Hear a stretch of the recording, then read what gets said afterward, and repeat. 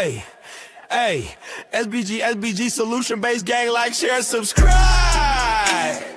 Say no to rim, brothers, mothers, fear and sell no good suckers. Hype him up, hype him up. Shouts out Showroom, Bracy, and the Wildest. Wake up morning show, salute, big dog, shout out to the Lure. PH, Diva, salute, Brownsville, SBG solution-based gang.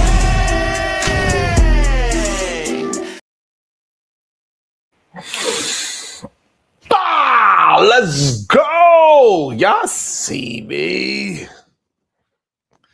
Let's go. Y'all see me. Let's go. Big Blue. Shout out to Pat Ewing, baby. Shout out to Patrick Ewing, baby. I got the classic. You know what I'm saying? I got a classic on. Shout out to Blue and the orange. Shout out to Big Blue, orange and blue. Let's go. Damn near lost my mind.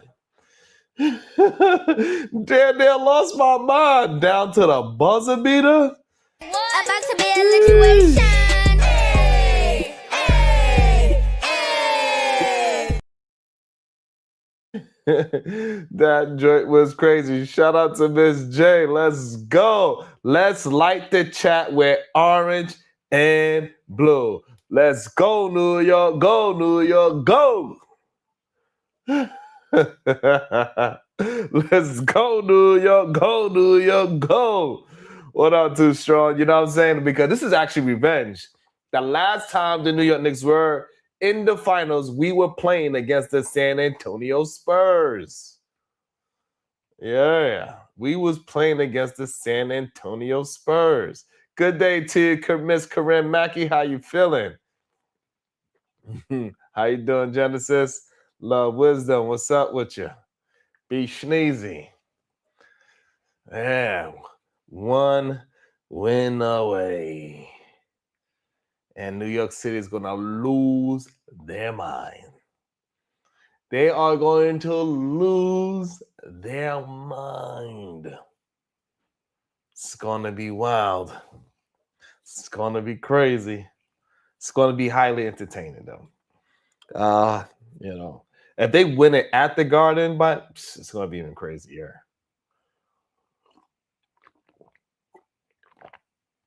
If they win it at the Garden, it's going to be even crazier. Yesterday was a very interesting show. We was literally split down the middle. We had a whole bunch of people calling Brownsville cowards. Any man that think like Brownsville. And then we had on the other side a whole bunch of people saying they love what Brownsville was saying. They applauded him.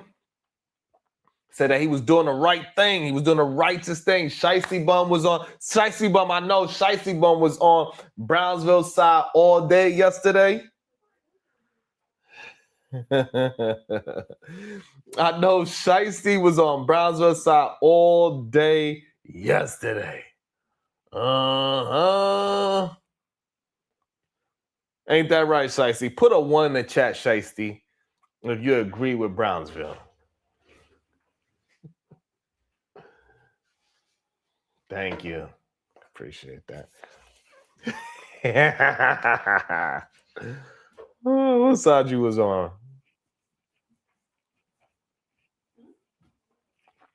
Yeah.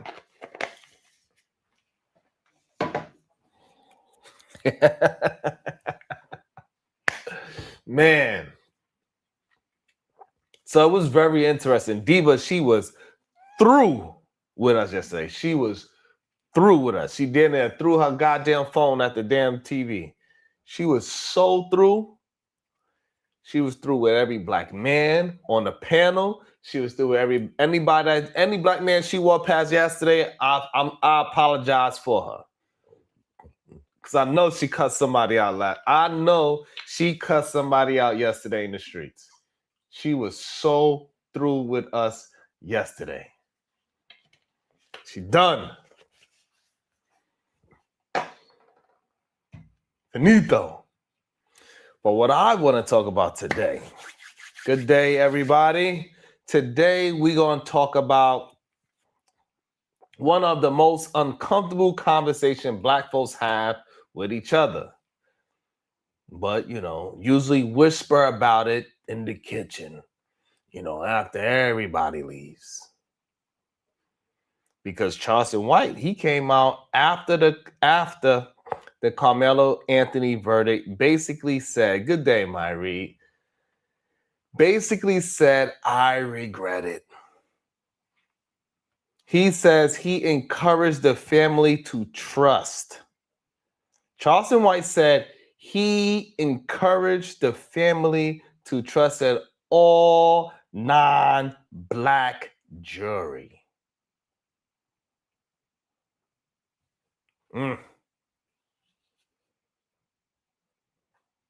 He says he pushed them toward hiring a white attorney. Damn. And now he feels like he betrayed his own people trying to prove something, trying to prove that white people could be trusted, trying to prove that race shouldn't matter, trying to prove that competence has no color. And now he's putting up $75,000 of his own money and says he wants to help raise up to $1 million for an appeal.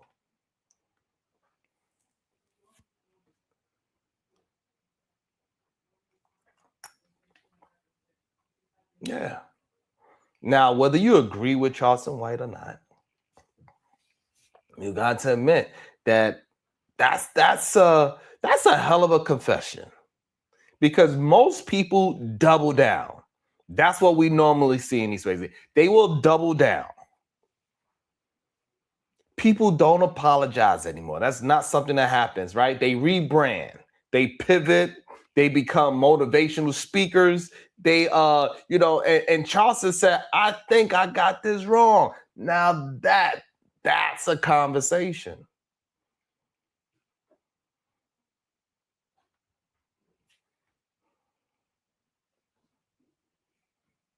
And let's talk about the sugar that Black people don't like to talk about. Let's tell the truth. A lot of Black people grew up hearing some version of this. If you can't afford it, get a white doctor. There wasn't a bunch of people looking for no goddamn Cleve Huxtables. No. If you can, how many people? If you can afford it, get a white doctor. If you can afford it, get the white lawyer. We know that for a fact. No matter what happens, people have been saying, "Hey, you got to get you that." We heard it in hip hop music. We heard it in our goddamn kitchens. We heard it. Dawn just said it. That's the biggest one. Get the white lawyer. If you can afford it, get the white accountant. We heard these things.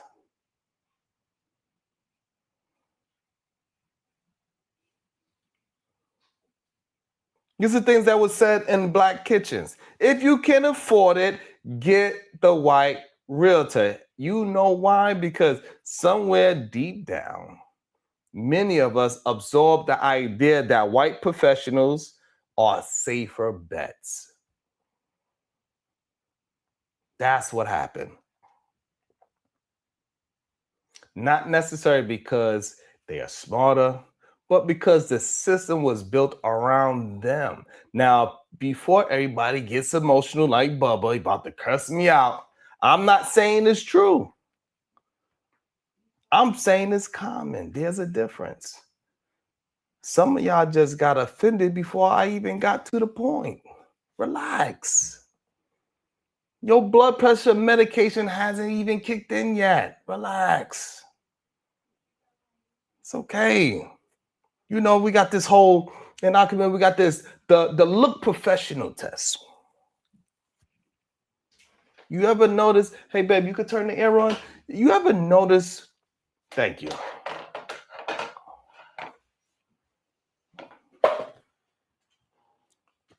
Thank you, Tony Golden. Tony Golden ain't gonna lie today. Because usually, Tony be on some, Tony be on some stuff. You know what I mean? Tony be saying some crazy stuff. I don't know why Tony be saying crazy stuff like that, but he be saying some strange things. And Tony Golden, you still didn't send me my goddamn $2. You're supposed to have sent me $2. You had asked me for something on the chat. You still didn't send me my goddamn $2.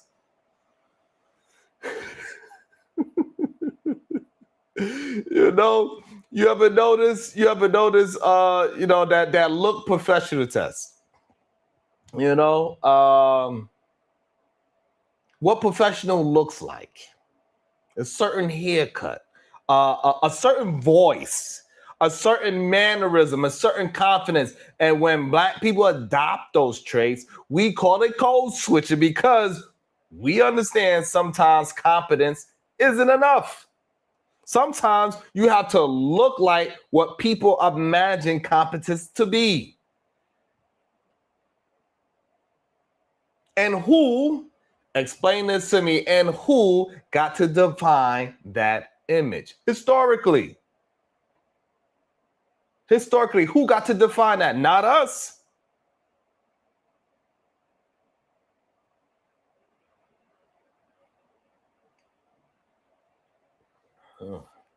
Drink some water.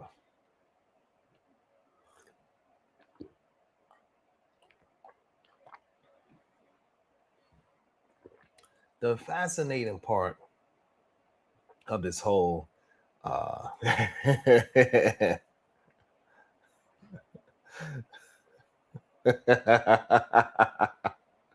salute to you. The fascinating part of this whole Charleston White statement isn't whether you like him. Half the internet can't stand him. The other half think he's hilarious. The interesting part is this. He said he may have gone against Black people to prove white people weren't bad. Think about that. How many times have people overcorrected? Trying so hard not to be called racist. We see it in this space all the time. We got a few channels that I don't know, name some channels. Can y'all name some channels that overcorrects trying so hard not to be called racist? Do y'all know any channels like that? They try so hard as Black men not to be called racist. The overcorrection. Can you name some channels? I want to know. I want to know. I need y'all to pay attention. Do you know some channels that's overcorrecting and they try so hard not to be called racist? Goddamn. Reese Cup said, I ain't playing with you. I got you. I got one for you. Reese said, I got you. Oh. Let me see if anybody else got any. All y'all acting scared. Make sure y'all hit that like in the show and the share button. Yo, Shiesty. You know what I'm saying? It's so many channels that they try so hard not to be called racist that they stop questioning anything. They trying so hard to prove they're fair that they ignore, they try so hard to prove that they fair, they ignore instincts, concerns, and experiences because nobody wants to be accused of playing the race card. So instead, sometimes they throw the whole deck away. Clip that.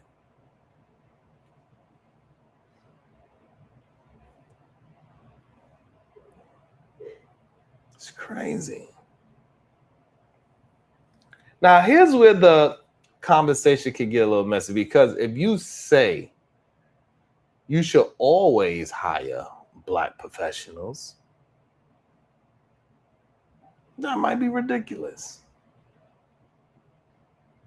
It might be. I don't know. They are brilliant lawyers of every race.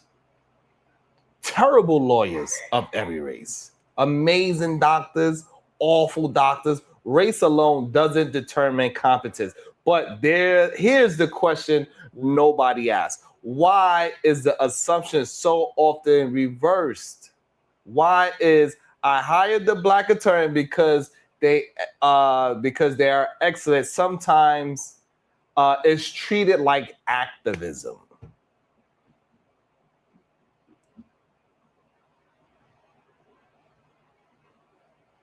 Why is that treated like activism? Can somebody please explain that? Why is this? I hired the black attorney because they're excellent, sometimes treated like activism. It's an interesting thing. Wow, I hired the white attorney because they're excellent, gets treated like common sense. Why is that? Kim West is cooking.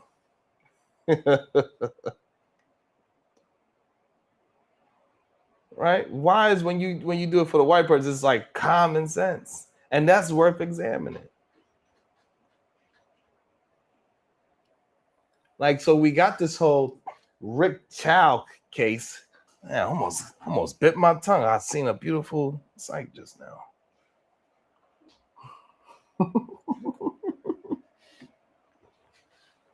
Into Rick Chow, people keep bringing up cases, right? Speaking of this whole Rick Chow situation that just recently happened in South Carolina, people keep bringing up cases where, black professionals delivered extraordinary results, like Rick Chow's case, right? Let's point out a black attorney won.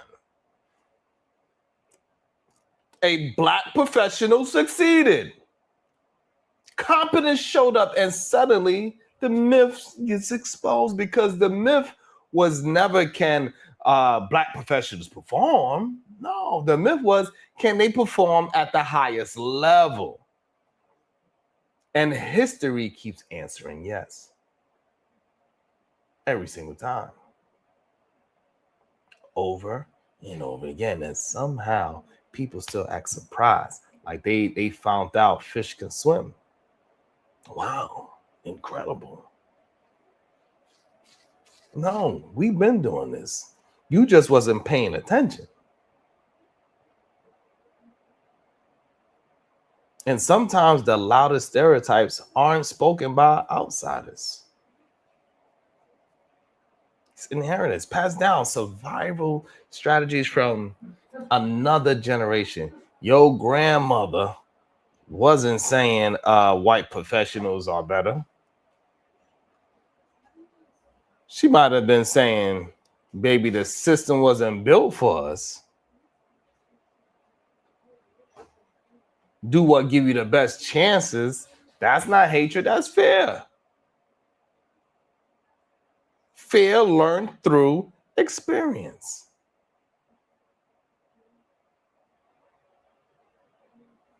But survival strategies don't always age well.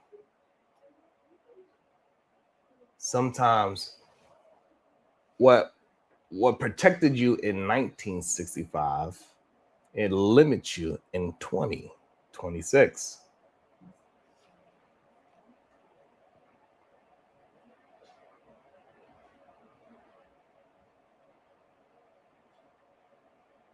See, never trust white professionals. That's not the lessons. No. Others would say, see, race never matters, right? That's not the lesson either. The lesson is, don't outsource your judgment. Not to race, not to politics, not to celebrity. Commentates, not even Charleston White, because Charleston himself is saying, I may have been wrong, right? So, and if the man who gave the advice is reconsidering it, maybe everybody should slow down long enough to just think. Ask better questions. Instead of what color is the lawyer, ask, Was there a track record? Was there a strategy? How often have they handled cases like this? How do they communicate? What are former clients saying? Who makes up their team? Can they explain their approach? Because excellence leaves clues. And incompetence leaves invoices, which I'm pretty sure he gave a huge invoice. And I know those parents want their goddamn money back. Because he did a horrible job. 35 years?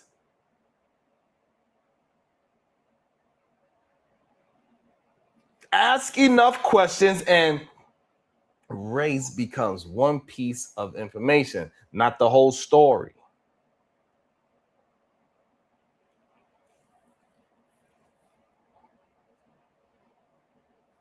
And the internet, for some reason, only speaks 2 languages.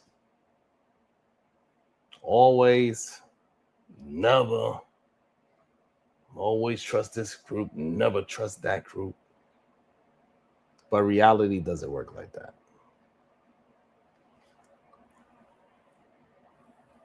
Reality says some people are phenomenal. Some people are frauds. Some people look like you, some don't. Discernment is harder than stereotypes. And that's why people avoid it, right? Stereotypes saves time.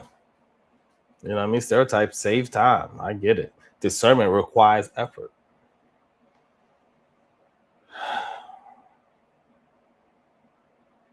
Maybe this is even about, maybe it's about us. Maybe what we've internalized about what we inherited, about the stories we tell, about the stories we tell ourselves about power, about who gets presumed competent, about who has to prove competence repeatedly, about who makes who mistakes become individual failures and who mistakes becomes exceptions. That's the conversation. Not all white professionals good, right? Not all black professionals better. But why do we instinctively trust who we trust? Who taught us that? And is it still serving us? Is it? So, this whole Charleston White says he's putting up $75,000 of his own money, trying to raise $1 million for an appeal. Maybe people will call it guilt. Maybe they'll call it accountability. Maybe they'll call it publicity. Maybe they'll call it growth. I don't know, but I do know this. Some of the hardest truths to confront aren't about other people. They're about ourselves, about the assumptions we inherited. It's about the fears we normalized, the shortcuts we accepted, and whether we are brave enough to challenge them. Because if the lesson you walk away is always choose white, you missed it. If your lesson you walked away with is always choose black, you missed it too. The challenge is bigger than that. You need to choose excellence, question assumptions, interrogate your biases, and understand that confidence doesn't come from the color of the hand holding the degree. It comes from the work they've done with it.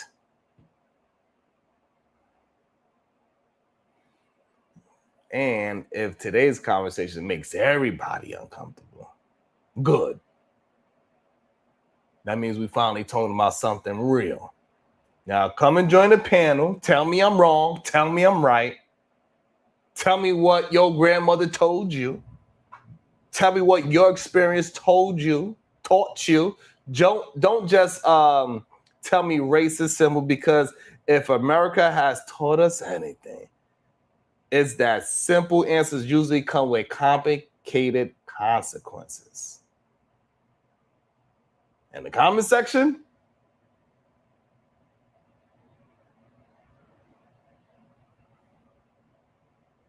I know you already hired yourselves appellate attorneys, socialists, and therapists. You know what I'm saying? Clock in. Let's talk. Let's do it. Let's get it together, goddammit. I ain't gonna lie. I'll be really cooking up. I know. Oh, yeah, stretch. I really be cooking up. I know when I be cooking up like that, shit. I know for a fact I got my likes and shares. I know for a fact we got 50 likes and shares when I cook up like that. I know for a fact when somebody check to see the likes and the shares, I know for a fact that my likes have to be at 50 because I'm cooking.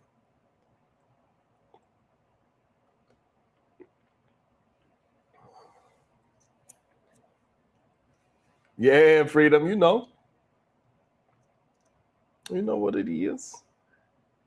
Come on, Shadow. That can't be true. Shadow cannot be telling me the truth right now. It's not possible.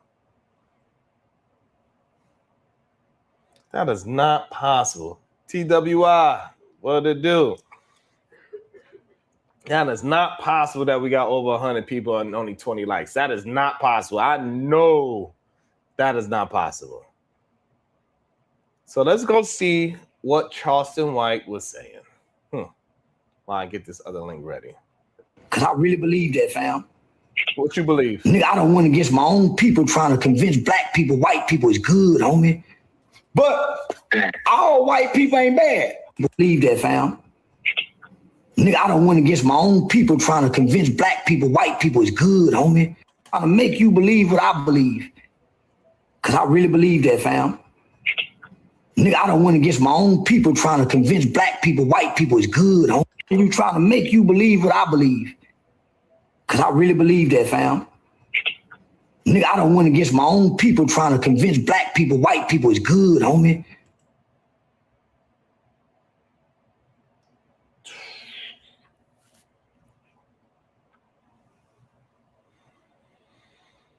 Wow.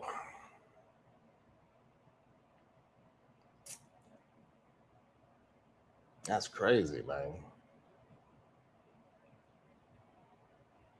That's crazy, bro.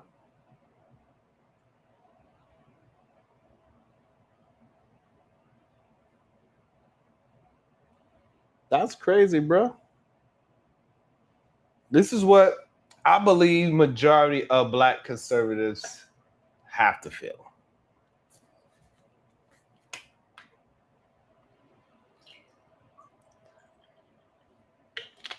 I think he's being honest. I think he's telling the truth right there. That's crazy. Make you believe what I believe. Because I really believe that, fam. Nigga, I don't want to against my own people trying to convince black people, white people is good, homie. Damn. But all white people ain't bad. Why? I ain't never met a bunch of bad white people. So when I saw all white jewelry, I called you and told you, have no fear. White people ain't that bad. I had faith in that all white jewelry, didn't I?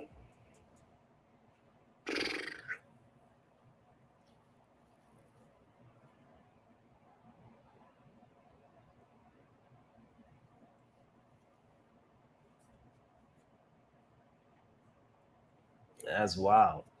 I don't know what to say about the parents. You know what I'm saying? Like, man.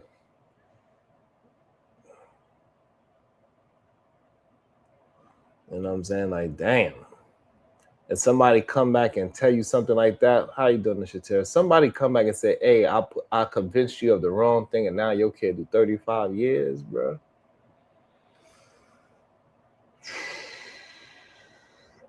That's a lot. Especially when now he's explaining why he had the position he had.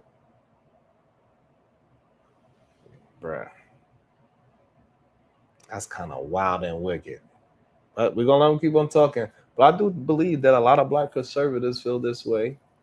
They just not brave enough to actually say it, that they made a mistake. Didn't I mean, listen, I feel horrible because I tried to strengthen your faith with my faith in white people, homie. I told you, man, that white jury go do right by us. In your faith with my faith in white people, homie. I told you, man, that white jury go do right by us. I told you that, my faith in white people, homie. I told you, man, that white jury go do right by us. I told you that, my faith in white people, homie. I told you, man, that white jury go do right by us. I told you that, homie, and I believed it. I feel foolish. Woo! Man, I would love if we could just have some more accountability like that. I don't know. I just would love if we could have more accountability like that. To say, you know what, I was foolish.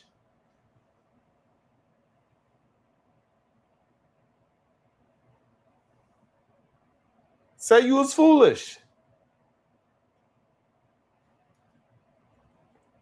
And yeah, and you know, imperfect, hey, they got to take that L with a man, 35 years because you wanted to prove possibly, right? You know.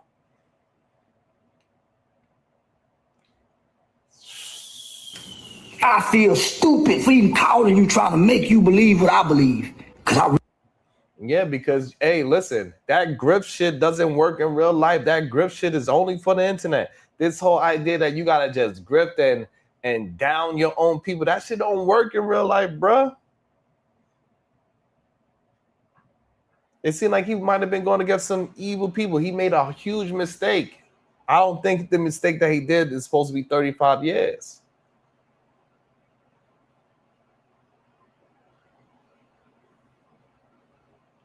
Should he have to do some jail time because a person's life is lost? Yes. 35 years? Absolutely not. This was a good kid. We don't know this kid to be doing anything bad. Has a great GPA. He saved other children's lives. He saved people's lives before. 35 years is excessive. And they're using this they are using this to, man.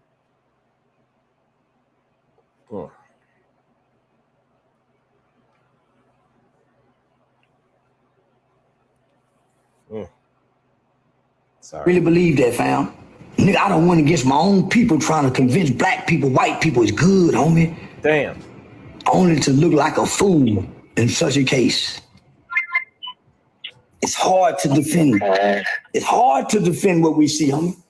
When they defend the Chinese man, George Floyd laid on the ground, homie, and didn't flinch.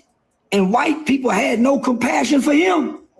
So why would I expect them to have compassion for a kid who has epilepsy, like an autistic kid? That's something the lawyer should have brought up. This is why I'm not understanding this lawyer that they chose. I don't understand this lawyer. I really do not understand. He didn't use none of this in court. Like, what was this lawyer doing? What is this?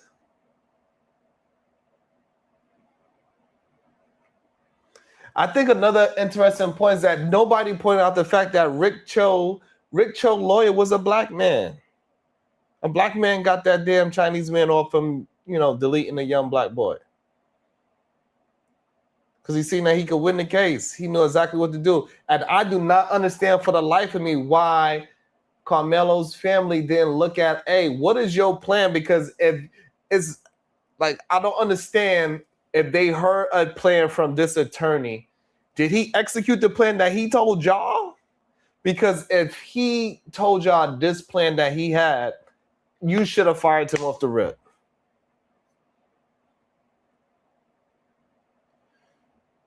Did he tell you a strategy? It's the only thing I would love to be able to ask that question and not, you know, I know it's a difficult time, but did he tell you he was going to do all the things that he did? And then once he told you how he was going to approach this case, you was okay with that? What? This kid has saved more children's lives as a kid unintentionally than he ever thrown a punch or had a fight. I paid for a training to teach the kid how to throw a punch last year. The kid don't even know how to throw a punch, man. Why? And again, so why they didn't bring up some character, bruh? You know how important that would have been that, hey, look, this kid, I only seen the first 30 seconds of this. I didn't see the whole thing. Why didn't the attorney say, hey, let me bring in whoever this person that was training Carmelo, and the trainer told Charleston that this kid cannot throw a punch? Why wasn't this person brought in for character? They said this kid don't even know how to fight. It's not part of his character to be doing this. The reason why he pulled out this tool, this sharp ass tool, I don't understand what this lawyer was doing. He pulled out this sharp tool because he was scared. He sat down the whole time because he was scared. What was the hell this lawyer was doing? Paid a trainer to go teach him how to fight. And you know what the trainer said? Homie, fighting ain't in him. He a good kid. What? Fight. And you know what the trainer said? What? Homie, fighting ain't in him. He a good kid. How to fight. And you know what the trainer said? Homie, fighting ain't in him. He a good kid. Like, that's the kind of information that you needed on the goddamn stand.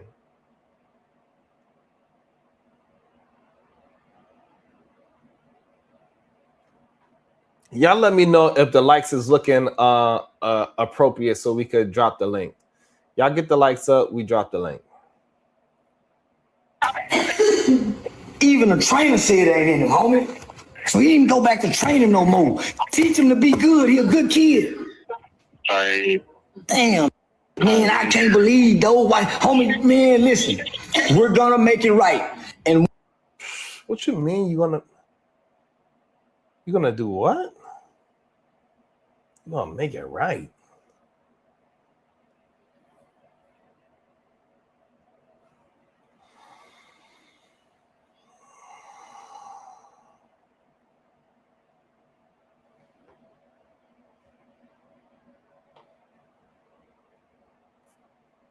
You're gonna make it right. What you mean? How? Let me let him explain. How are you gonna make it right? one thing I know about the white man, the only way to beat him is you can beat him with his law. That didn't. What you mean? The only one way you could be. So why that didn't just work?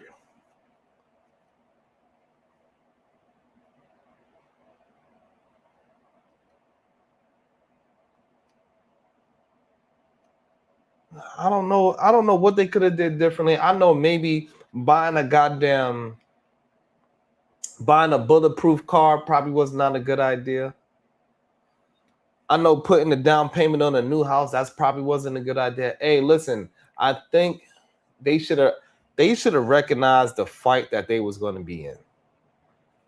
I don't think they recognized the fight that they was going to be in where they lived at.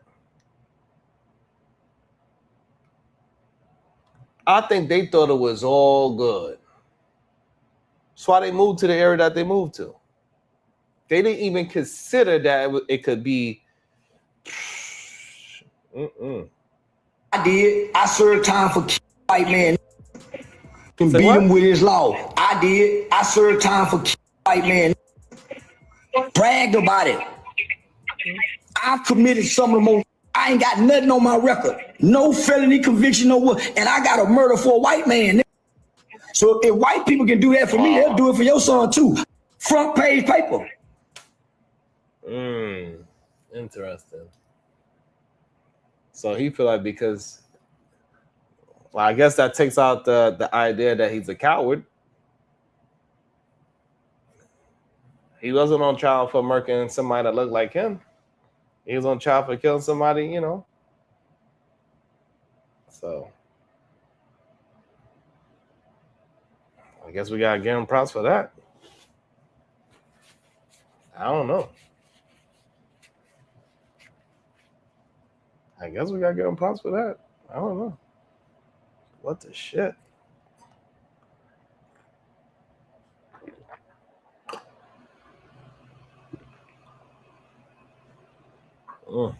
My brother killed the nigga. My homeboy killed the nigga. I'm the only black man I know that ever served time for killing a white man. That's crazy. Okay. Stood over and watched him die. Damn. That's a badge of honor to me. Damn. Talk your shit. Okay. Hey, I guess talk your talk. And white people can't take that from me. So during these times when I close my eyes, my heart smile. Because I done something I know they wish I was dead for. Damn. They can't take that from me. And guess what? Your boy got the same thing when he lay in the bed and smile and feel weak. He can feel strong. His nature kicked in when he was afraid and scared.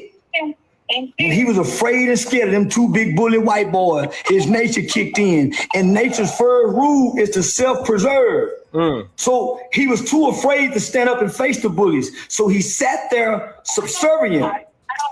Sitting down is a sign of submission. Damn.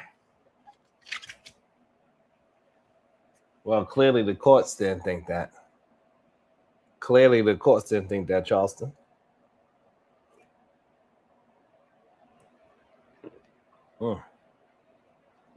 That's wild. Where we at with the likes? So I know we got to be over 100 now.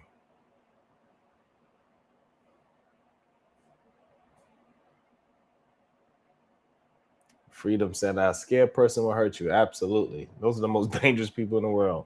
A scared person, especially a scared person with a weapon. A scared person with a weapon, Lord. Especially a scared person with a weapon. Ooh.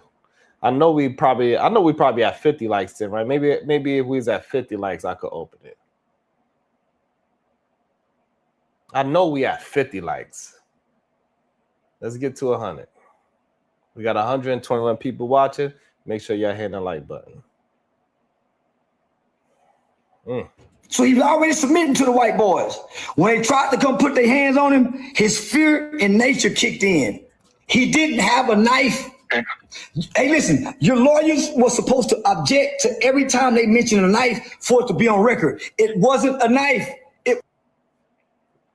Did he object to anything?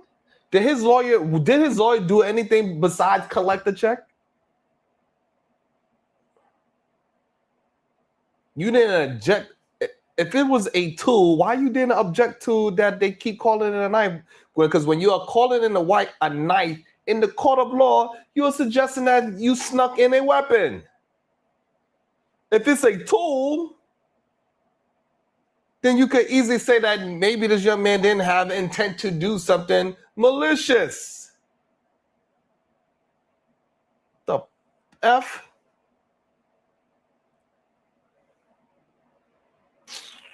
Was a multi-factional tool. That the state of Texas, listen, because if it was a knife, he would have 15 or 20 more years for bringing a weapon to school. That's the smoking gun.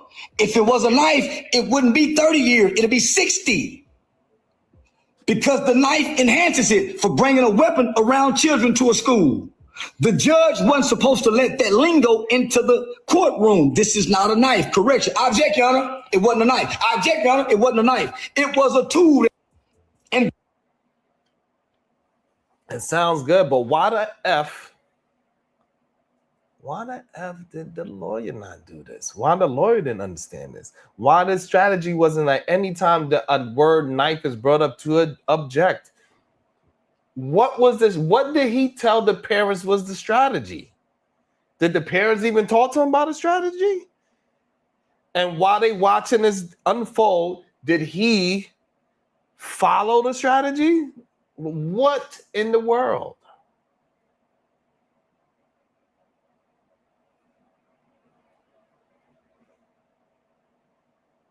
Freedom, that's what I feel like. Make sure y'all hitting that like and the share button. That's how we help the channel. Let's get it together. Let's get it together. Y'all want to open up the panel? Get the likes up. Shit. Kids pack it to school in elementary. How did it become a knife with a knife? Because it's a tool. Just like a is dangerous with knowledge, That's what makes us dangerous, knowing what they know. So my mama sent me to know what white people know. I'm smarter than any white person you can pick before my face. I know more than they know. That boy wild as hell. That boy Charleston wild as hell. He said that was an N-word tool. You're more dangerous with an N-word tool. That is crazy. We got to be careful. We got to be able to be self-aware where we at. I think, boy, oh boy, oh boy. I know everything about white people and black people. Okay. History, science, English, math, technology. I went to every school white people went to. I didn't want to know nothing black people know. That's how I got so many guns and black people don't.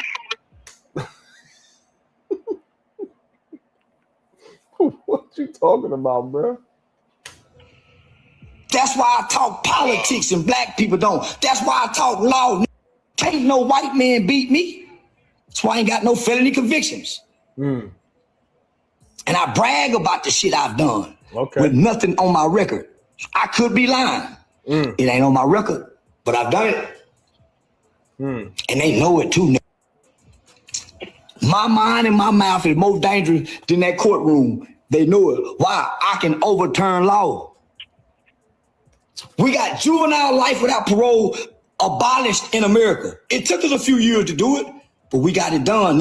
I ain't lost shit, school. Well, I guess the appeal after the appeal, we will see if you haven't lost yet. I remember when I was having a conversation when we was trying to figure out this law that he was talking about. We asked him. I asked him, hey, what is the name of the law? We looked it up, and the law that his name is on a bill, but his name is not on a law. He did push out a bill. I give him that. He did push out a bill that his name's on, that he helped write. He did. And we looked it up. We grilled him about it. This was about a good 4 years ago when Charleston White was just hitting the scene, and he was still able to talk to us, us regular folk, a non-viral people, I guess I could say. I wish we still had that footage, but that footage is long gone and missing now. But we had a conversation with him. He said oh man, Wrench, I forgot who signed it, brother. Oh, it was so long ago. Man, it was so long ago when I spoke to him about it. Anywho. I ain't lost shit, school. And I got the world paying attention to what I'm saying, good or bad. Just like I got Aiden Ross to donate to the Metcalf family. That sounds crazy. Just like I got Aiden Ross to donate to the Metcalf family. Oh.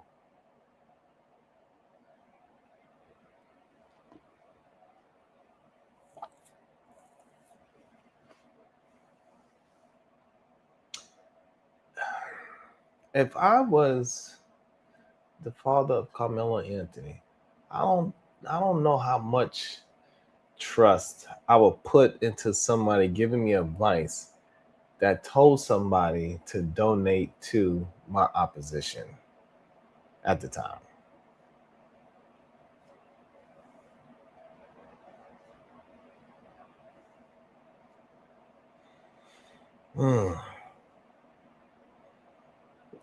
Easy, that's funny.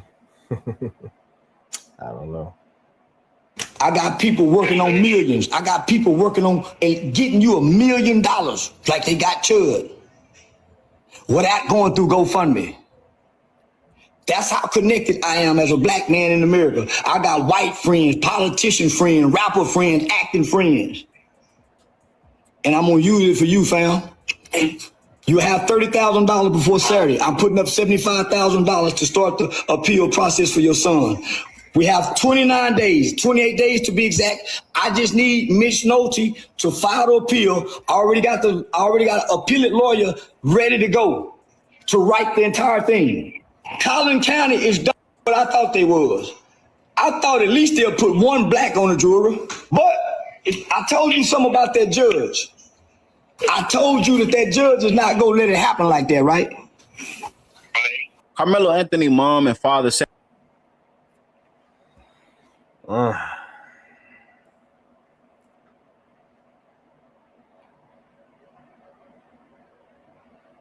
don't know, man.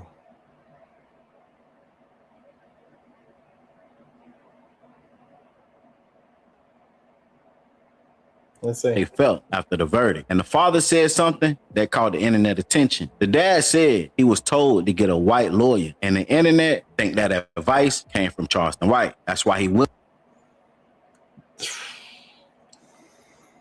Like, that's just crazy. That the father said that out loud. That's crazy, man. Why would you just go and get a lawyer just because? Willing to put up $75,000 for the appeal, and why he felt so bad. And we're gonna keep fighting. Mm-hmm. We will not stop fighting for justice for my son. Mm-hmm. And as parents, justice for my son. Mm-hmm.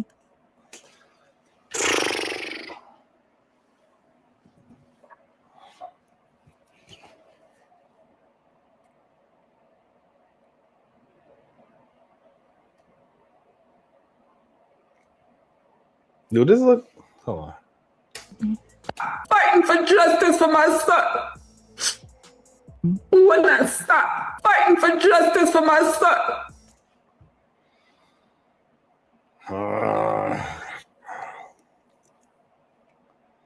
I don't know.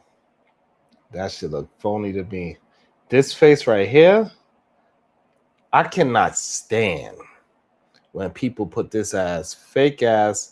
I feel sympathy and empathy for you. I cannot stand it.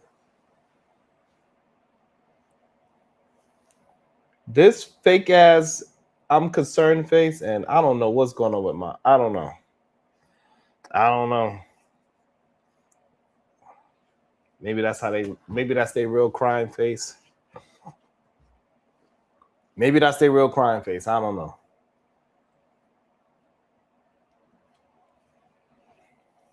Maybe that's their real crying face. I don't know.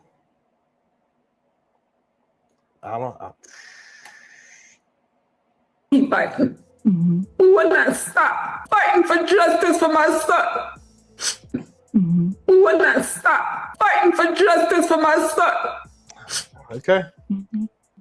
And as parents, have you all struggled with guilt, asking yourselves, is there anything differently? I know, Kayla, you said you wish you had gone to that track meet. Is there anything that you both wish you could have done differently? I wish I would have just been rebellious. I was told, don't talk to this person. Don't talk to this person. I feel like it was just a setup. Now, so they told us, go get white attorneys. Every black person I went to a white attorney. No white attorney set them up. Pushed them. Hey, here you go. I mean, no objections. It was things smooth. So, as a father of me being who I am, I got to make sure she's straight. This mama bear. I got to make sure she's straight mentally, because if she's not straight, my house ain't straight. I'm not straight. Then So,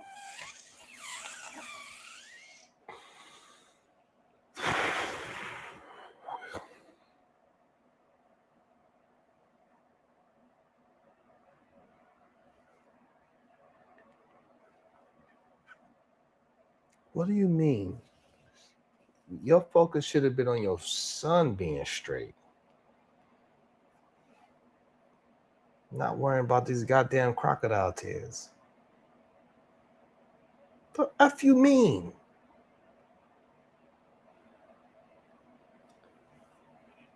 That is wild work. What do you mean? That just really pissed me off.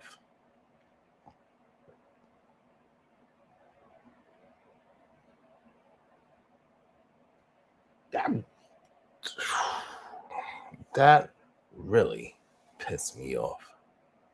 That got me upset.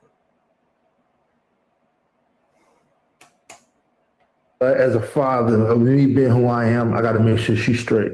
This mom trying to set him up, pushed him. Hey, here you go. I mean, no objections. It was things were smooth. So because as a father of me being who I am, I got to make sure she's straight. This mama, I got to make sure she's straight mentally, because if she's not straight, my house ain't straight. I'm not straight. Then so because I got the kids to worry about. Got to make sure his mental health. I can't go back and forth with him right then there because his mental can handle it. The misunderstanding of what daddy's trying to take. This ain't a daddy moment.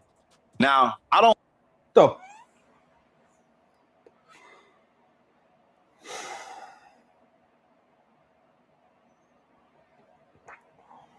I can't even. What the F was that? What?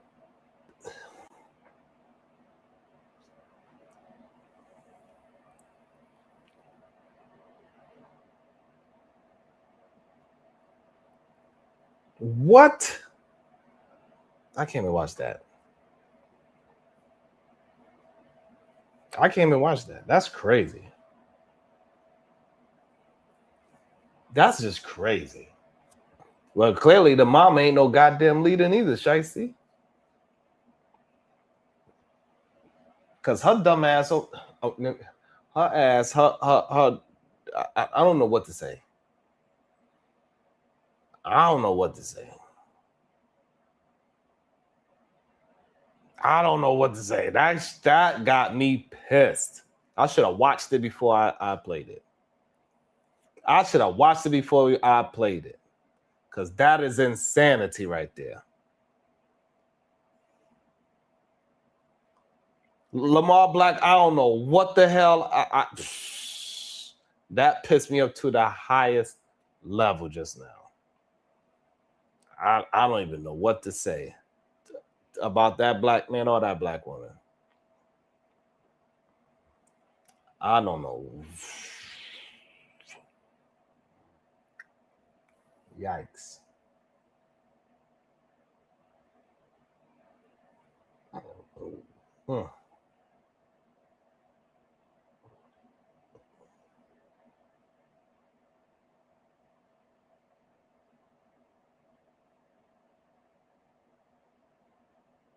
Lamar Black attack, I don't know. I'm confused too.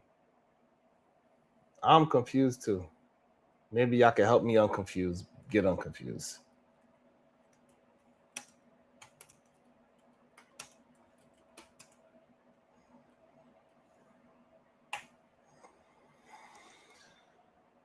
We need more likes. Man, damn.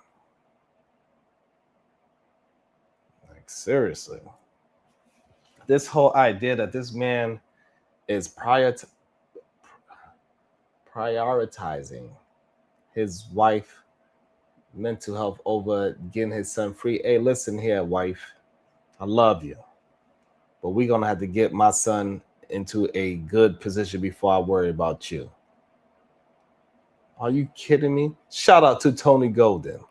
I don't remember that, but just because the Knicks put belt to ass to Wemby.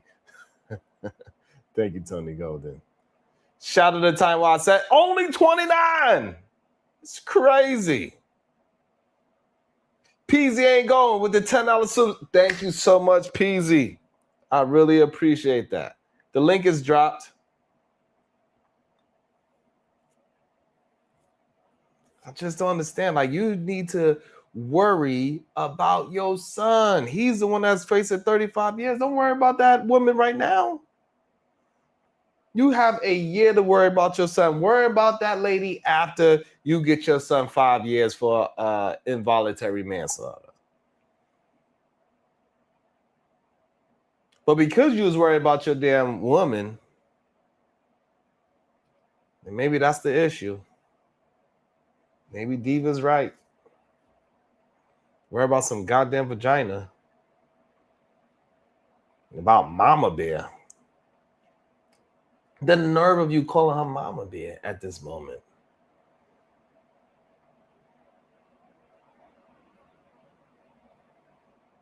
Like, just think about that. Your son was just sentenced to 35 years and you talking about you worry about your wife's mental health and calling her Mama Bear? What about...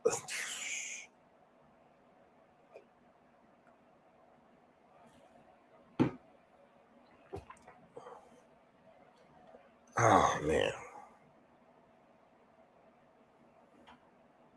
Oh man, damn.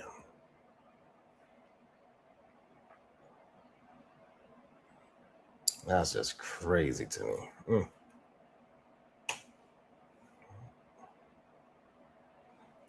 Now, somebody said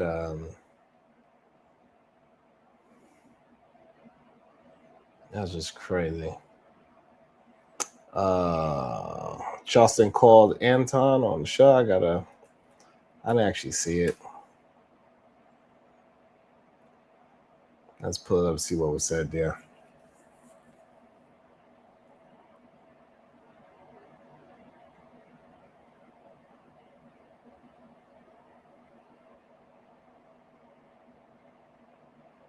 Let me see if I can find it. Hold on.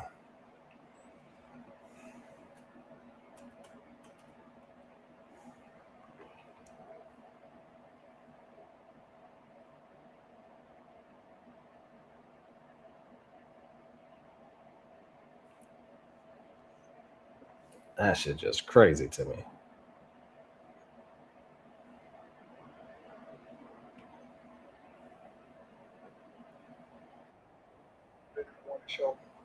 Let me see.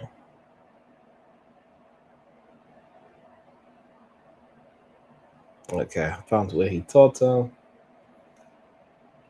Yep. Let me see. Let me share it.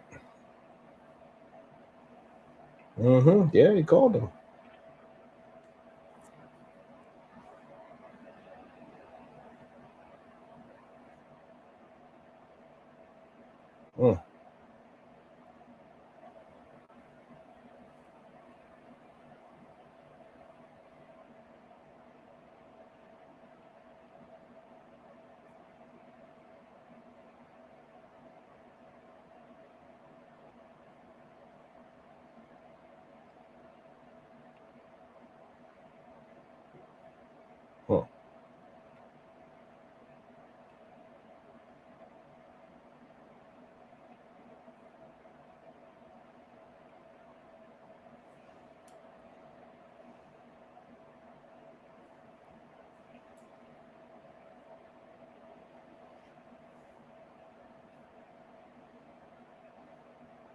Okay. Insane. Let's see what this phone call was about. Let's check out the phone call. Let's see if we can. Oh, my bad. Let's check out the phone call. Yo, C, I'm on a live stream. What's going on, big dog? Oh man, I'm in the closet crying, homie. We got this kid is innocent. I've been with this family since day one. Did this man just say the first thing he says that he was in the closet crying? Shit. Goddamn.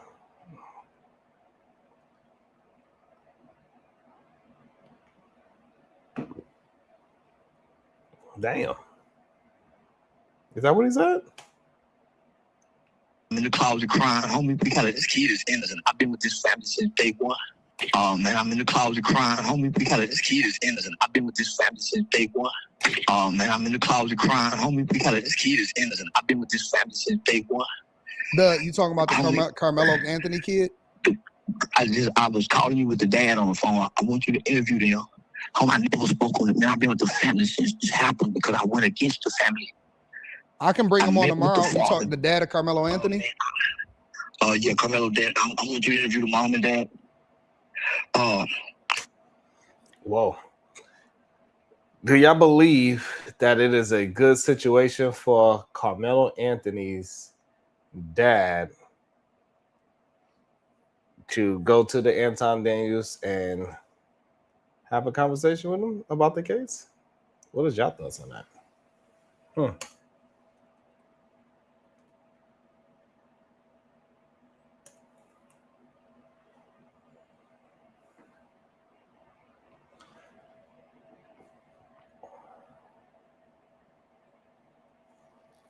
Adam Warblock said yes. PZ ain't going says no. B Sneaker says too soon. Soul Provide Speed says clout chasing for Anton. What does that mean? You think the dad is clout chasing for Anton when Charleston White is the one that's calling him and saying that he needs to go there? What you mean by who's clout chasing for Anton? Charleston?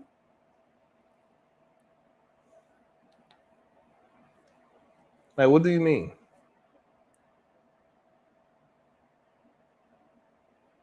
What do you mean by that?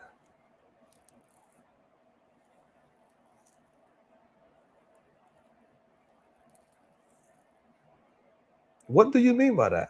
I'm interested. Okay, you don't got nothing to say now.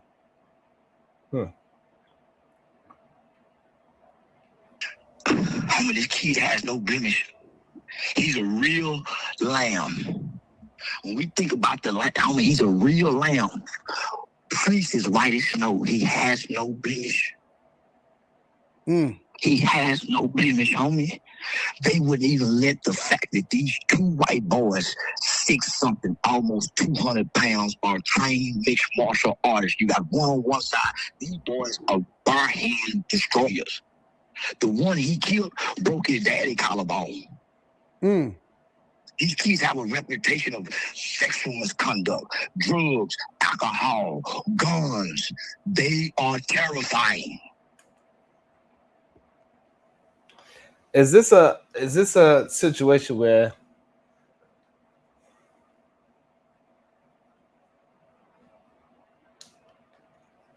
like that's too little too late? Now you want to talk about the Metcalf's character?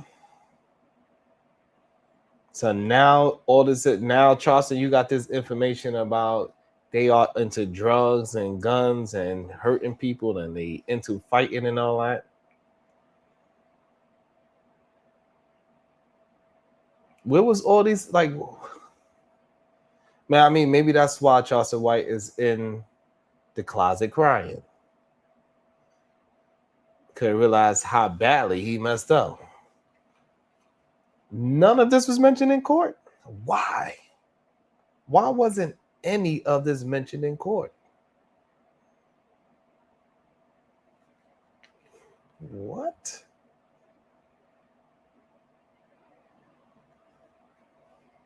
What?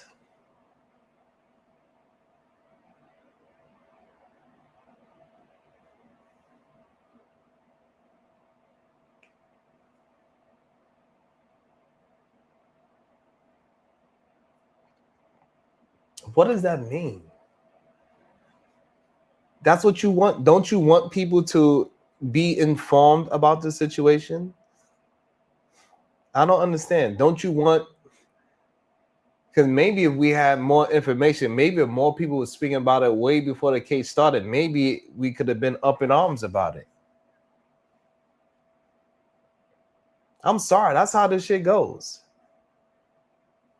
I don't understand this idea, oh, people are using it for content. So what? We need people to...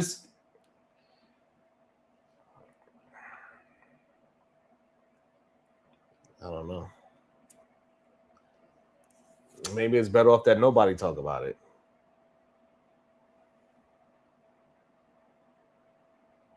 I don't understand. Everybody got to eat. So you think the news... So what you're respected more if the news would have did it and not Anton? Because I'm guessing you believe the news is not going to sell you out for views and $1. I guess if he was on CNN, you won't be getting sold out for views and $1. What are y'all talking about?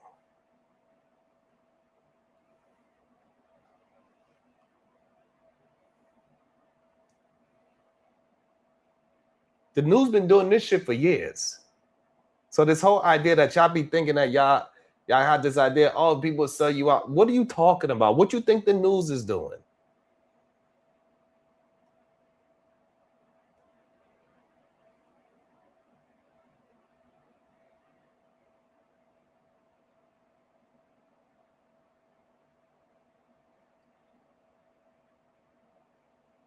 Well, don't you think they are? So them going to different places interviewing, and saying, hey, this is where you could donate because appeals cost money. So they need to get more attention on the appeal part of the case.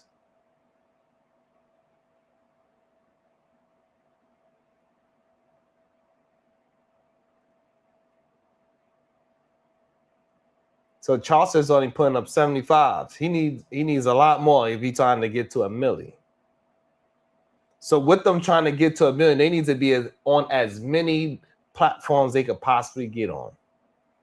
And they could say, hey, this is where you could donate, and try to get people behind them. Because for some reason, Chud the Builder was able to get $1.something million. They ain't make it to $1 million. They was close, but they ain't make it there.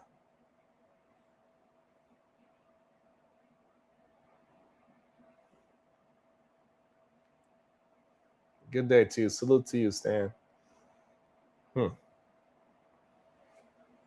That is down in the area where you was born and raised too. I'm right. I've been here. I told every black person in the beginning, I won against the family. You know why?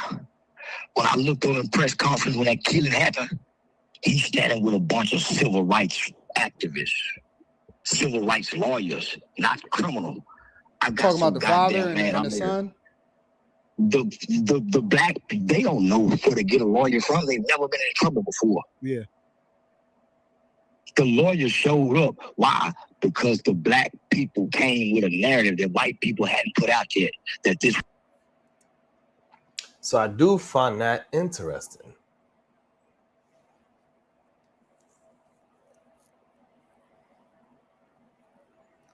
I do find that to be interesting.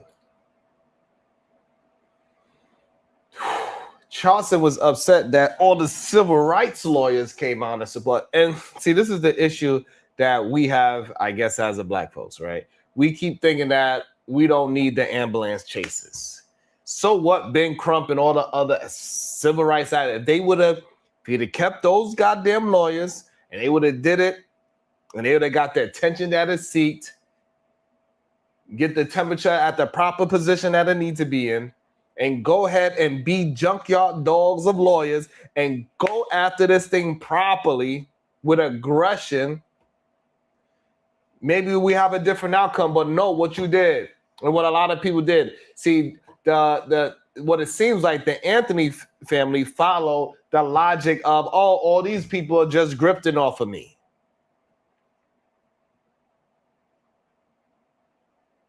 So what did they do? They go to somebody that seemed like they not grifting off of you. The small hat lawyer that is all nice, and he didn't even give a damn because he knew that check was coming. No matter what, that invoice was coming.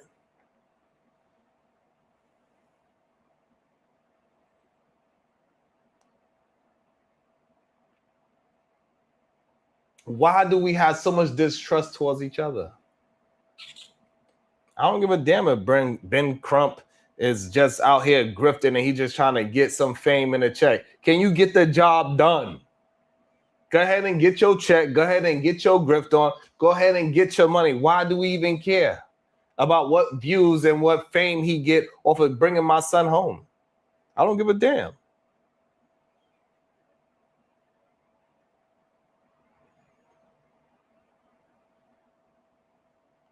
Bring my goddamn son home.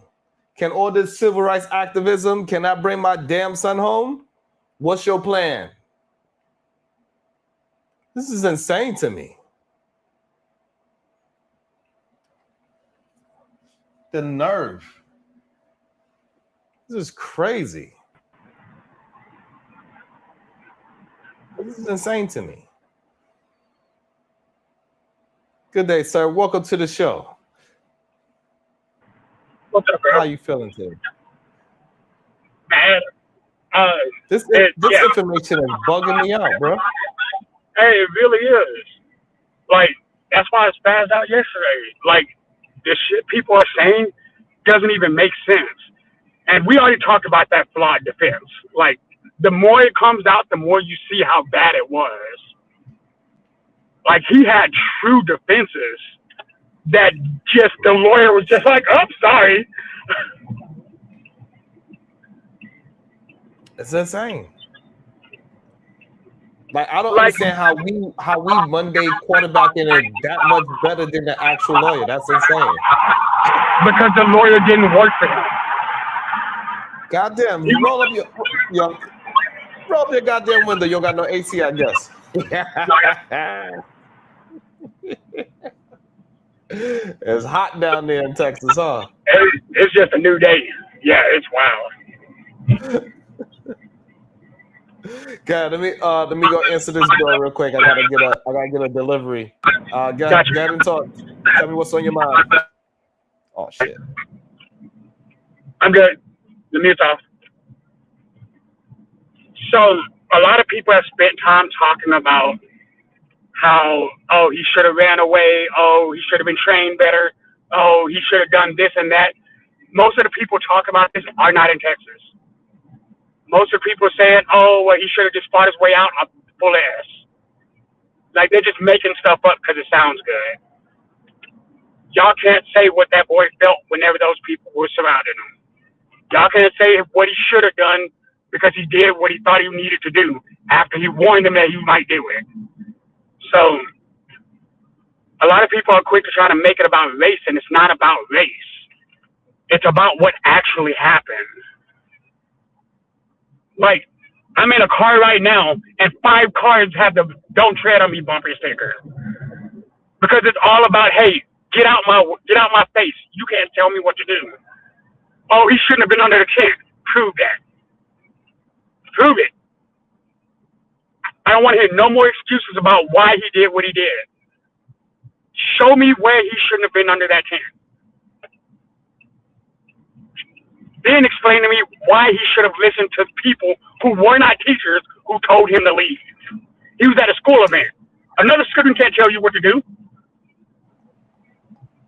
Then they thought they were going to be on bully time, and he got caught.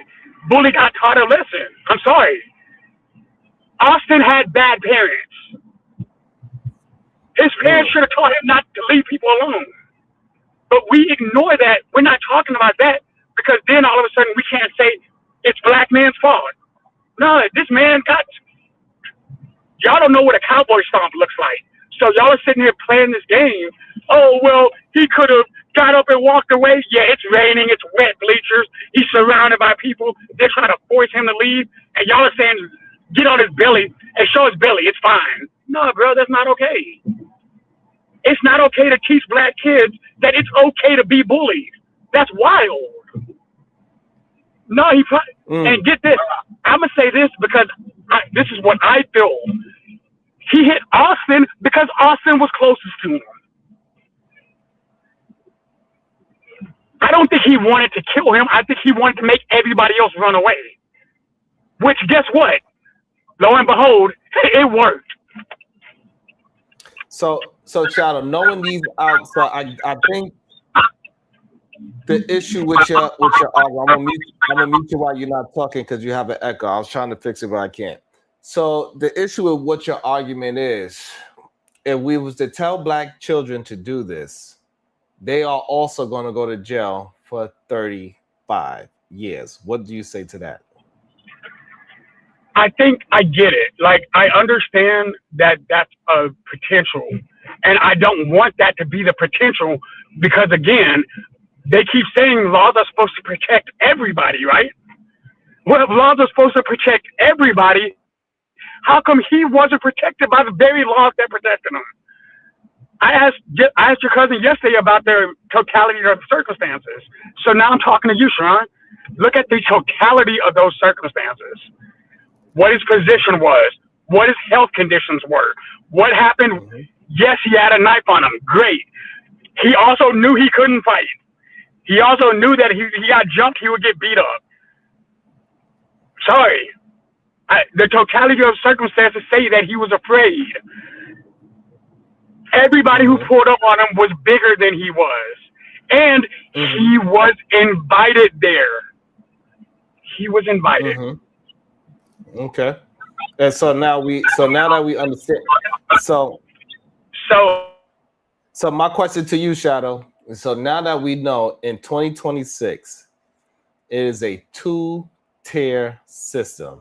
They got one law that's for the majority, and they got another justice system for us. Are you still going to risk young men getting 35 years since the law is not upheld the same way for our skin tone? I think so.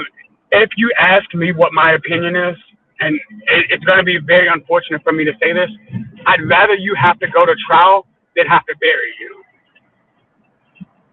You know what I mean? Like, if I had to choose between you going to prison and you dying, I'm going to say, look, at least you can win on appeal.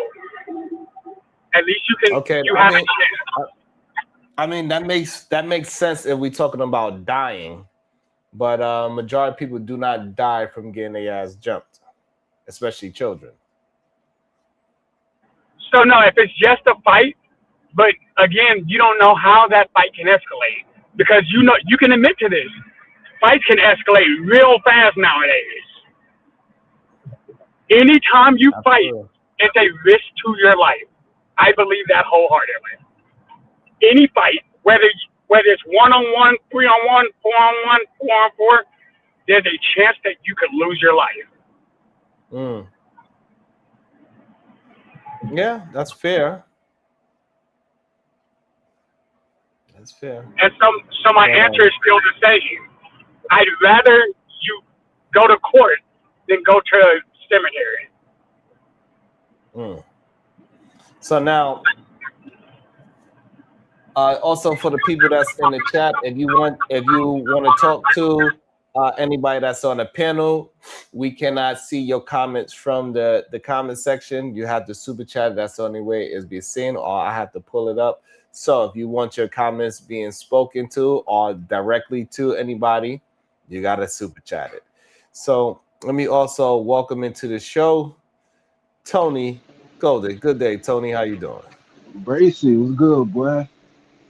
I'm all right. Hey, What's your thoughts, Tony? Why you letting Shadow say that bullshit? Actually, you're not. I was saying why you let Shadow say that bullshit, but you're not. Can you hear me? Why you couldn't put to the shit? Yeah, no. So what's your thoughts? I think it is a shame that what's the boy named Carmelo got 35 years. I think that was overkill. 100%. Okay. You know what I'm saying? You would have gave him 10. I could understand 10. He'd be out when he's 29. He's still, I mean, he got enough life to live, but that's overkill. I also think we should teach kids how to resolve problems without going straight to that type of violence. If you would have threw hands and, you know what I'm saying, bust somebody, lip open, that would have been all right, but you just don't go straight to stabbing somebody.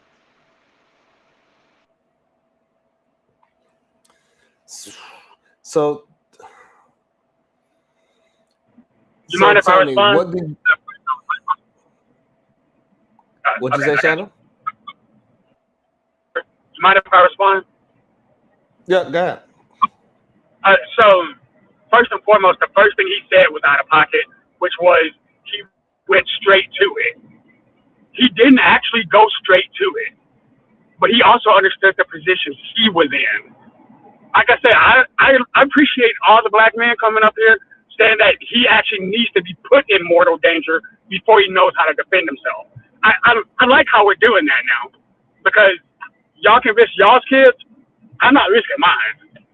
Hey, if you are ever surrounded like that, whatever the case is, I want your heart beating at the end of the night. So yeah. Why'd you frame it like that? They didn't say mortal. They didn't say mortal danger. He could have swung his because hand. No.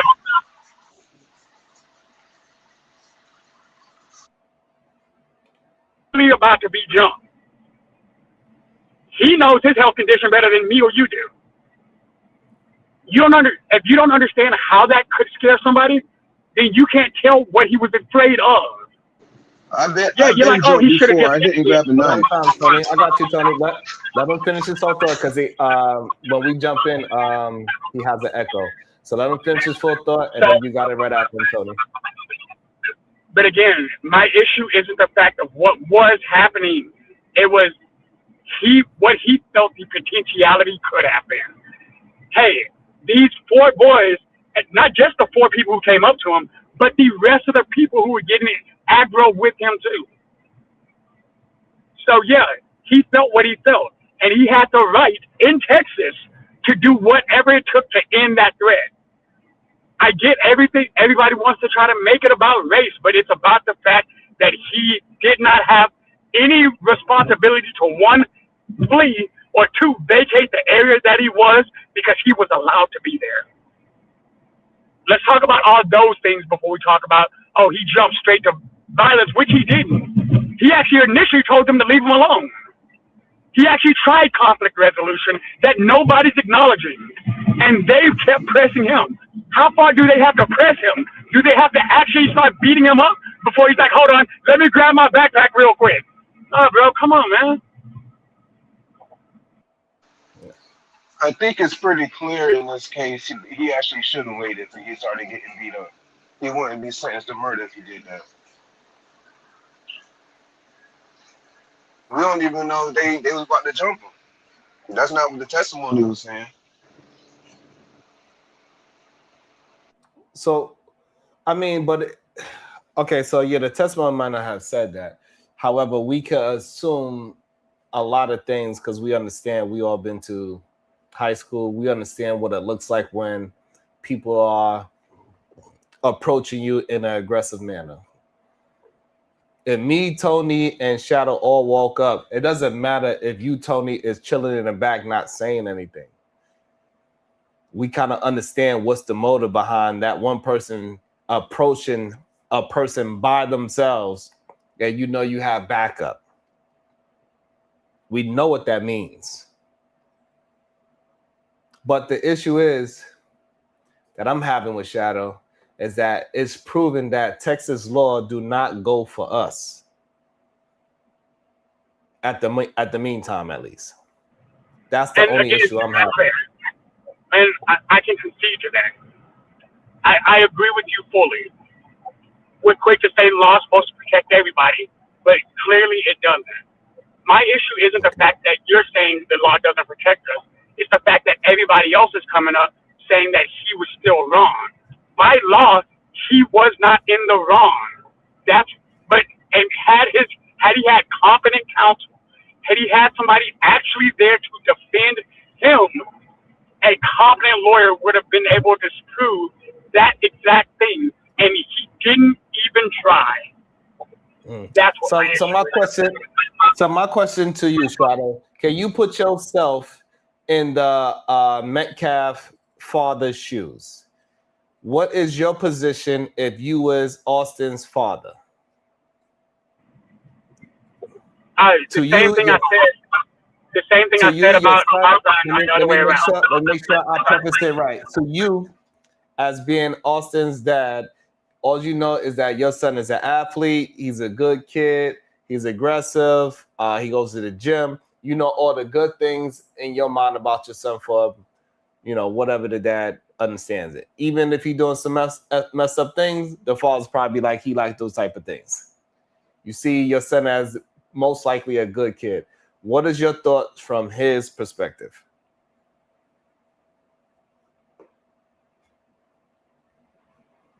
So from his perspective, I lost my son. I lost my son because it was a situation that shouldn't have ever happened.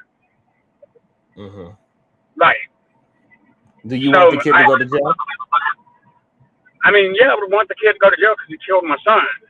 But I can't even pretend that I would be like, oh yeah, well, if I knew my son was the one who started that fight, either way it goes, my son's dead. You need to go to jail. But I can also understand that if my son is the reason why he died, then it's not murder. It's sorry, bro. It's age. It's reckless and it's reckless. You know what I mean? It's reckless, but that's not the same thing. Mm. But I would have also raised my son not to be a bully. But and again, things we're not. happen. Yeah, shit happens. Okay. I'm So sorry. So let me ask. I got you. Chad, you don't got to mute it. I got you. So Tony, if you was Carmelo's dad, what is your thoughts and what would be your take on this situation if that was your son? I'm like, why'd you stab him? Huh? I would be like, why'd you stab him? What made you stab him? Why you And he just said, saying "I fight was." him? Right. Okay. So we got past all that. He said, "I'm scared." Whatever his excuse is, the situation is the situation. What is your thoughts to your son now that you know that he's taking somebody's life? Taking somebody's life. You made a very stupid mistake, but I'm a ride with you. You shouldn't have did that, but you my son, and I'm a ride with you. And what does that mean? You're gonna ride with him? He's gonna be in that bit for 35 years. We're gonna have to support him in there. We're gonna have to try to get money to follow the field. What would you try to get your son to would you try to get him to go free? Like, what would you suggest your son then try to do? I would definitely look in the legal process to see how we can get that appealed. Maybe he can get a new trial. Maybe he can get something down. Let's talk about I'm talking about before the guilty. Would you be trying to set your son free 100%? No jail at all. What would you be shooting for your son? Well, this is my son. I want my son to be free. So if it was your son, if Carmelo was your son, you would want him to get no jail time. Yeah. But as a dad, I'm biased. But right now, at the same time, you saying you glad. Are you happy that? Are you happy with the outcome? No, I'm not happy with the outcome. I think it's fucked up. He got 35 years. So how much you think he should have got? 0, right? No light, no time. Well, you're asking me as Tony and not his dad. Those are two different people with two different answers. Why? So as Tony, I'm gonna say maybe 10 years for manslaughter. Okay, so I'm just trying to understand the logic. So you saying you as a civilian, you think he should do how much time? I'm gonna be objective as a civilian. I'm gonna be subjective as his dad. And as a civilian, how much time you think he should get? I think 10 years, 5-10 years between them. Okay, you think 10 years would have been fine. Okay, I'm listening. Freedom 199. Shadow is correct. Stick to Texas law, please. Thank you, Freedom. Shout out to Aaron Toulouse with the $5. Carmelo's parents also failed him by having that press conference last year and kicking out the father. Gotta understand his words affect the sentence.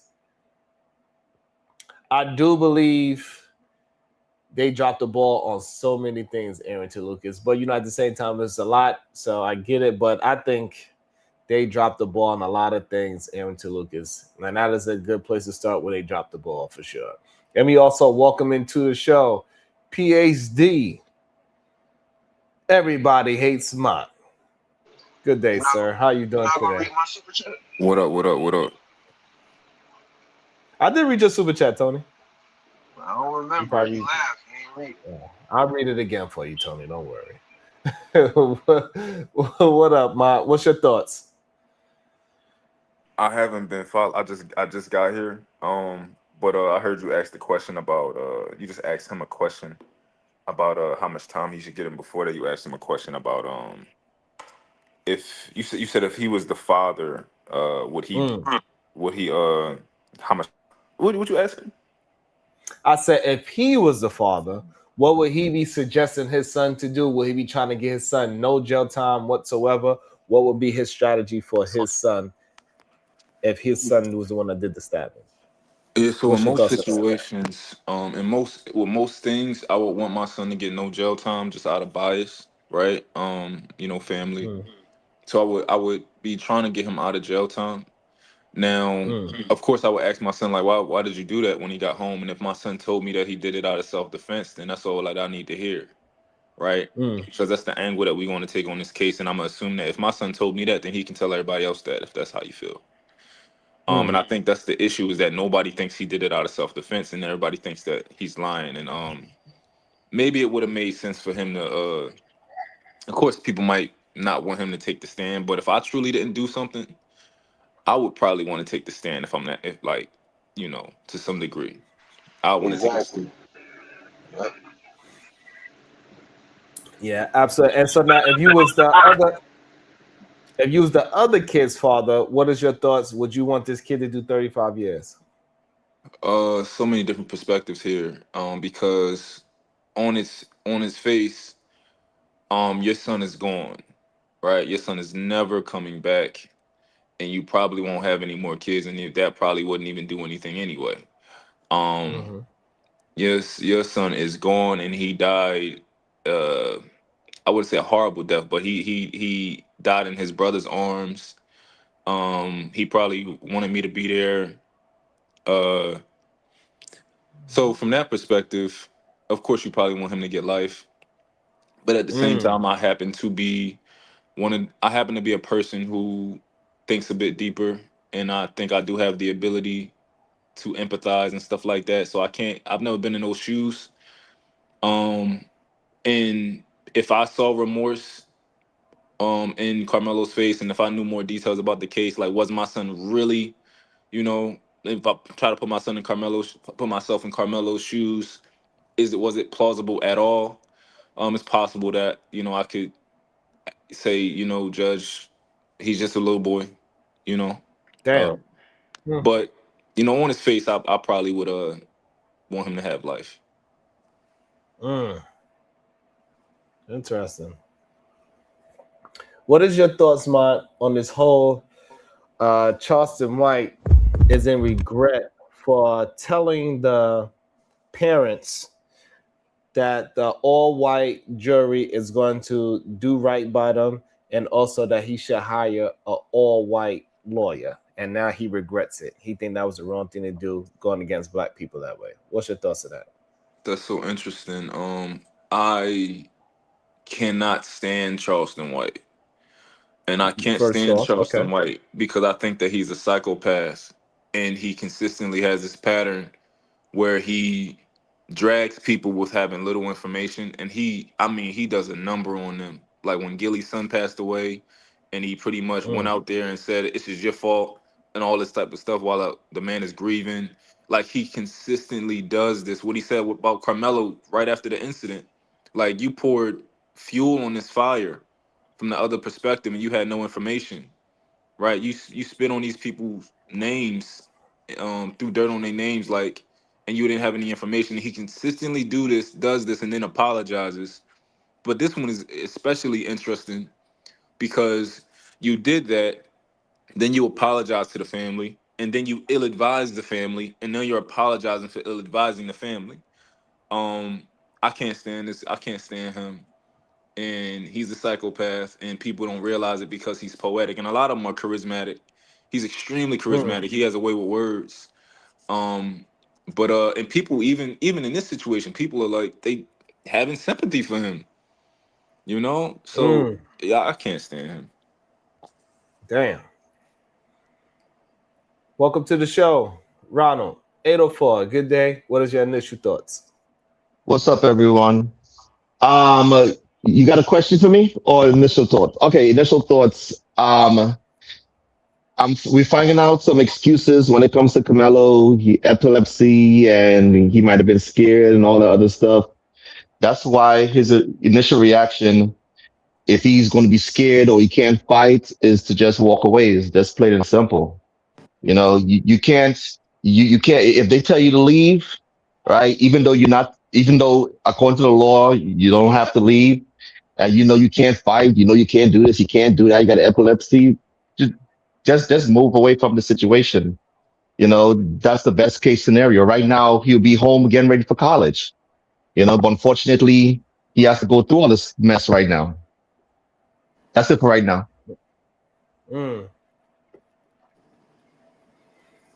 Ronald, have you ever had a fight? Of course.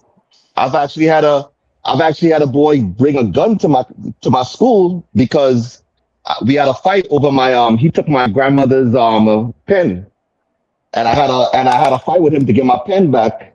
And the next day, because I won the fight and he had a bloody nose, then all the girls was like, "Oh, he got a bloody nose." He brought a gun to school the next day. But he, thank God he didn't use it. He just showed it to me. I'm at that time I was like 13 years old, just not even thinking about it. I was like, "Yo, put that thing away." And he put it away. So thank God nothing never happened. So, So you being a younger man, right? You know how difficult it is to just walk away. Yeah, like I said, at 13 years old, you're not really thinking about it. You're just young and dumb, and this guy has my property. That's the reason why parents are so important. That's the reason why I drill into my kids all the time about conflict resolution, and it's best to walk away. Please let your parents know what's going on. Let the teachers know what's going on. That's the reason why we're here. So today, in today's time, because I know you do have children, so your children, they are getting bullied. Somebody is telling them to leave. You just gonna tell you are informing your child to just walk away regardless of being bullied, if they have a right to be there or not. Yes, walk away and let a coach know. That's why they're there. Let teachers know. That's why they're there. That's why the adults are there. Because, like I said, when we're young, we can't figure out these situations. That's why we have to depend on these adults to help us. Sharon, if you don't mind, could I ask a quick question to him?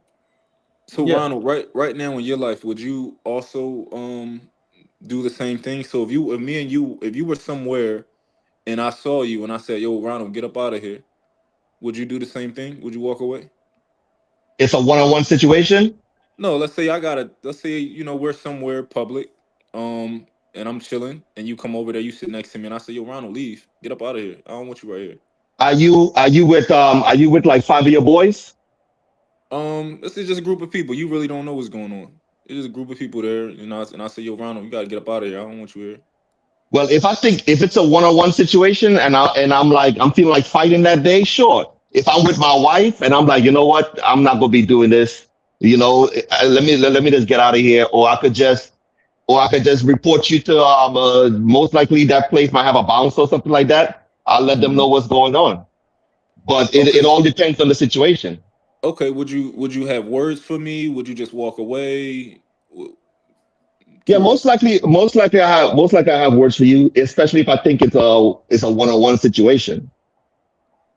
Okay, let's in this Carmelo situation. Was it like a group of guys, Sharon? What was it? Yeah, it was a group of people there. But it wasn't like a we about to jump you situation, or was it just more kids around standing watching? It's assumed that he was gonna get jumped. Okay, and all right, cool. As long as you are advising your son to do what you would do, I think that makes sense. So because I know me, yeah, I probably it's not a lot of situations where God tell me to leave somewhere where I feel like I got a right to be there, and I'm about to just get up and walk away. And I think most men, and I'm not saying that this is the smartest thing, but I think that a part of just being a man, most of us are not just going to get up and walk away. Like if somebody tell us to leave somewhere. Yeah, I agree. Let me welcome into the show. So before I bring in AR, Ronald, if that was your son Carmelo, what is your advice? Would you want him to go free? Would you want him to go to jail? What would be your advice towards your son? Yeah, of course. If it's my son, of course I want him to go free. Even though in the back of my mind I'm like, no time whatsoever. Yeah, of course, because when it's your children, you're going to be biased. I mean, in the back of my mind, would I be like, dang, you know what? You went too far, and I understand why the jury will find you guilty. But in the back of my mind, of course, when it's your child, you're going to be biased. Or when it's somebody you love, you're going to be biased and be like, no, I don't want it to have any time at all. That is, I guess it is just definitely wild to me to hear.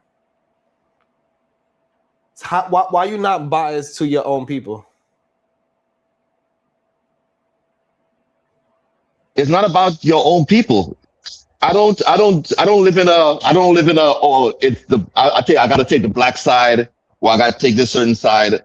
I'm in the side of, yo, I want to live in a world where if my kids go to school, that they're gonna come home. That's the world I No, want you to live don't. in. No. That's not what you're saying. You saying I want to live in a world where my kid is always coming home no matter what, even if they stab somebody else. I still want them to not do any jail time, is what you're saying. So why you have that much? Why you don't have that same kind of love for your own people? No, it's not about love for whole people. Like I said, I'm a civilization type of person. That's the reason why I How? teach my that's the reason why I talk to my kids. That's the reason why I make sure my kids don't bring any weapons to school. Because I don't want them to be on the bully side, or the side of the boy that have to use a weapon. I think You both do sides. realize, Ronald, you do realize that you said if it was your son, that you would do your best to make sure he do no jail time. Yeah, but in the back of my, Okay, like I so said, that's but in the not back that of don't have my, nothing that had nothing to do with civilization. but in the back of my mind, I still know he's dead wrong. But like I said, as a parent, Fine. you always Okay, want to that's try fine. to, So now I just want to have some clarity why you don't feel that way with people that look like you. I'm just interested in because why. like I said before, I don't look at me personally. I look good versus evil, bad versus good. I don't look at it. I don't look at, oh, it's your race, so I need to stick with you. He's This not is attached to him, crazy. Sharon. That's why. But So and you do they do understand that's what Charleston White was, running away from because he realized that, it's probably not the best idea to do that because other races actually do that. Well, like I They said, take I don't. themselves out and they look at Hunter and say that could have been my kid. So therefore, no matter what Hunter did, whether if he was right, wrong, and different, no, F that, lock the other kid up. That's the issue that it seems like we keep having, especially with our black brothers.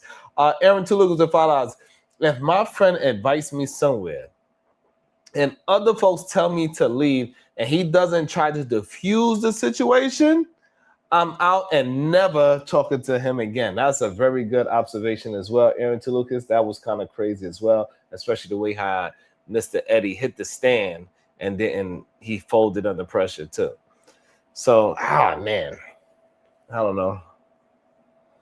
I think that's where we drop the ball at. We keep thinking that everybody else is better than us. And so we supposed to be punished for everything that we do. And everybody else, they get the whole, hey, I look at that other kid like he's my son, so I don't give a damn if he was bullying or not. They didn't give a damn if he was bullying or not. They didn't give a damn if he was dead wrong. Was he really bullying though? Yes. In what way was he bullying? By him approaching him and acting like he had authority over him. I don't think that's bullying. That's bullying for sure. Yeah. If I walk over to you at a football game or track meet, whatever, and I tell you to leave, and I know I'm not an adult, I know I'm not a security guard, I'm not nothing like that, and I tell you to leave, and I think I can put my hands on you, that's bullying.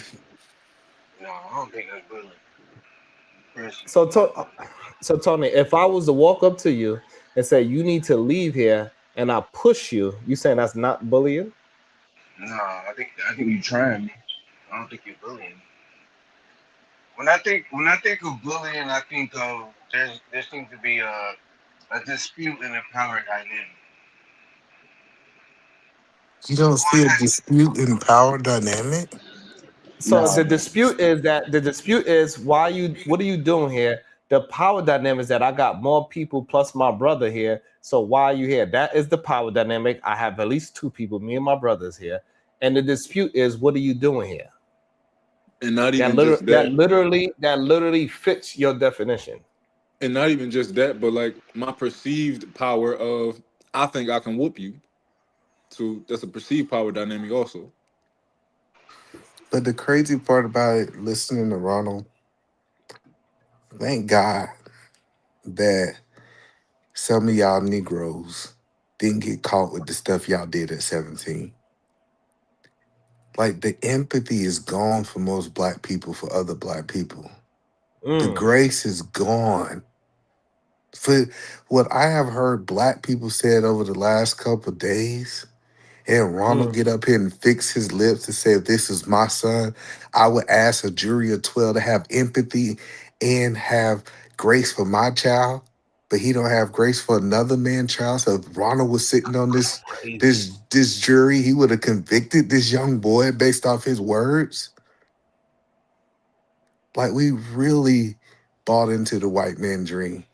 We really like I have felt like over the last couple of days, Sharon, I've been in the Matrix hearing black people say what they saying about another black boy. Black people have literally became the white people that they complain about. Man, I couldn't believe he said that just now. In real time. So just because you don't know this black boy, you don't have empathy for him. But you would want other people to have empathy for your son. For yours. Absolutely crazy. Insane to me. I was actually really surprised that he would want his kid to go home scot-free. But guess what? I don't even think our black brothers really understand why so many sisters call us cowards. This is literally, I need to write a book talk about this disconnected to the Negro experience. This is what I'm literally seeing in real time. That y'all not even like, Sharon, if I would have got caught doing half of the stuff I was doing at 17, and they got judged by these Negroes who perfect now since they 40, like they ain't did nothing. You act like y'all guys was saints. Y'all ain't never fight. Y'all ain't never go into a store and take nothing that y'all ain't supposed to take. For some reason, these are the perfect Negroes. And then these same black dudes are justify why Child shot that boy that was running away. They see black as wrong, not the actions. And it's so sad. It's so sad because I always said when I first seen this case, man, he'd have a chance if he just had some black men on that jury. Listen to these Negroes up here. I think they would have been more harsh than the white man. I heard a black man come out his mouth and says that he should have got 99 years yesterday. This is horrible. This is horrible. And then y'all want to be the leaders of the community. Y'all want women to follow this shit? This is crazy. I don't even understand how they get so disconnected to I don't understand that part. That's why the best thing to do is to never have your child in that situation. That's why you have to constantly speak to your children, and hopefully they'll obey you and never be in that situation. But so you have to be a hypocrite. My father talked to me listen, I grew up with my father heavily involved in my life. I grew up with my mother, my grandparents. This idea that children ain't gonna make mistakes is stupid. It's a retarded. And then you even gave your own child grace, and you talking about talking to him. You think his parents wasn't talking to him and he was an A student? We're not talking about a kid in the hood. That's what it's not possible you understand that. This is crazy. You're talking about talk to your kids. Yeah, you got to talk to your kids. Are they going to always listen what to make you? you think his parents wasn't talking to him, Ronald? Are you? They probably do was. you believe? Let me read the super chat real quick. PZ ain't going. If the roles were reversed, they would have put the victim on trial, like with Trayvon and Cyrus. If what White says is true, they need to look into the background of the bully. And this is the part that I think a lot of our brothers is just not picking up, either man. Like they not what PZ is saying. Ronald is not understanding that for some strange reason, and I kind of don't understand it. Do you believe that Carmelo wasn't spoken to by his mom and dad?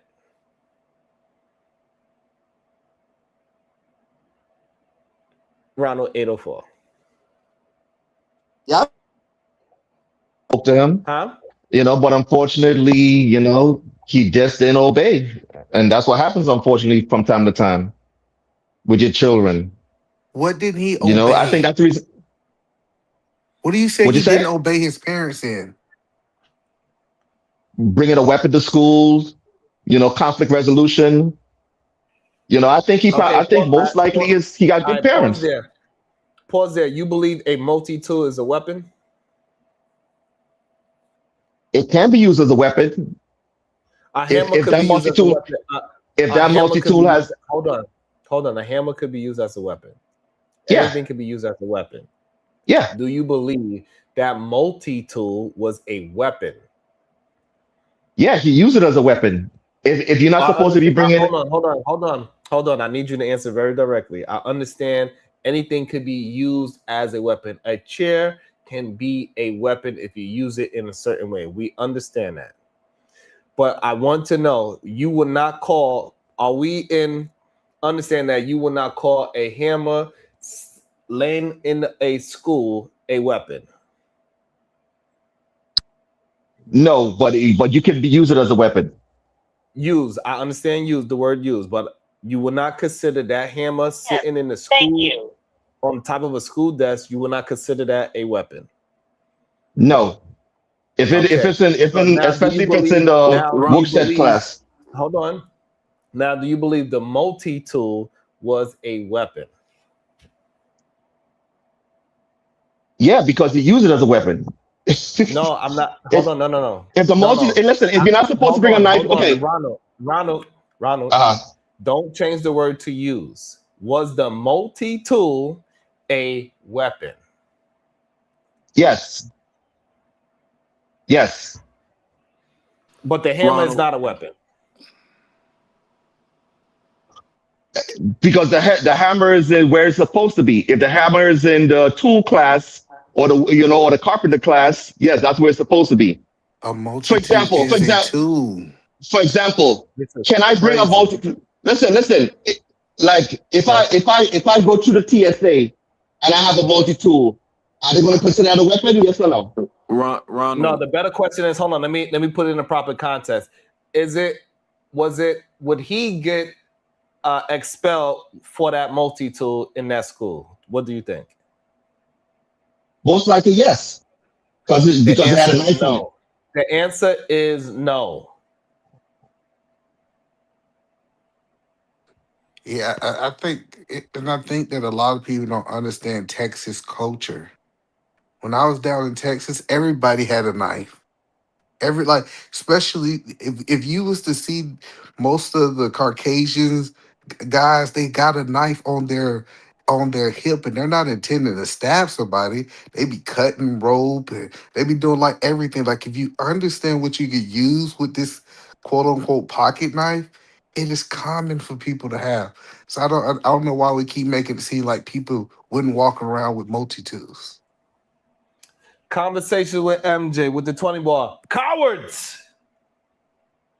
Y'all the reason why black boys and black girls are being picked off left and right. Black women, pay attention. This is unfortunately what you birthing children into. Damn. Aaron Toulouse was $2. The lawyer they hired was inept in every way. It's crazy. That lawyer is just, I don't even understand. Well, I really don't even understand how that is possible, the things that man was able to get a check for. Love, Wisdom, 6458. Carmelo was already guilty by the black community. That hurts my heart to say that. When Charleston White donated to Austin's family, That was the nail in the coffin. All white folks needed to see is black folks condemning Carmelo, and that was the verdict. And I want to apologize. I apologize. I want to apologize to the Carmelo family. I went off misinformation yesterday. I thought that they had access to the money that was raised, and they misused that money. As I did father, as I did father for the research, since this was a violent crime, they had locked those funds up until he was charged. So that $660,000, they didn't even have access to it. So these was just some black folks trying to get their money together to be able to get the best lawyer possible. They didn't have this access to funds where they could just go get the best lawyer. Their hands was kind of tied. They had to pay for what they get. And it's interesting how that works is that nobody else can contribute to your lawyer until you're proven innocent. From the And I best of thought my that was understanding, that was a good lawyer. He was actually one of the best lawyers. He had a good record when it comes to wins. well, hold on. So let me ask you I want to ask Ron a question. It came out, I don't know if it's true or not, but I confirmed with a couple of sources that it's true that the Austin father and the judge have a relationship, like they're friends in a That's capacity. that's and the prosecutor. Is that Yeah, did I think that was fake. Somebody had some kind Yeah, of that's why I picture or was. something like that. They wasn't sure if that's the people, but yeah, Yeah, that's why I you know was how this talking. is. That was what. Hold on, Ronald. That's what my whole show was about yesterday, and how they could possibly use all this information. Hopefully, they watched my show because I gave them some really good points on how they could actually appeal this situation because of Yeah, things like that. I think But that what would if it is arguably. true, Ronald? Do you still believe he got a fair trial? Yeah, yo, I called That this is last year, crazy. man. All the Oh, things I listen predicted was to going my to question. happened. I'm gonna give I you said it was grace. going Hold to on, happen. Ronald. Maybe you didn't hear my question. If that was true, that Uh he did have a relationship with the lawyer, the huh. father of the victim, right? Or the person who was deleted, right? My question is, do you believe he got a fair trial? If he had a relationship with the prosecutor, With And the either judge. one or the judge? well, when it comes to the judge, yeah, that'll be bad because yeah, the judge needs to accuse himself, reaccuse himself, and get out of there. Yeah, so that would be bad. But at the end of the day, it was the jury. It was a jury that does the verdict, and also he also picked the jury for his sentences. So if he had the Ronald, option of it, go are you ahead. saying that? Are That you is saying that having a crazy. biased judge is insignificant in a court case No, or I'm a not saying trial? that. Yeah, of course you don't want to bias judge. That's what I'm saying. Or If that's prosecutor. No. But Hold on, y'all. hold Hold on. on, Ronald. We need you to answer a question. yeah, Ask the if question one more time. Hold on. Ask the I know the question one more question. time. I know the question. I know the question. Yes. If for some reason they are friends with the judge, yes, that's bad. And there's a chance that they could use that towards his next case. I did not So ask that question. Yeah, yeah. Hold on. I'm gonna let Mont and well, I'm gonna let either man got a question first because I don't think you hearing the questions. I think you're trying to answer it in a way to not be, I guess, in a corner or something of that nature. We just want you to answer the question so we can just have an understanding. Beretta Scott Kang, what up, Beretta? 999. Carmelo has a white longtime girlfriend. He obviously saw whites as his peers. He was judged, found guilty, and sentenced by a jury of his peers. That's called justice. Case closed. Next topic. Damn. That's crazy, brother. Aaron to Lucas. Y'all give Charleston White 2 months credit. He's a clown. So let me ask Go my ahead. question again. Either man, ask your question one more time. If they could prove that he had some relationship, the father of the person that got deleted had some relationship with the judge and or prosecutor, do we think that Carmelo Anderson got a fair trial, Ronald? Yes, if he has a relationship with the Yes. judge, that's gonna be a fair trial. That's not a fair trial. Oh, it's But the not a fair trial. yes, but when it comes to it, but if you have a relationship with the prosecution, that doesn't interfere with the system at all. Well, it Because does. The reason it does is because prosecutors have relationships with judges.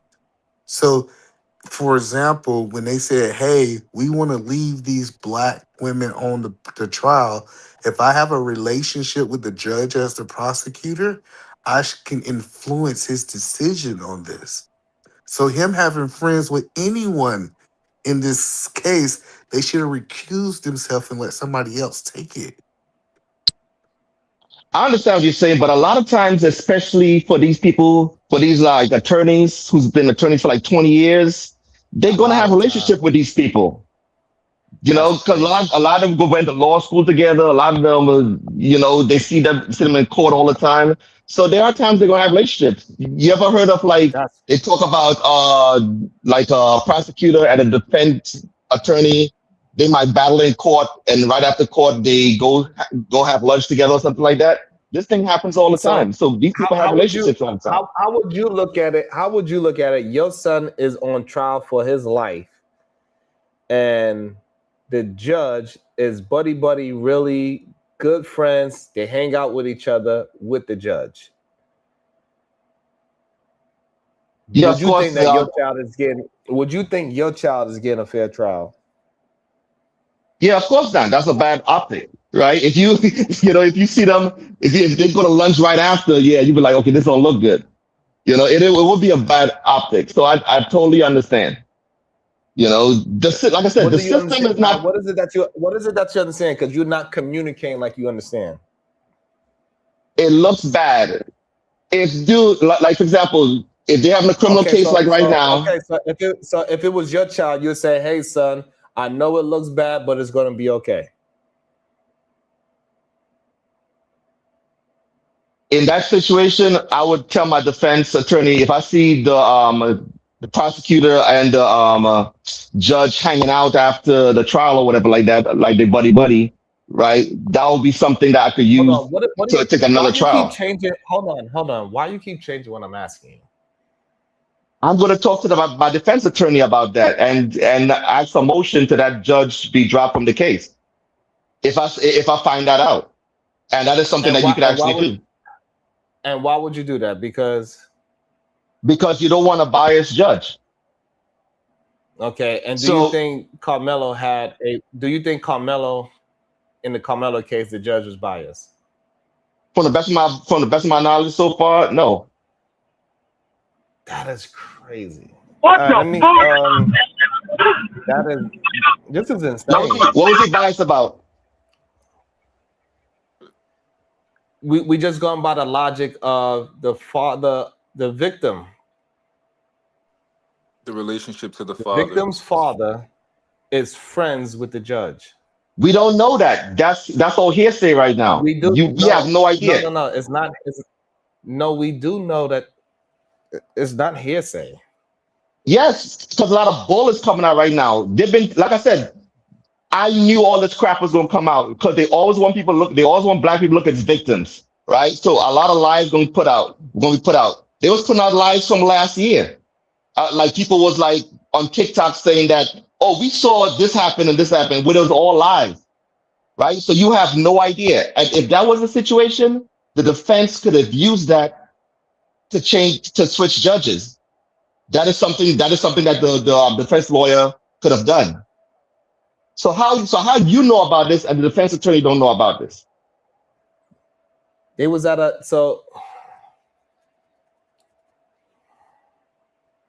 like I said, man, a lot of bullets a lot of bull on TikTok is coming out, and you guys are falling for it. And that's what I said last year. Ronald. What I'm saying is this: if you had your son in that case, and you seen the victim's father hanging out in pictures with the judge and the prosecutor, you would try to get that judge recused, correct? Yes. And you could do that as a defense attorney.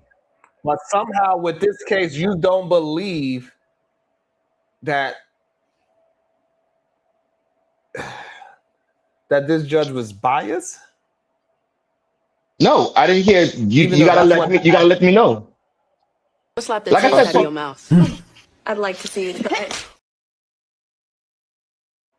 That's I don't understand how we don't have no kind of empathy for what we saying. Shout out to Time Watch for 21. He's done. It's $20 to bring you back, Ronald. While we wait for either the chat to support Ronald with $20 or Ronald bring himself back. Welcome into the show, the beautiful NJ. She covers court situations all the time. That's the reason why I'm skipping everybody. Go ahead, the beautiful conversation with MJ. Hey, bro. Hey, panel. What's going on? I'm highly upset about what happened with Carmelo Anthony. He got bulldozed 100%. The fact that they gave him first degree murder, as they can prove that he intentionally went to the tent, intentionally had the knife to intentionally unalive the Metcalf boy, they cannot prove that. If anything, he was supposed to have gotten manslaughter because it was an altercation that happened before it, which everybody has confirmed and even seen the video. So the fact that they was able to get away with giving him first degree murder, there was a lot of bias going on. The fact of the matter that the family is actually well comfortable and friends with the judge, because they pretty much live around in the same county, that is very questionable. And the simple fact is that Carmelo is going to the institution of the uncle. The uncle is the damn prison ward of Metcalf, and he's going to that institution. He could have went to how many different institutions in Texas, but he's going to the one that the uncle is in charge of? Yeah. I listen. Damn. I don't expect. Yeah, that's crazy. I don't expect Ron. That's a lot of coincidence. Yeah, exactly. I don't expect Ron to understand neither will he show compassion or empathy, because I hate to say it, he's a tether. And we know how Tether feels about Black Americans. And they align with white supremacy just as everybody fucking else do. So you're going to have that type of statement. You're going to have that type of virtual reaction where it shows sympathy for my kid, because my kid is not like these Black American fucking heathens, but he's a Black American heathen. Like, this is insane. I hope that the appeal goes well. I hope that they bring all this other evidence up and that he gets a fair trial, a fair one. That was not fair. How the hell are you going to have an all-white jury? The jury is supposed to be amongst your peers. How are they amongst his peers? Please explain that. How?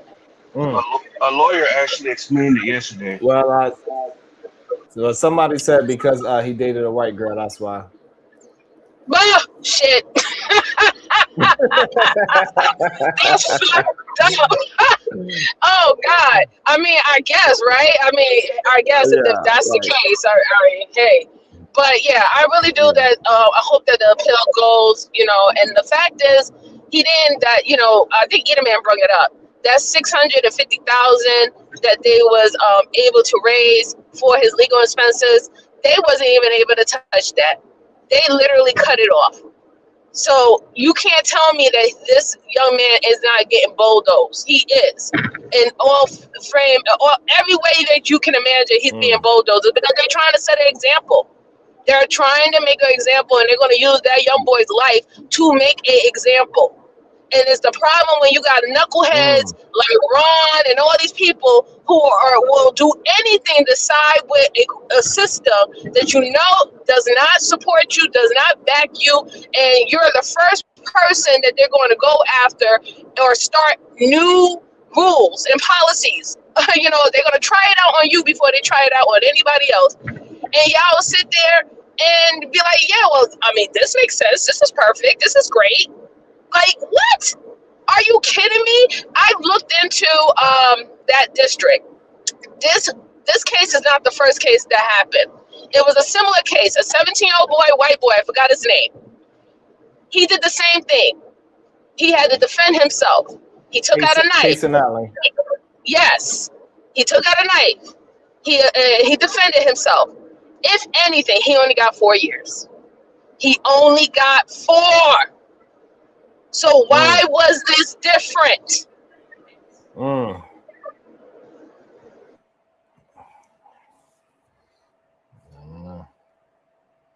Let me read this super chat.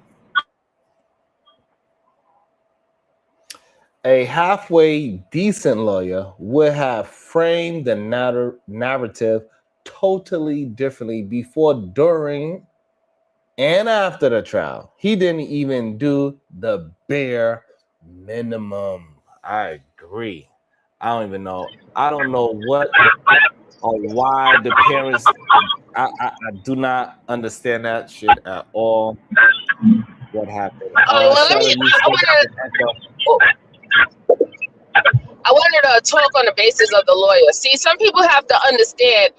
I know a lawyer is under office and everything like that. I get it. But there are lawyers that get paid under the side to not go after things the way that they should, to allow things not to pass through or to pass through discovery, right? And it's whoever got the bigger pockets with, especially when you're dealing with defense attorneys. Defense attorneys don't go after mediocre cases. They go after the ones that have the biggest payout. So they don't have this moral standpoint that people believe that lawyers are supposed to have. Definitely not defense attorneys. This is why you have pro bono, right? Pro bono, they want to get their work in, they want to get their feet wet. They eventually want to finally get a case where they can build their own law firm. But defense attorneys, usually they go after the big bucks cases. So I was looking at what the defense attorney was doing. There was a lot of hiccups that it didn't really make sense to me why they couldn't have pointed it out, or they couldn't have pushed the narrative in that particular type of way. So there's only two things that's going to come to mind why they didn't do that. You either have to be an inadequate lawyer, or you have a personal bias in regards of this situation. You have a personal feeling about this situation, and you acted on it the way that you want to, and it doesn't matter how much money you paid. You know how many people, and I know Sharon can agree with me on this. You know how many people in New York City have gotten a lawyer, paid thousands of dollars to take their case, and their lawyer did absolutely nothing, and they got away with free money? Lawyers can do that. How many lawyers did that? Hey, MJ. Wait, MJ. Can you hear me? Yeah, we can hear you. Yeah, we can hear you. So, I have a question because, like I said, I'm going over pieces of this thing. There's things that lawyer should have objected to, and because he didn't, it's not going to be preserved on appeal. They're going to have to raise those under IAC, right? Yes. And they're going to have yeah. Go ahead. I'm sorry. So because those things were not preserved, because he didn't object to them, an appellate lawyer is going to have to now look at it under IAC, saying that these should have been raised. The problem is the bar for IAC is still super high. Because there's a presumption that the lawyer was acting in good faith, even if we see things that prove that they didn't. Would the relationship between that lawyer and that prosecutor show some kind of implicit bias? Yes, but then they also have to be proven as well, right? The fact of one of the biggest things that we have to prove is that the judge went out of his way to be the judge of this case. If he knew that he had a relationship that was developed with I would say the plaintiff, right? And he decided to still take the case knowing that it could have been a conflict, a conflict against it, like, with your relationship or bias, then that's the proof that needs to be shown, right? That you can prove that The judge could have had denied taking this case. He could have passed it on to any other colleagues, but he decided to take on this case. And let me also let everybody know, so everybody that's on the panel, they cannot see your comments. So if you want to talk to somebody on the panel, you're going to have to do it through a super chat because they cannot see your comments. We all having a conversation with each other. It's like y'all don't even exist unless you super chat. Yeah. So MJ, my issue I have with this is not only do I see the inadequacy of that lawyer because of what I physically watched happen, right? The problem is he didn't even try to preserve anything for appeal. It looked like he left everything open. When they did the change of venue, when he got denied, most competent lawyers would have tried to argue it because of the pretrial press, right? But he didn't even object to that. Like, it's like he didn't try to preserve anything because he's wanting to throw the direct appeal out. That's why I'm having problems sitting in it from this side of it. No, I mean, I can understand what you're saying. I'm going to review it real soon. I'm going to review everything, and then we're going to break it down bits by bits on my channel.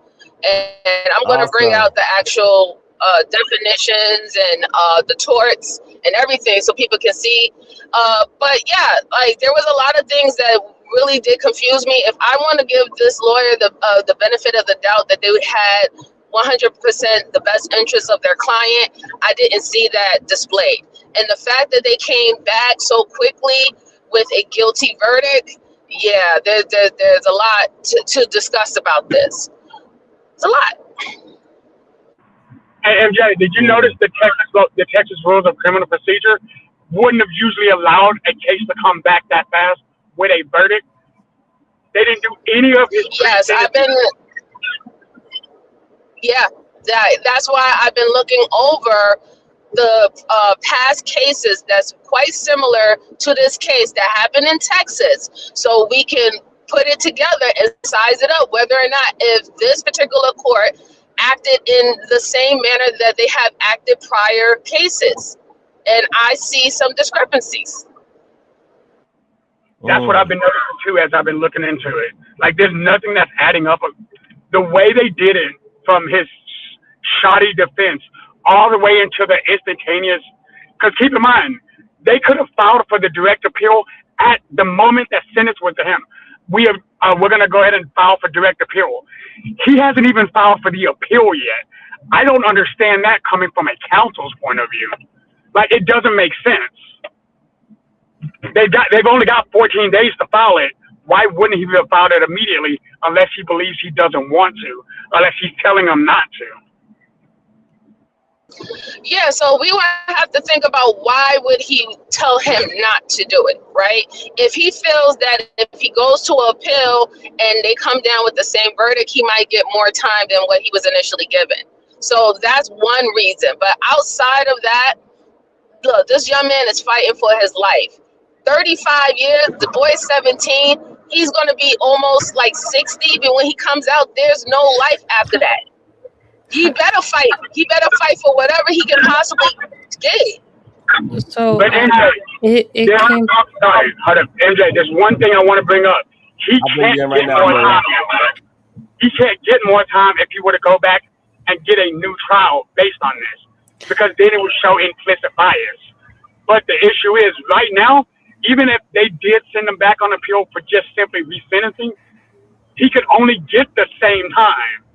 That's why I don't understand why he wouldn't advise him to file he's not fighting for him. And I can't see any, legitimate reason why he won't. You see where I'm coming from? All right. Yes, we all see that, shout out. Absolutely. We see that. Aaron Lucas with the $2. This was like one of those Jim Crow trials. That is sad to say in 2026, but it's true. It feels like it for sure. Let me welcome into the show. What you got your name to? Oh, you got Jalen. Mm-hmm. Good day. What's your thoughts? Yeah. So he's trying to jump in there. Yeah, because he kept asking why the appeal wasn't filed yet. There was a notice of appeal that they presented, but Carmelo said he can't afford a representation for the appeal. So, you know, if he can't afford someone to represent him, then what's the point? And that's why Charleston White said he put up 75,000. He's trying to go on the campaign. That's why he was on Anton Danner's show on the phone, trying to get people to listen to the Anthony's family, and so they could try to raise some money for the appellate court. Shadow. So the NOA was filed. All right, good. So I know what to look into now. All right, thank you. Is AR still up here? Yes, AR still there. That's why I came up here, because I have, like MJ brought up, my real problem is the double standard. We all say what should have happened, and I think a lot of people could rightfully agree. Perhaps at best he should have got manslaughter, or maybe have done some time.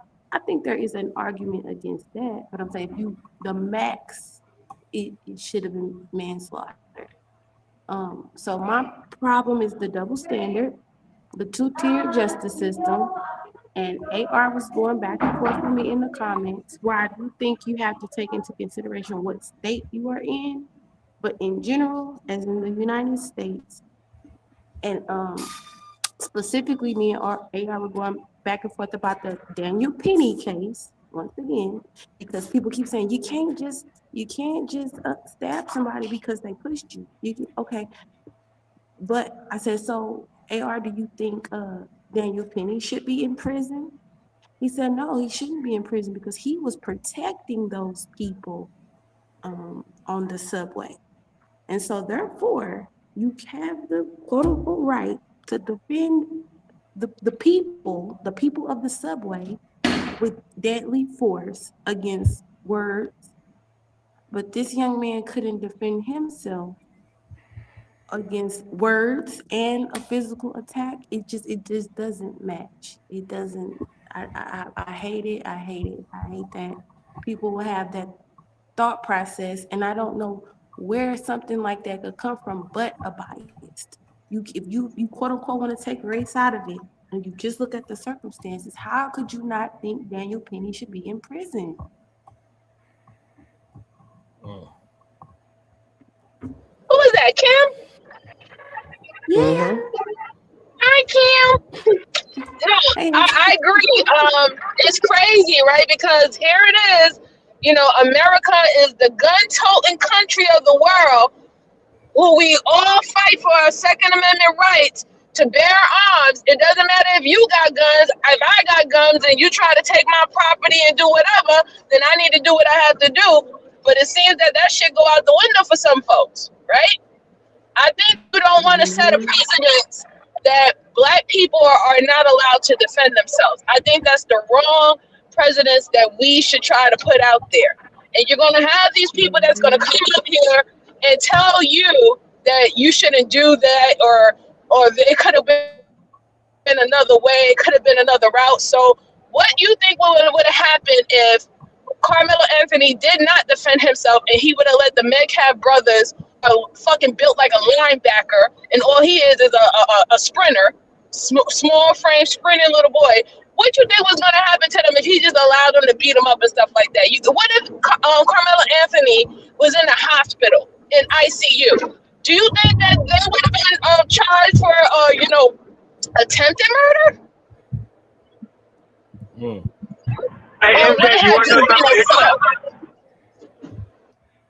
And nobody's been able to answer the question of what should he have done. What should he have done in that situation when they've already started surrounding him? I'm waiting on that answer from anybody. They say everybody's acting like he should have been beat up already. They already told you. They've been saying it for the longest. He wasn't surrounded. They've been saying it for the longest already, Shadow. They said that he should have let those boys beat his ass because they are entitled to. This is what you're saying without saying it. that somebody can put their hands on you, get in your face, tell you to come, tell you to get off of public property or get around for wherever you want to go, and you should just allow that to happen or try to run away as best as possible. Not stand up for yourself, not call it out for what it is. No, this is what they're saying. And also, they're saying that he was never surrounded. They don't believe nothing Carmelo is saying at all. We haven't heard that's from what I find Carmelo. interesting too. They believe, you know, it has been a lot of misinformation going around, and the "touch me and see what happens" was a quote that has been out since the beginning, you know, since a year ago. Now that we have found out during the trial process that Austin threatened him first, saying, "I'm going to beat your BA," nobody's injecting that into their assessment. They're still sticking with the original narrative of, well, Carmelo said, "Touch me and see what happens." Well, yeah, he did, but he said that in response to a threat. And that's just in the wind. Even though the witness said that, that part of the witness testimony is irrelevant. But the 20 witnesses that he started it, they want to include that though. It's just, I don't know. Hey, I never knew being told somebody was gonna beat my BA wasn't a threat. I didn't know that was a joke. I didn't know we were supposed to just be like, my bad.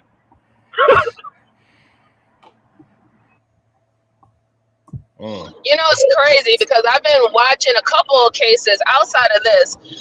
Just recently, a white boy, I think 17 years old, he lost a basketball game to a black boy and went home and got an AK-47 and tried to shoot him because he lost a basketball game. Then just recently, a white man went to a black family reunion, went outside of his car, was saying racial slurs. They ignored him. He came back with a vest on, a bulletproof vest on, and an AK-47. I don't know, this is their favorite gun, AK-47, and started shooting up the reunion. He was shot by a retired Marine veteran who was there. That was his family. He got shot, and he was, apprehended. He's going to face charges now. But as of right now, they're only calling it assault. There was children and grandparents there, and they're only calling it a assault. Yeah, you go ahead and keep on playing like this is what is that movie? You remember that movie, Sean? Eyes Wide Shut. I think that's what it was called. I think that's what it's called. Eyes Wide Shut. Y'all keep on playing like that, and it is not seeing what is actually going on. There's been many cases so far in the past 2 weeks that has been racially motivated, and quite frankly, it's because, this is what they've been trying to do for a very, very long time. These particular type of people, they want a race war. They're trying any way to ignite and trigger black people to be out in the street because they want this race war that, in their head that is that they're going to just win and destroy and demolish everything or whatever not. But the fact of the matter is that we have to do something, as in, we got to prepare our people. We got to defend our people. We definitely need to be in courts. We definitely need to, try to get on these juries. We need to start looking at the information ourselves, not just, and I agree, not just going off what's going on Instagram, what's going off on TikTok and stuff like that, because I agree. There's a lot of misinformation that's being set out there, and you might be, aligning yourself with someone who actually did something wrong. You know what I'm saying? So we want to do the right thing. We want to do the right thing. However, we got to pay attention. We got to realize that there's other shit that's going on. Right, because the other people don't care about doing the right thing. Oh, no, absolutely not. It's not about doing the right thing. It's about getting what they want. Period. Period. And we got to stop setting up our people to always do the right thing. That's the issue that we have, and all the wrong people is promoting it, and their voices are loud. I mean, you hit it on the nail earlier, Siobhan. Go ahead, Kim. Well, when you say it's about people getting what they want, I don't. Well, I do understand the motivations of people like Cell and Raw B, but why do you want to create this environment where if it was you or if it was your child, they wouldn't even get a fair trial? They wouldn't even get a fair. It's fine if it was a fair trial, even if we don't agree with it. But it's so many things misaligned in this particular case, as well as many others. But we kind of talk about this one right now. That are I think any reasonable person would say, hey, now that raises some red flags. That raises red flags. Whether I quote unquote agree with the outcome or not, that's weird. That's suspicious. That didn't go quite like I would expect if it was me or my child on trial. So why? No, I agree. On that basis? I agree. And you know what's so funny is because just as much as there is the racist trolls that is, taunting people online about this stuff like that, there has been a lot of white people, especially a lot of white people in Texas who's like, wait a minute, this was not right. Something's up here.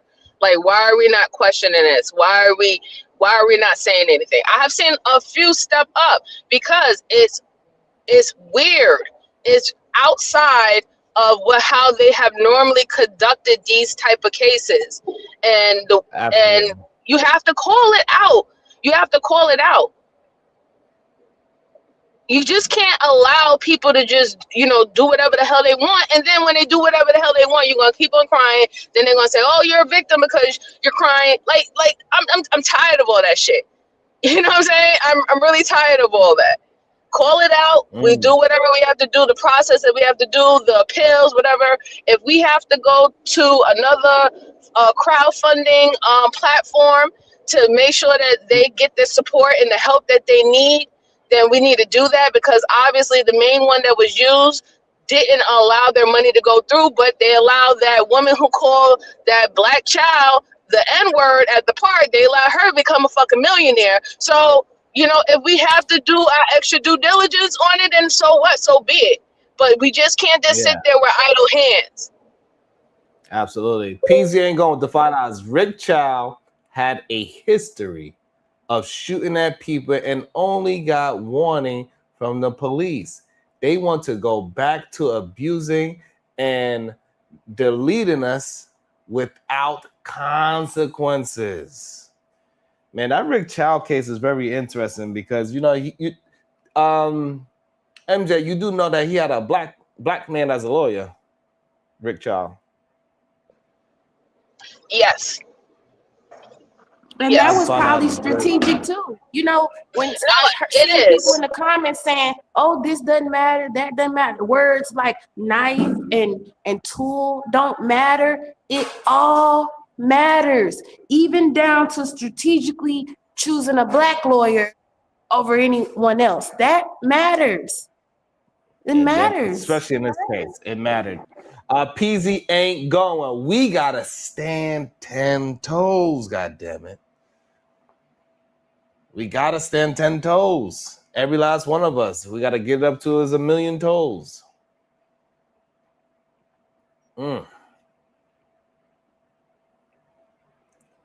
Clearly, it matters. Yeah, I mean, the father's now admitting that it matters and that he chose wrong, and allowing the jury to be what it was without no real fight or pushback. That was the wrong thing to do. Choosing the lawyer that said, I don't even understand that. I don't even understand how, if my son is fighting for his life, I'm not choosing a lawyer that says, do you want a junkyard dog or do you want somebody nice like me that's gonna, be appealing to all these other bruh? I want a goddamn junkyard dog fighting for my goddamn son's life. But he wasn't even appealing though. He wasn't even, when Johnny Cochran had jokes and quotes and rhymes and he was funny and appealing, he wasn't even none of that. He was giving nothing. He was a nothing. He didn't give a junkyard dog. He didn't give a house dog. He didn't give a house cat. He didn't give a gerbil. He didn't give anything. Jalen, what is your thoughts on the case? I don't know what is your position on the case at all. What is your position on this case?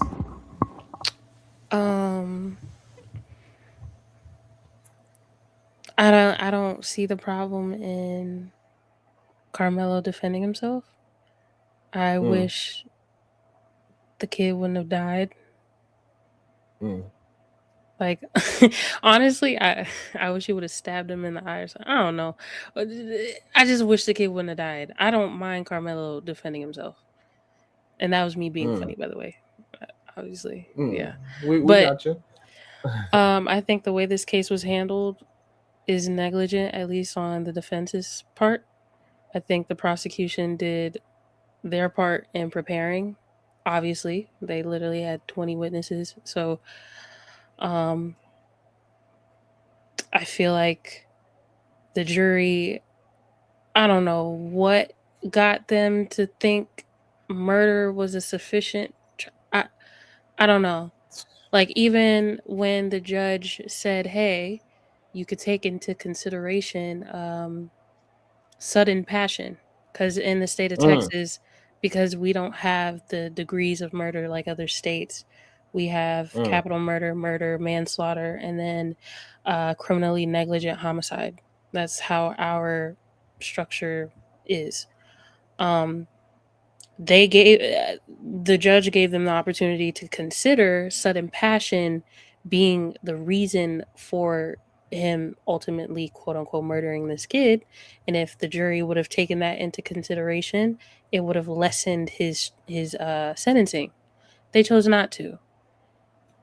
And he gets 35 years. Considering the facts of everything, I feel like that's harsh. Considering the fact that the kid started it with him, because let's be clear, Carmelo didn't start this. He may have inflated it by how he decided to defend himself, but he defended himself. The kid was saying he was going to beat his ass. So what do you expect a kid who sees literally a meathead linebacker built white boy and his twin who's built the same size saying they gonna beat your ass? And then MJ, another what happened? I'm not sure. Either man. I thought she was still think talking. she's line. Yeah, she is still talking. Yeah, I'll wait till after. Go ahead. I'm sorry. On top of it, I get the questioning because I've been just watching the news. I haven't really, the questioning of why he even had a pocket knife in the first place. I don't know if any of y'all have been to Texas, no kids in Texas. That's normal. Even on school grounds, they bring pocket knives to school and they hide them. That's not abnormal. I mean, if you start digging into social media pictures, the white kid is seen toting shotguns and shit. Nobody has a question about that. It's alleged that he beat his father up at some point. Nobody has a question about that.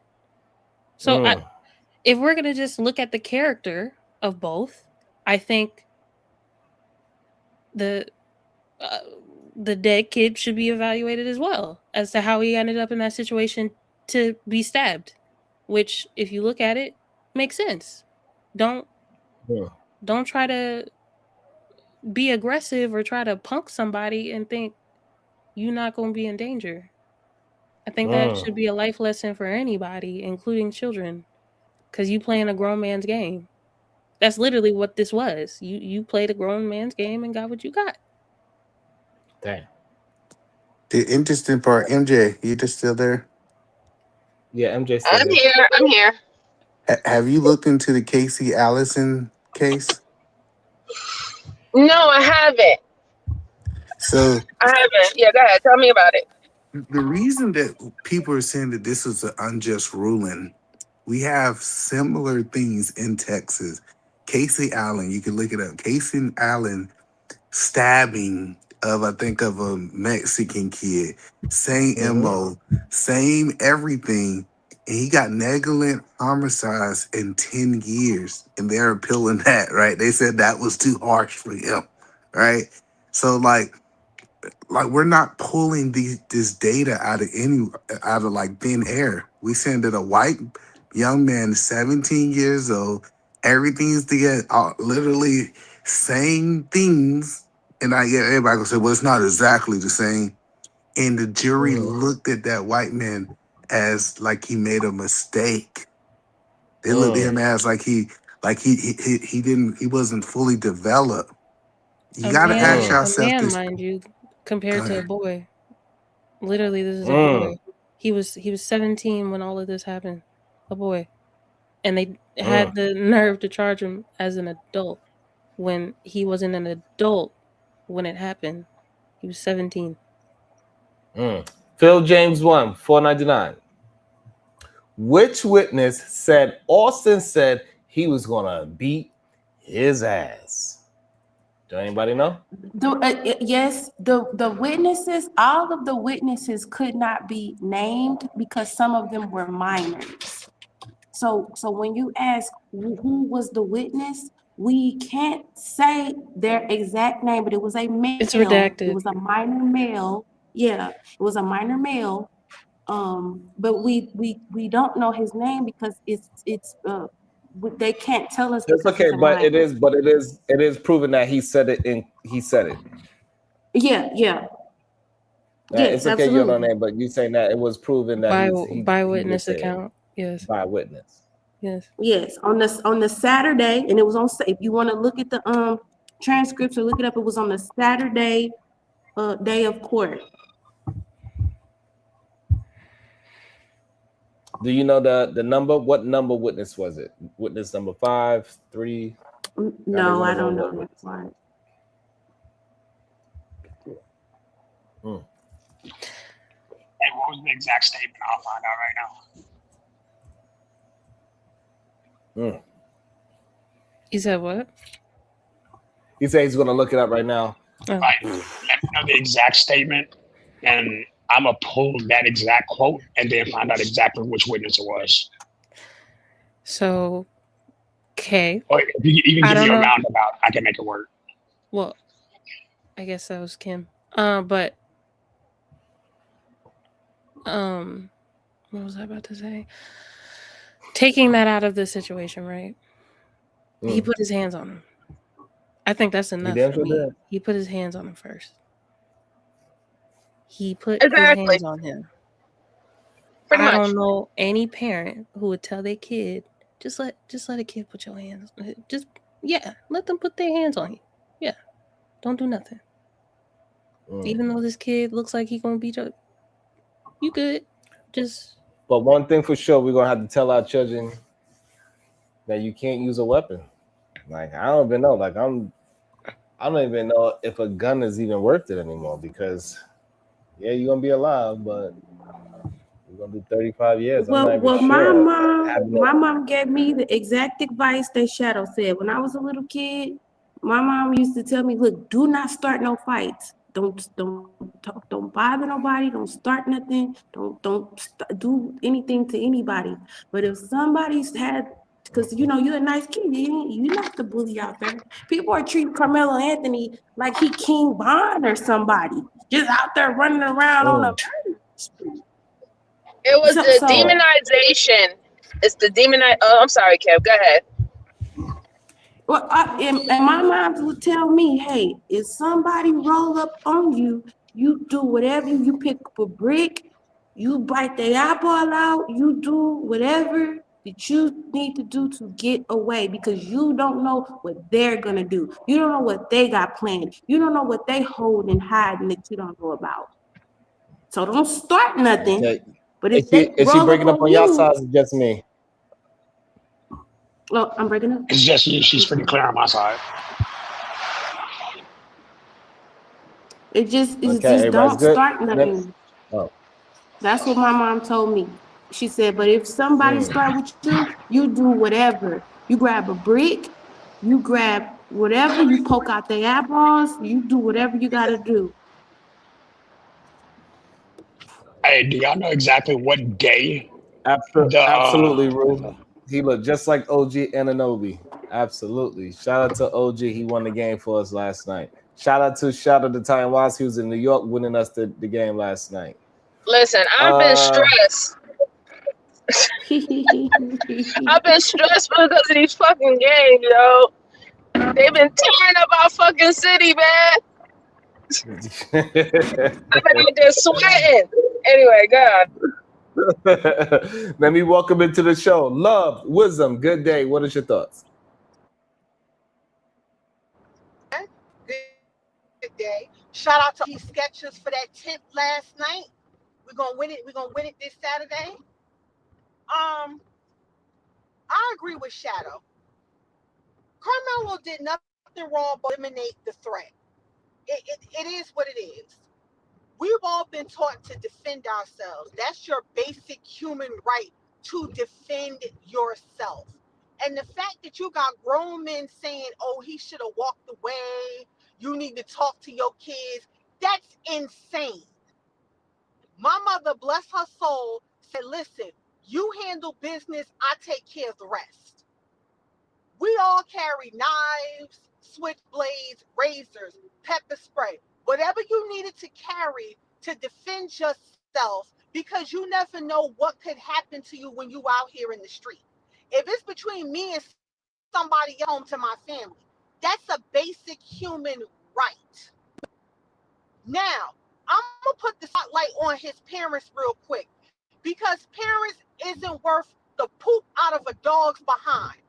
There is no way you are more concerned about the mother's health than your son that's just been sentenced to 35 years for defending himself.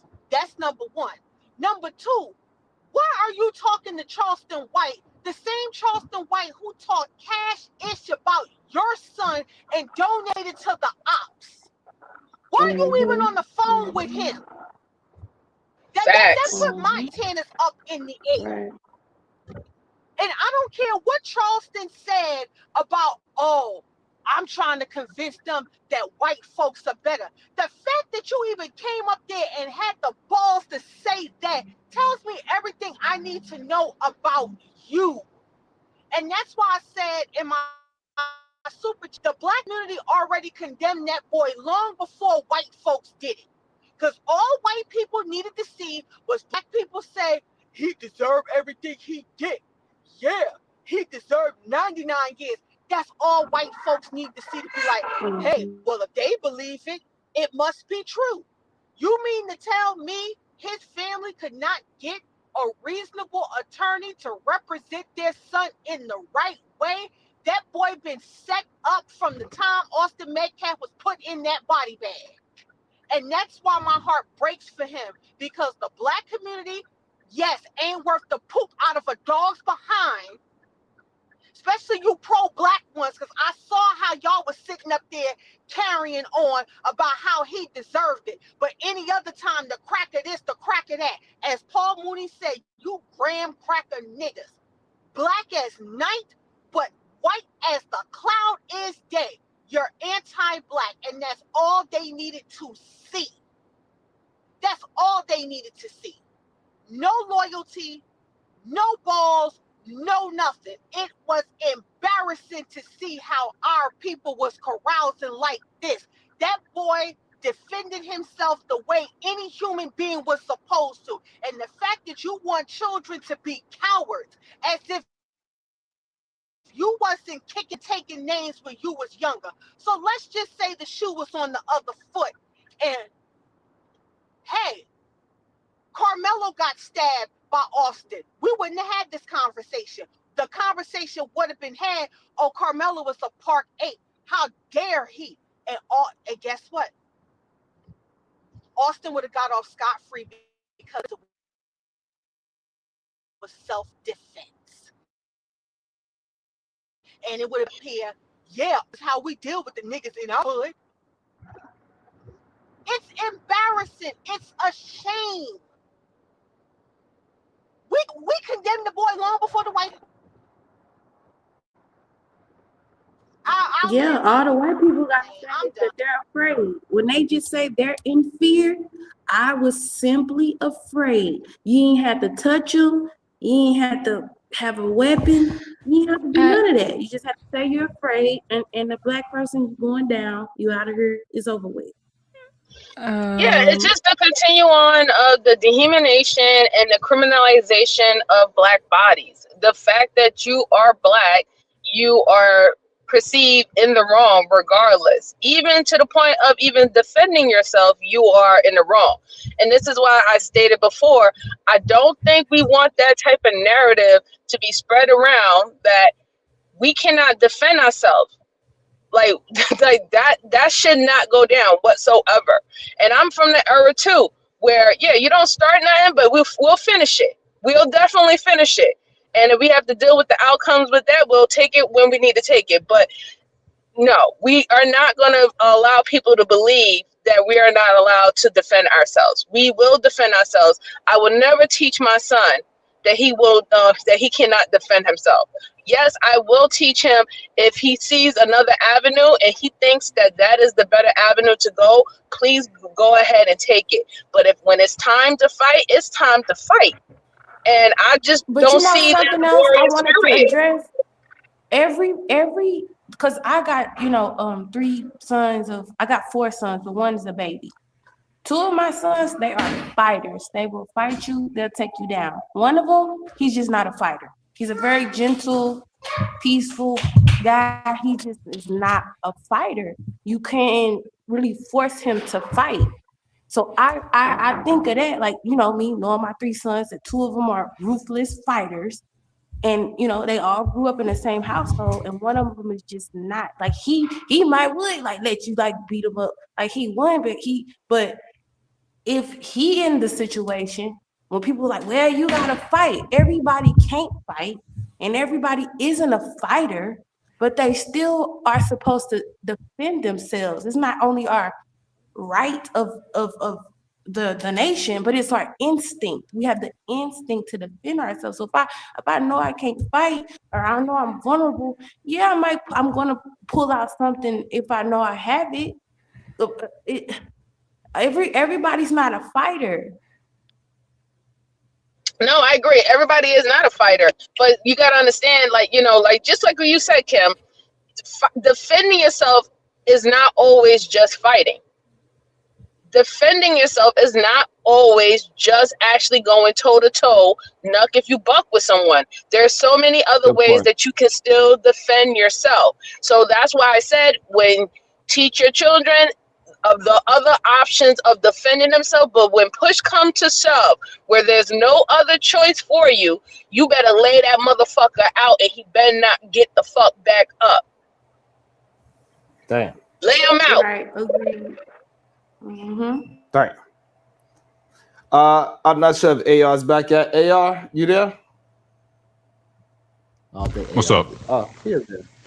I know you was in and out. I don't want to know you want to. I've been here. Oh, because we called you a couple of times. You didn't answer. I didn't hear you call me. I mean, I just stepped away like at 12:24 or something. But other than that, I was here the whole time. No, okay. Phil James, $4.99. Being afraid or fearing for your life. Same thing. It's a school activity, the same as the street. What's your thoughts on those questions, AR? Being afraid of fearing for your life, same thing. I don't really get the purpose of. I mean, I understand. Like, was he afraid or fearing for your life? I need AR to address why he was defending Daniel Penny, saying Daniel Penny shouldn't be in prison. Oh shit! It's simple because I wasn't there. You weren't there, so I'm gonna listen more so to what the witnesses say rather than what Kim West thinks about the issue. What? No. So what? What do you want to say? Because you wasn't there. Because you wanted me to address it. Now you don't want me to address it. You want okay, to talk instead. All right. So I wasn't there and you weren't there, right? So we have to rely on video and witness testimony. So if the witnesses on the thing, black, white, and other, are all saying, I feared because this dude was talking about killing some, my bad, I don't know if I can say the K word, but doing something to people if I don't get no food, then I'm gonna lean towards what the witnesses say that they felt in that moment, right? Now, in the case with this case, I'm looking over the witness testimony, and the defense only had one witness. For one, that's terrible. Second of all the witness testimony is saying that it didn't look like there was one witness saying, yeah, Metcalf never said he wanted to. He actually said, I don't want to fight. He said, oh, nice. I'm not going to fight you at a track meet. They were all saying like Carmelo was provoking them X, Y, and Z. So when we look at the witness testimony rather than just our emotions about a situation, it doesn't look good, right? We can't just say, oh, well, he must have feared. He was getting ganged up on all the shit that is not shown out in any video. Well, there's no videos that's been released. None of the witness testimonies say that, right? At all. So you guys keep on, the circle jerk has been fun. So I've been quiet the whole time because I want you guys to get it out and have your little circle jerk time.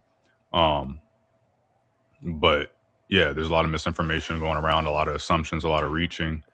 But some it is of the what it is. misinformation I is the said misinformation from the said. that's You fine. I just said from the said beginning. I said from the beginning that I felt like it was manslaughter. I said in the middle that I felt like it was manslaughter, and it's now post sentencing and everything, and I still believe it should have been manslaughter. And nothing you say is going to change my mind. okay. A lot of people agree Conversations with MJ, $10 for my conversations with MJ for my cousin. Lay them out. Heading to work. Thank you so much. AR, did you actually read the witness testimony? For whom?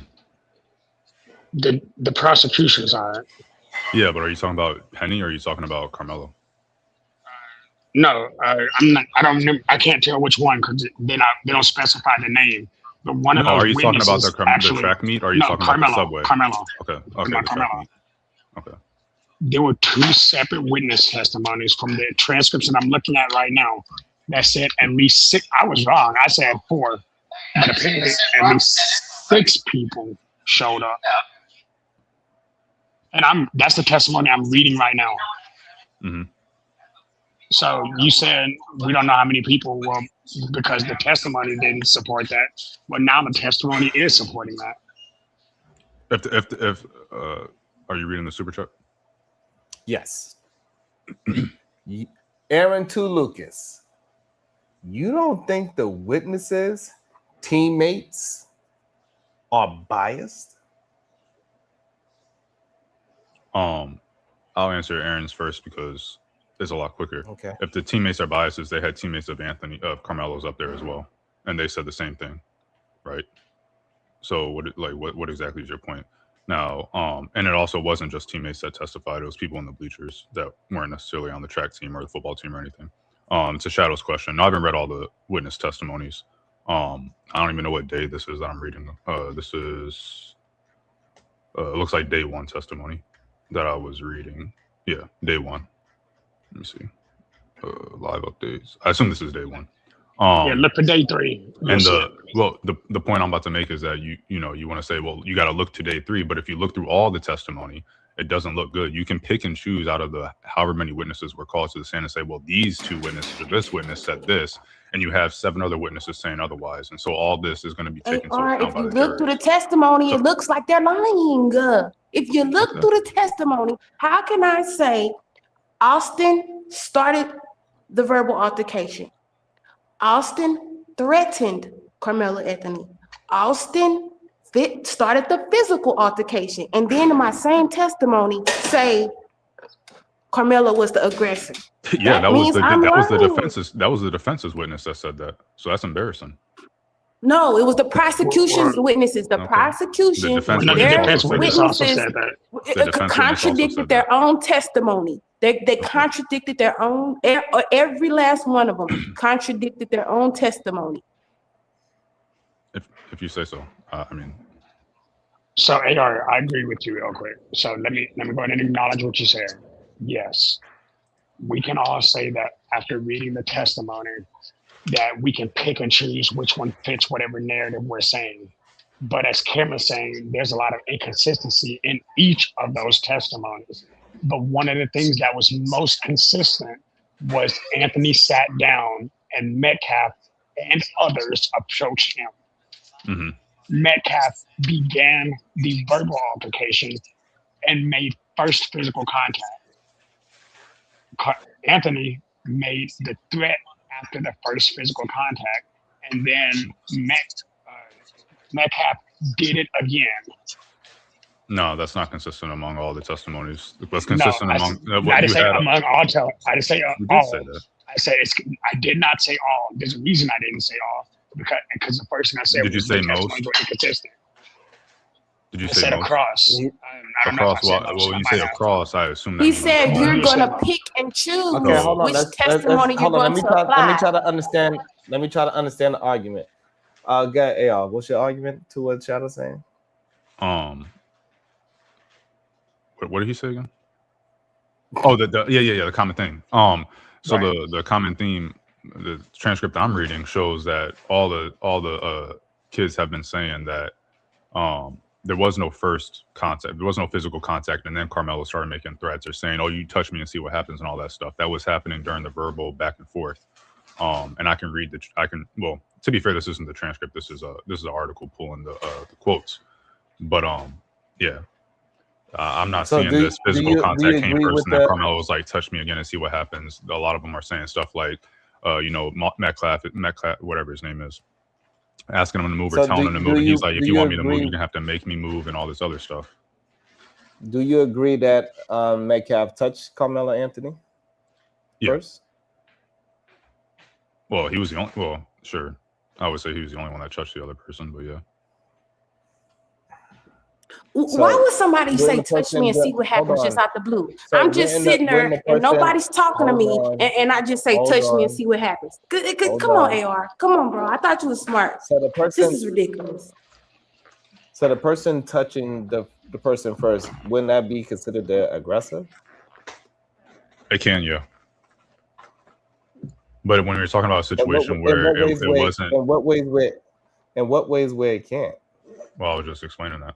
So in a situation where you have just a maybe a physical altercation or something like that, or a verbal altercation, and then it gets elevated into from a regular altercation into a deadly or fatal altercation, the person that is going to use force or whatever outside of the bounds of what was already happening unnecessarily, they may be considered the aggressor to a lot of people. Now, who was the aggressor is relatively irrelevant to me. Because if someone pushes you, that doesn't mean you stab them, right? So, I mean, that's been my point on day one. We can go watch the video from a year or whenever it happened to go. I said the same thing then. I'm going to say the same thing now. Just because you get pushed at a track meet don't mean you stab someone, right? So it doesn't matter whether he pushed him first or the other one pushed him. What about? All right, so what about the other things that's the caveat in it as well, that the 6 people were surrounding him? I don't see anything about 6 people surrounding. I haven't seen anything about 6 people surrounding him. Sean, did you see the one I sent you? Sorry. Okay, so in the transcript, if it says people were surrounding him, he got approached. So we do agree that Metcalf approached him, correct? Yeah. And we do agree that if Shadow is correct and he is telling the truth about on day 3, it has 6 people there. We're going to assume I don't feel like pulling it up right now, AR. But if that is there, we will agree that it was people surrounding him, if that is true. We're going to say 6 people approached him. Sure. Okay. And also he put his hands on him first and tried to grab his bag too. That's right. That's what some testimony has said, yeah. So with all that being said, you don't think that heightens the situation to just a little bit more than just a push?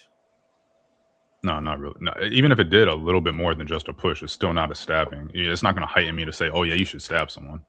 Like, no, But you saying people should nobody's in the Daniel testimony. Penny case. It doesn't match. Everybody's testimony, at least on day 1, is showing that they all say the same thing, which is, "No, I didn't think there was going to be a fight. No, I didn't think it was that serious." Someone saying, Metcalf even said, "No, I'm not going to fight you at a track meet." And then he's so it's like, you guys wanting to pick and choose which testimony and which evidence you want to use to fit your argument. But if you look at the totality of it, it's not good for Carmelo.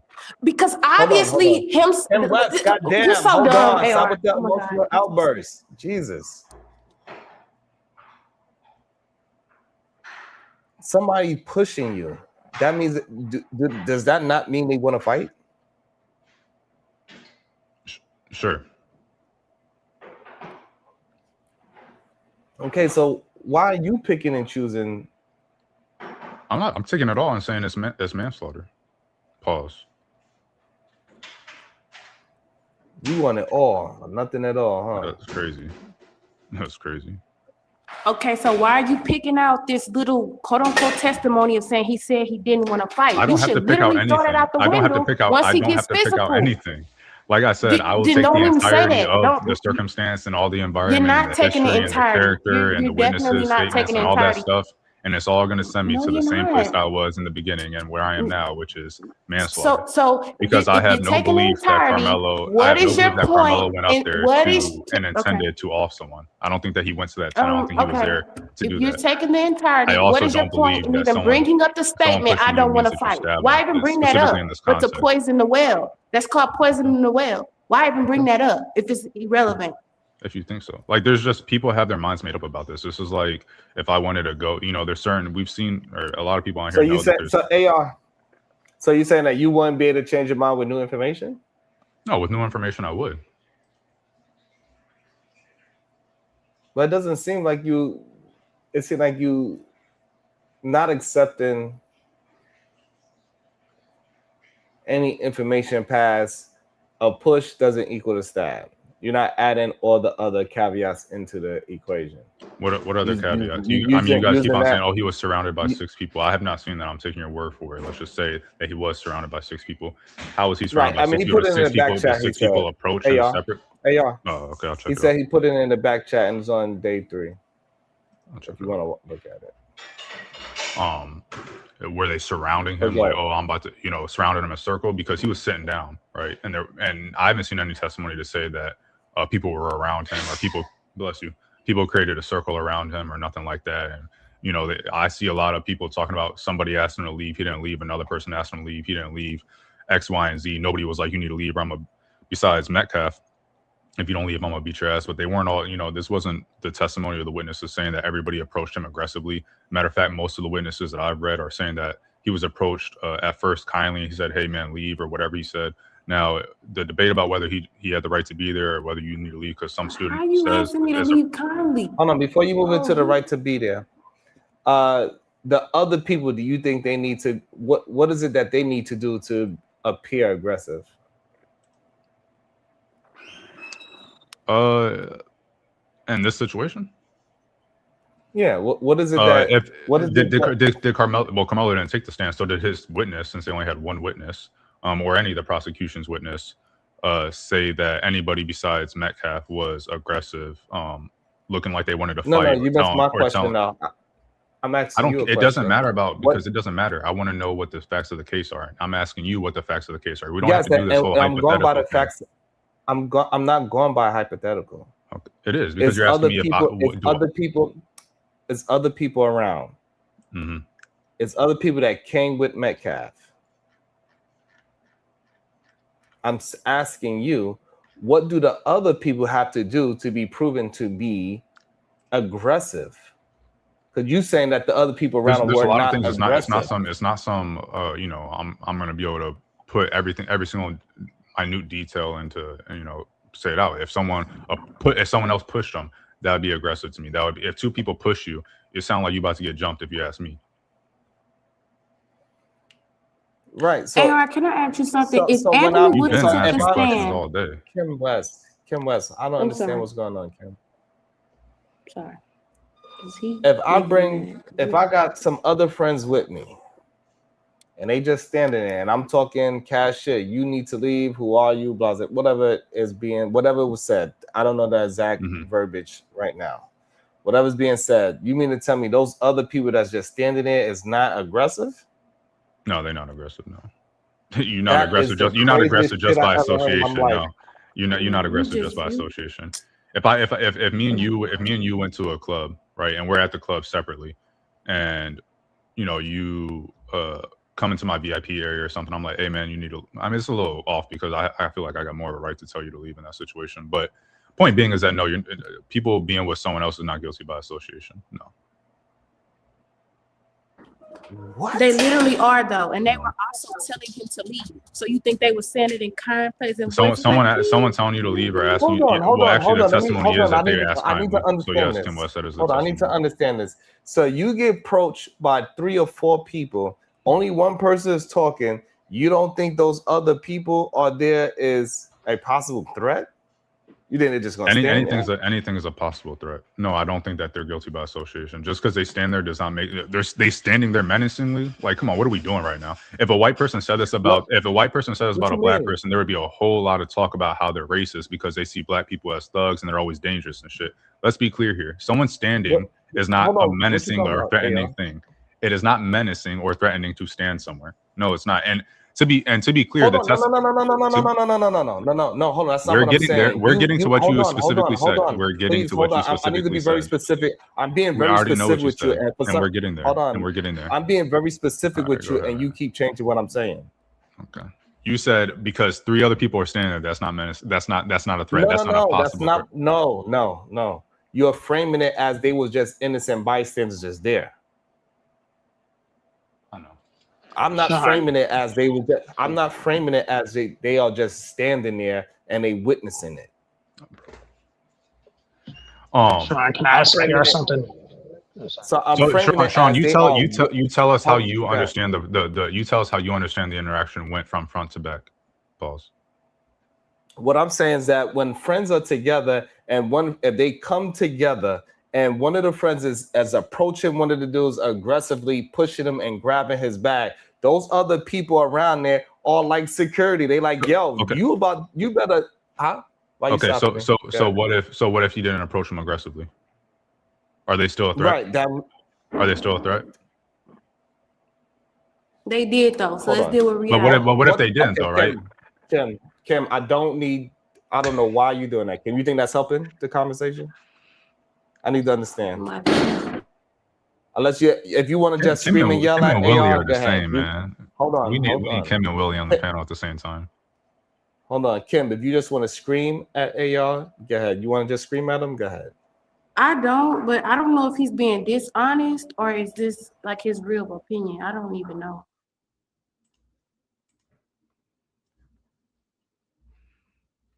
What's up, Shadow? I get to scream at you right now, bro. Who raised you, bro? Who raised you? So you telling me 6 people roll up on you talking about get up out of here, and you not gonna take all 6 of them as a threat? You is ridiculous. You have no situational awareness. You was supposedly in the military. Is that how the military work? When y'all see a bunch of people over there, do they have to all roll up on you aggressively for you to understand that this group of people are posing you a threat? Come on, stop it, AR, bro. You gotta be smarter than this. I don't even know what you're talking about, and I don't even know if this is really your honest opinion. Because there's no way you could tell me you got military training, but you have absolutely no situational awareness. Because that's what we're talking about right here. Like, just because they standing there, they not a threat. They weren't just standing there.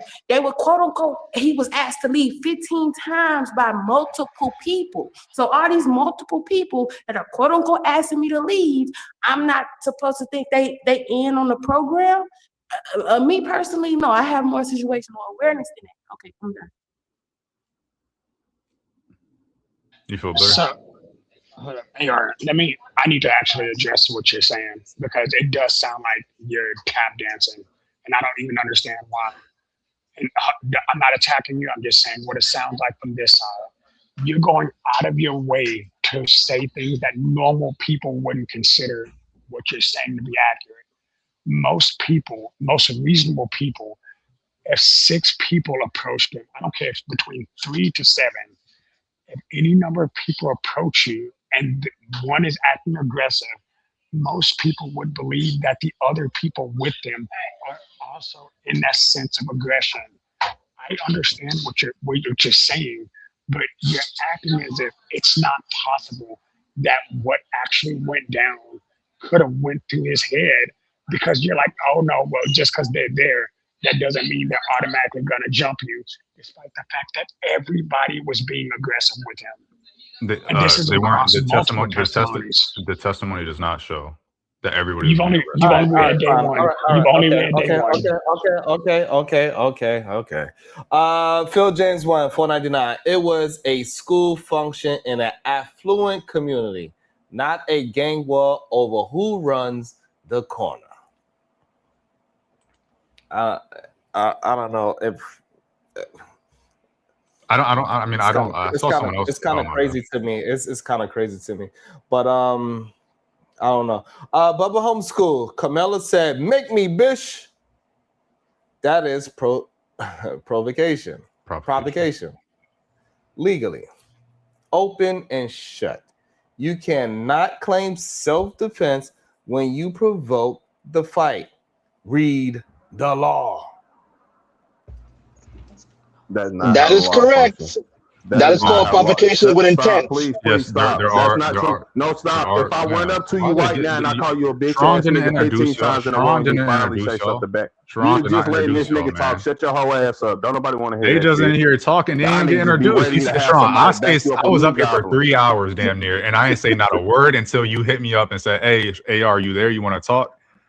Either man get on here, he immediately starts talking. He ain't even on here for 5 seconds. He starts talking. K to T to go, get on here, start talking. Who else was on here? They randomly started talking. I'm like, damn, man. That don't even make sense. Where is the respect at, man? Where is the respect? Who cares, bro? Stop being a kid. Where's the respect? You hop in constantly and interrupt niggas all the time. Shut the fuck up. Y'all niggas is gay. Look, KT on some other shit. He was not being this mean yesterday, and I was saying the same shit. I was saying the same shit on a different panel. KT was not acting like this. I came up there to say something to you. And you didn't. Did you not leave? Did you not leave? No. Yes, you did, your lying ass. I'll put my. Hey, you want to make? Hey, Sharon, you want to make $50 real quick? You a whole liar, nigga. Sharon, you want to make $50? Yeah. You want to make 200? KT, whatever money you want to put up, I'll put up. About 10 minutes and left. Sharon, go to. $200. I just told you. I'll do 500. Sharon, go to Q Butter's panel yesterday. See when I joined. See when KT joined, and see who left last. Or see because. When I left, it was me, Q, and Devastating, whatever his name is, on the panel. That was the last 3 on the panel when I left. KT was over here talking about how North Carolina has $700 houses. We was looking up stuff on Zillow. We was talking about the Knicks a little bit. I was up there I left after KT left, and I will put $500 on it. So KT put $500 up. I only got 200. Hold on one second. I'll put 200. That's fine. We'll 200. Hold on. Bubba Homeschool. It's not the bitch.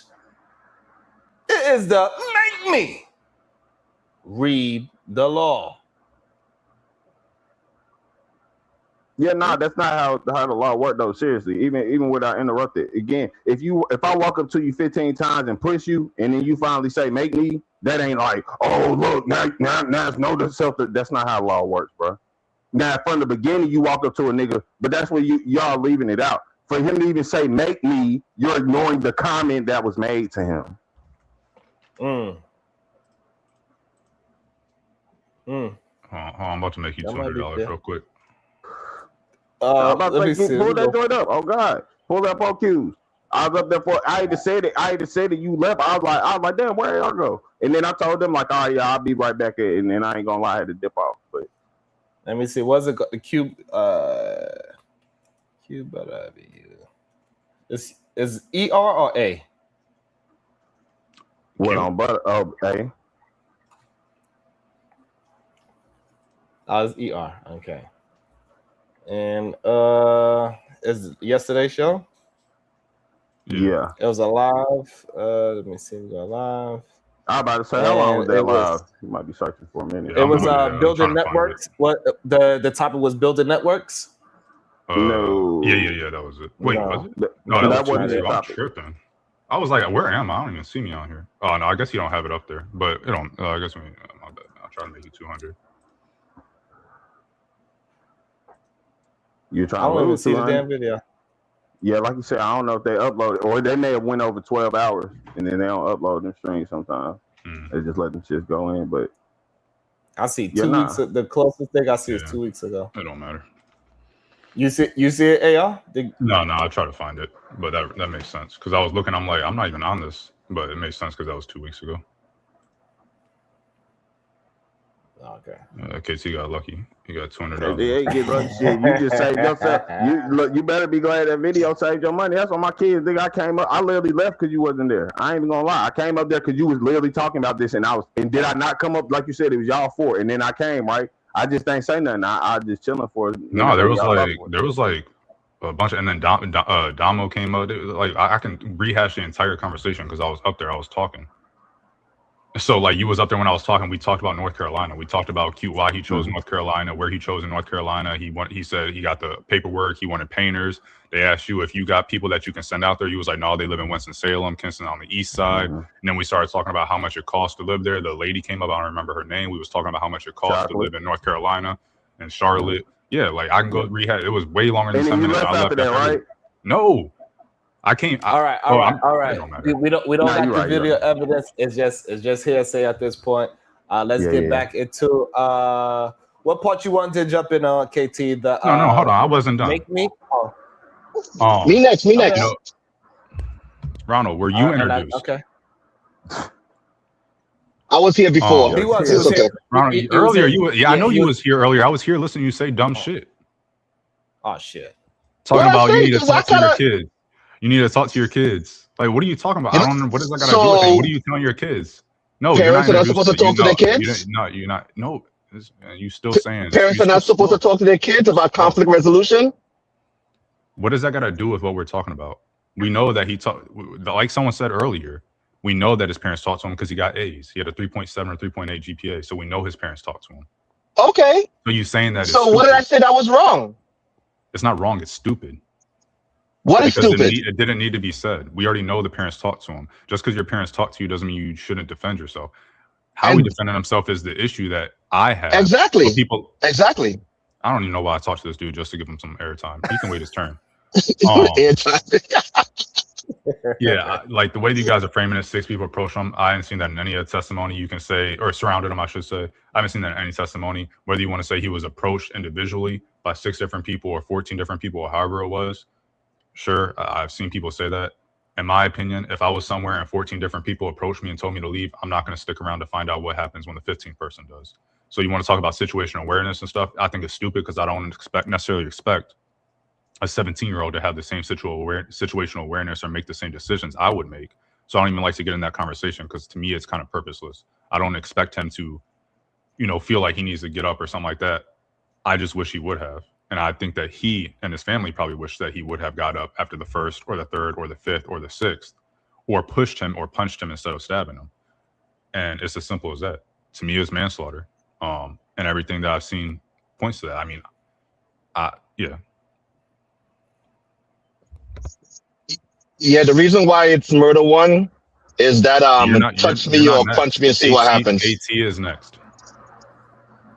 Sorry. Yeah, I was gonna say for the make me part, like I said, it's the words prior. You can't just ignore the statement that was made prior, the multiple statements made prior. Now, AR, I'm agree with you on a piece of this, right? The manslaughter portion. I get why people mad because like you said, you've been stating manslaughter from the beginning, but it can be a very good argument made as self-defense if you look over like all the days of the trial, things people are saying. People have spoken about, like some of the witnesses did say, like people were approaching him aggressively already. You know what I'm saying? The witnesses themselves. So it's not like, you know what I'm saying? But when we talk about law, this is legalese. And no offense, if we're going to have the talks about justice, I'm with it, right? But it's no correct way to follow it. Let's just be 100. Rich people break the law every day, and guess what? They give them a fine and say, you know what? That law ain't that important. You do that with your broke ass, you're going to fucking jail. You know what I'm saying? Because it's important now.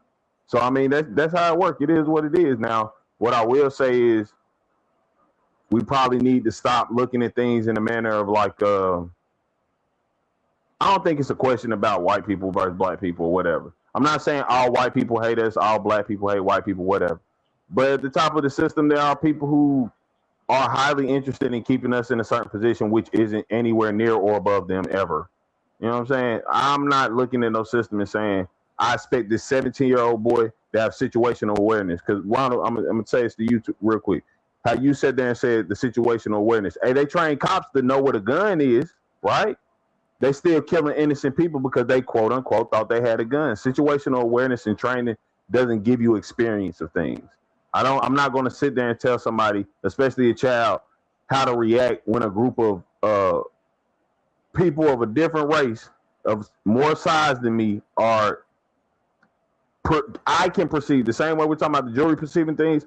Carmelo can perceive that these people are threatening me. And why are we not taking that into the point? Because this boy is probably really perceiving that. If people are surrounding you in any logical situation, we are going to say this is pretty threatening. Like, and that's the reason why you leave. It's plain and simple. And look what's happening right now, right? We went to court. Most of the witnesses was from that high school, right? From the opposing high school, right? That's why it's set up for Carmelo to fail. That's the reason why the best thing to do is to leave, because you have no witnesses, you have nobody on your side, right? If people want to lie for Austin, they will lie for Austin, right? It's just plain and simple.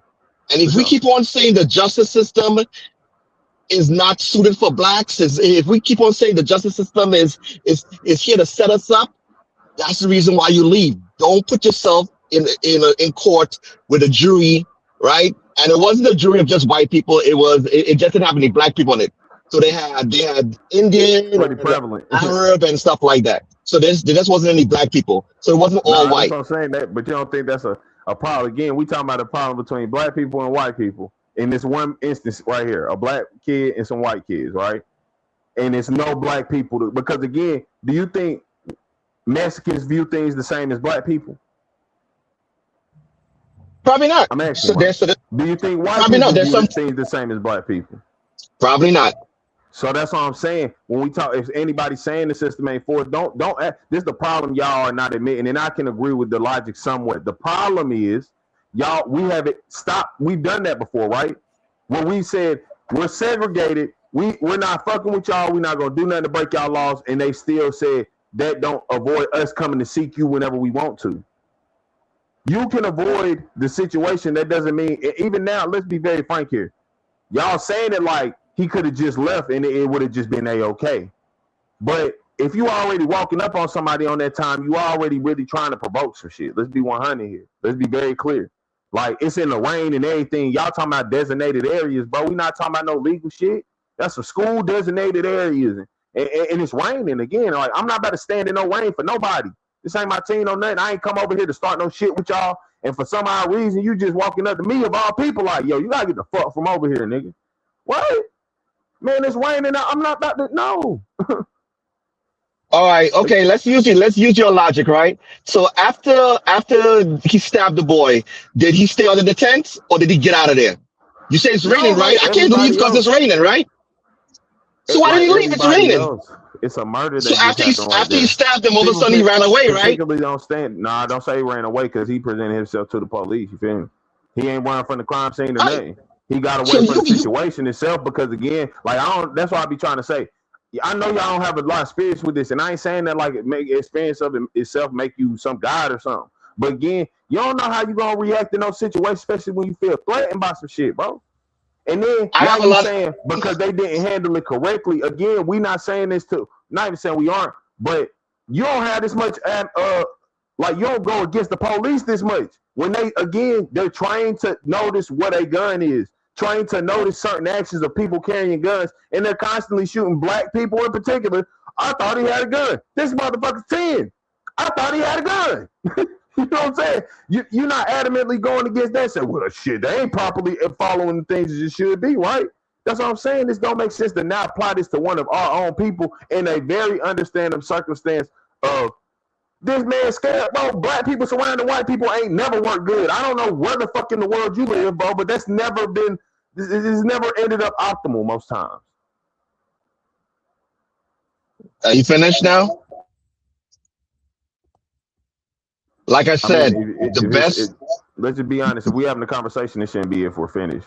You know what I'm saying? Maybe. Okay, yeah, because I wanna be able to talk without you jumping in. That's why.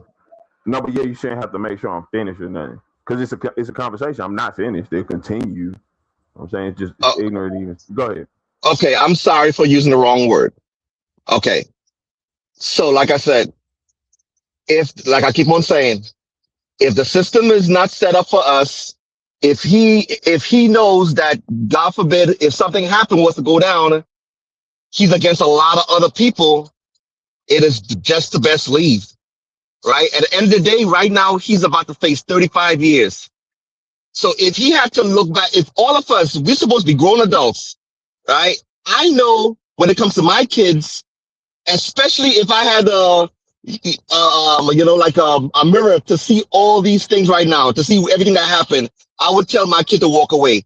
First of all, it is to get a really good lawyer is very expensive, and to also, a jury of your peers in Frisco, Texas, where it's mostly white and Asian, most likely you're not going to get a jury of your, you're not going to get a lot of black people on that sucker, right?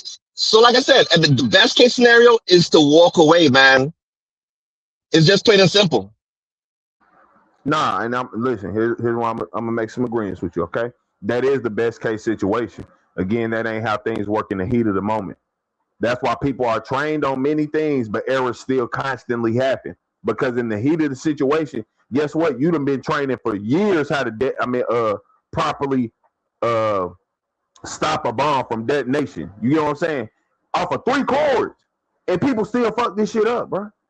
Because that's humans. Nobody's perfect. We are not perfect. So again, just in that context of things, bro, it's wild to say, well, because you didn't pick the best conclusion, you're guilty. You deserve that first degree murder. Because this is where the injustice is happening and where us as black people really on some bullshit. Like, I don't care what you're talking about. I'd rather visit my son behind the glass than visit his grave site any day on the earth. Point blank, period. I don't know what you would say if you would agree, but sometimes that would be the best resolution. Because if something's going to happen, whether it's life or death, I would prefer for my child to live than be dead. Yeah, you're going to do some time in jail. Cool. It is what it is. Because guess what? I'm not going to say everything going to be peaches and cream, but again, you do have a possibility to get back out here and to continue living. That white boy ain't about to get it. His days is done. Them shit's numbered. He the fuck up out of here. You feel me? That was now, as you'll probably apply to our black people when we out here doing bullshit, what that nigga deserve. That's all I'm saying. I don't understand how that thought process ain't applied here, where some white people are coming aggressive at one of our children, by all means proven good grades, good student. This ain't no aggressive kid out here doing bullshit. And now you saying he deserved this. It's just crazy to me. And that's harmful for our community. But I land my plane. Yeah, both kids made a mistake in this situation. Austin made a mistake. In that situation, if they're trying to get this boy out, if they're trying to get Carmelo out of the tent and you don't want to leave, he should have got a coach or a teacher, right? He should have got an adult. And also Carmelo made a mistake. He should have left. And I bet you if Carmelo would have left and went to find his coach or his teacher, you think this teacher would have come back to that tent? He would have said, "No, son, stay with me." It's just plain and simple, man. We got to learn conflict resolution. And I know one of the ladies was talking about, was asking somebody when it comes to the military. When I was in the military and we went overseas, they told us you do not want to get stuck in one of those jails overseas and miss ship's movement. So the best thing to do is to walk away. Don't get in any fights over there. You don't want to get stuck over there and miss ship's movement and you in jail. So even in the military, they tell you overseas, you better get out of there. And that's the reason why the military have the buddy system. So when one person is drunk as hell, the other person hopefully will be sober to get that person out of there. Okay, let me welcome into the show, Chicago Rilla. Good day, sir. How you doing? Man, peace to the guys, man. I hope y'all having a beautiful day. It was a bad storm yesterday. Weather's good, so we doing our walks around. What you say, 5 miles that way, 5 minutes one way, 15 minutes. Yeah, there we go. 15 that way. There we go. Yeah, we on that. We on that. I was trying to stay in the clouds. I have a question for the chaplain. Actually, I have 2 questions for the chaplain. First question is, do you have any critique for the system? Do you think the system failed this young man? Is there any order in hand? Can we all just say what we think? No. I'm asking the chaplain, Fight Club chaplain. Oh, I don't even know who that is. That ain't me. Brother Ron. That was to you, Ron. Ronald, yes. The question. When I saw this Ronald. case, I thought he was found guilty. As you can see, in 3 hours, the jury came back with a guilty verdict. Hold on, maybe you didn't understand the question. Maybe you didn't understand the question. Ask him one more time, Rilla. Yeah. Do you have any critique for the system? Part 1. Part 2 is, do you believe the system failed that young man? So the system, there are situations where, yeah, unfortunately, black people. So when it came to this situation, I don't think the system failed him. Because like I said, from the beginning, when I heard about this case and I saw the stuff from the beginning, I thought he was gonna get found guilty. Okay, so this is what I'm gonna ask you to do, Brother Ron, because you said this for the last 2 days. We get it. You said last year they was gonna find him guilty, that they was gonna string him up. We get it, brother. You're right. They did exactly that, right? The question on the table was, do you think the system failed him? And your answer is no, the system did not fail him. That's correct. Is that correct? Okay. So now my last question is, what does your God have to say about this? Ooh. God says, thou shalt not kill. That's one of the 10 commandments. That's one of the 10 commandments. Okay. What did Jesus say that trumped all of that? What did Jesus say that trumps your 10 commandments? What did Jesus say Jesus said also to love your neighbor as yourself. So what are you talking about? So move the 10 commandments out of there. What does your God, G-O-D, Elohim, Yahweh, Jehovah Nissi, Adonai, right? What does he have to say about this? I already told you. So if you got another answer, please tell me. No, I was just asking for yours. I'm not trying to belabor.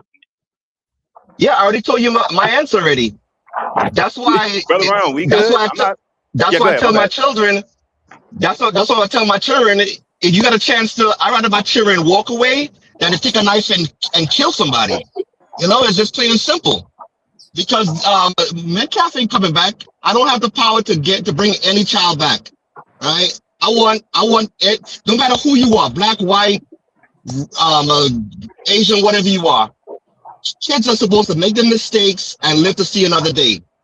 And a lot of us made mistakes and live to see another day. Thank God, right? So we don't want anybody dying, no matter what race you are. A push should not equivalent into a stab and then after a death. It's ridiculous. It's just plain and simple. Okay, and an accident or a mistake should be looked at as such, and the punishment should be measured fairly across the board, right? Yeah. Right? So if I look at another case and I see one kid gets 10 years and then another kid gets 4 years and only serves 2 for essentially the same incident, essentially the same type of incident. What's more egregious is you got one kid literally running away from the scene. See, this is the challenge for me. These folk can do whatever they want, and we see them do it in our face. And I understand E's frustration. We see them do it time and again, and then the men among us say, well, just toe the line, follow the rules, do what you're supposed to do. And even when we do that, it's still our fault. Right? I never hear anybody say, because listen, I'll accept what you're saying. The kid did it. He got tried by a jury of his peers. He's convicted. He's admitted that he did it. He got to do that time. Okay, cool. What critique do you have for the system, though? Because you telling me the system, wait, hold on. Because you telling me, Chaplain, that the system worked just fine. It served justice. Right? Them jokers deliberated for 3 hours, came back with a verdict, and sentenced him in the same day. We don't find nothing suspicious with that. We don't have no critique of that. Nothing. We don't see no flaws. Right? And this stuff be enough to make you cry. Yeah, that should be crazy. This stuff be enough to make you cry. Because actually your God has a lot to say. So even when we go the Christian route, we still at fault. It's crazy to me. Crazy. God said don't murder if you don't murder. Well, did God ever have redemption for the murder? Is there empathy? Is there love? Is the Holy Spirit available to the murderer? This the crazy stuff. He's still alive. For sure. That's who Paul and them was, right? He literally killed Jesus' people. But that's what I'm saying. Y'all be false Christians. Y'all KT, this is what I'm saying, fam. I understand that. Go ahead, crucify the boy. Do you have that same amount of energy, though, for the system? And it's crickets. Yo, Chicago. And Villa. Carmelo Anthony is still alive to change his life, to become the best person he could be. Eventually, most likely he'll be out with good behavior, like in 17 and a half years. 20 years. That is not true. In 23 years. At best, right? And what you think finna happen when he go in that system? Y'all think people go in there and they provide this university level education and rehabilitation? That system is about punishment, fam. This is you're gonna depend on a 19-year-old kid. And the crazy thing, the way you framed it, he still got time to turn himself around. Turn himself around for what? From what? He wasn't a bad kid by all accounts to begin with. He made a mistake, an ill-advised decision. I think we can all agree on that. I think most of us have said as much. It just bugs me out. All the critique, all the breakdowns, all the pontification and dissertation for what he did. Nothing for the system. Not even nothing for the Metcalf kid. Not even nothing for him. Right? You teaching your kids to walk away. Are you teaching your kids keep their hands to themselves and not put their hands on folks? I ain't heard none of y'all say that. I spoke about the Metcalf kid. Whoa. I kept how many times? Hey, hold on, Shadow. Relax. I ain't saying you, brother. All right, bro. You don't have an overwhelming critique for the Carmelo kid. I'm talking about people who have this overwhelming critique for everything with this Carmelo kid, but I don't hear the fair and balanced critique for everything else. So the jury is it's a body of 12, right? So it was what, 9 whites, if I remember, 1 Asian and 1 Indian. So that's 10 whites, right? That's fair and balanced. System didn't fail them at all. System did exactly what it was supposed to do. And the problem is, and I'm gonna go on mute after this. My bad. Thank you for letting me have the floor, Brother Ron and Sharon. I appreciate it. And the other panelists too, I appreciate it. I know I'm being a little bit long with, but we're not even paying attention when see, these babies looking at how you show up for them, and these women are looking at how you show up for them. Right? But we the leaders in the community. We the leaders. Right? We go to this kumbaya, this we shall over. Everybody hold hands.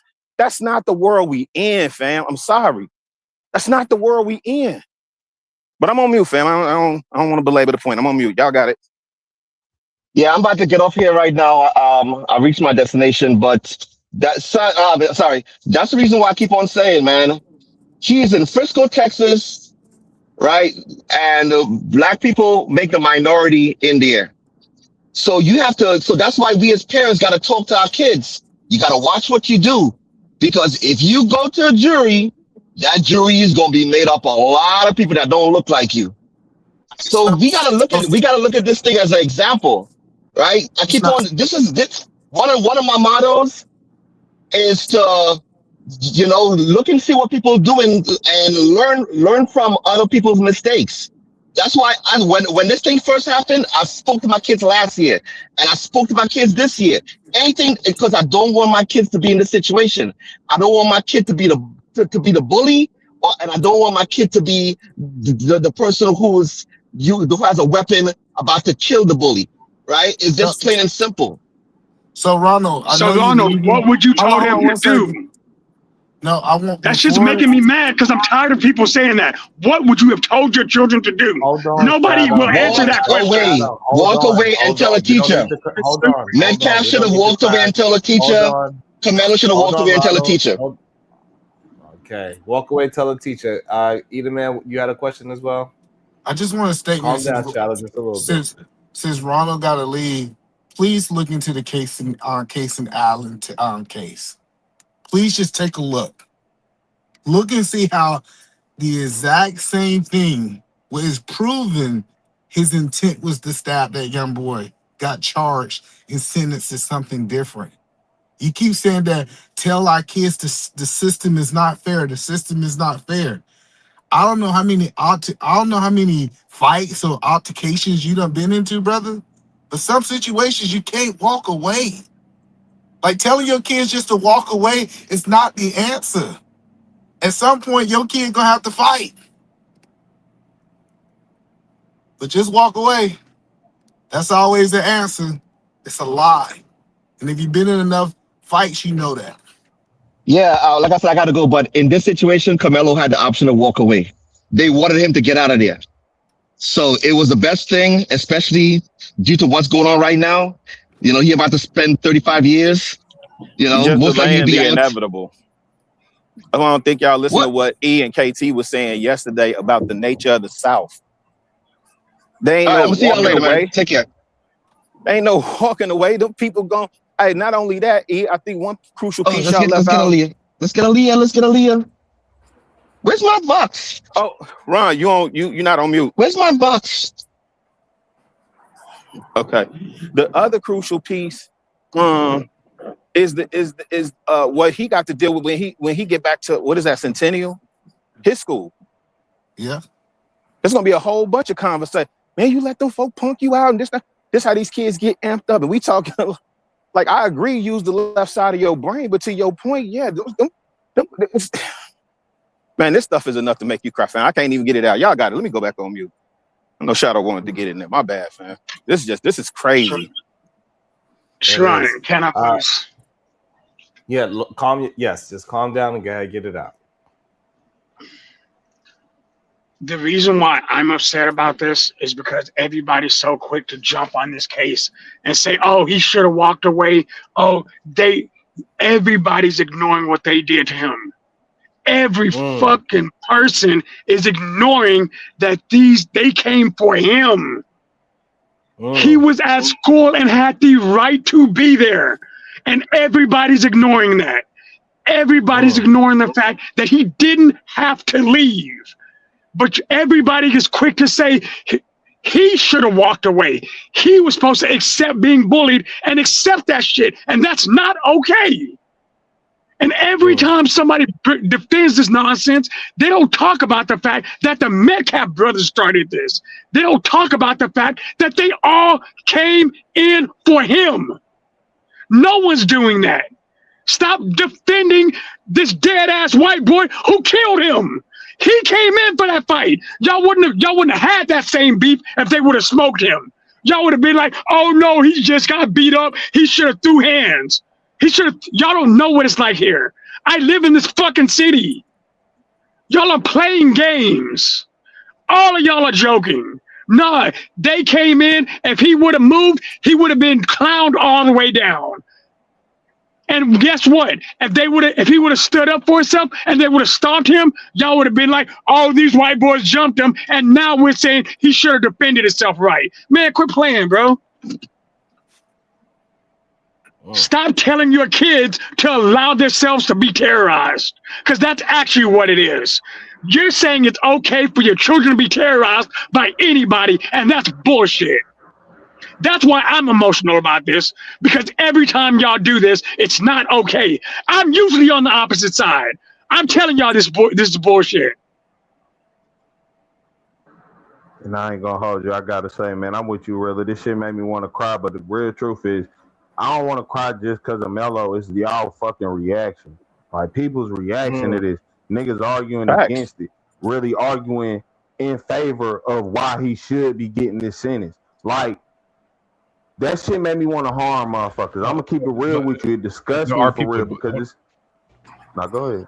KT, you ain't got to do people that. doing that, but there's not nobody up here. Well, maybe Ronald's not up here anymore, so nobody up here is doing that. And so I'm talking about in general. Like it is a widespread. A lot of people that's even like, and no offense, even how you were saying, look, I'm agreeing with you saying the manslaughter, but I ain't agreeing with you even how you like. Listen, this is my thing.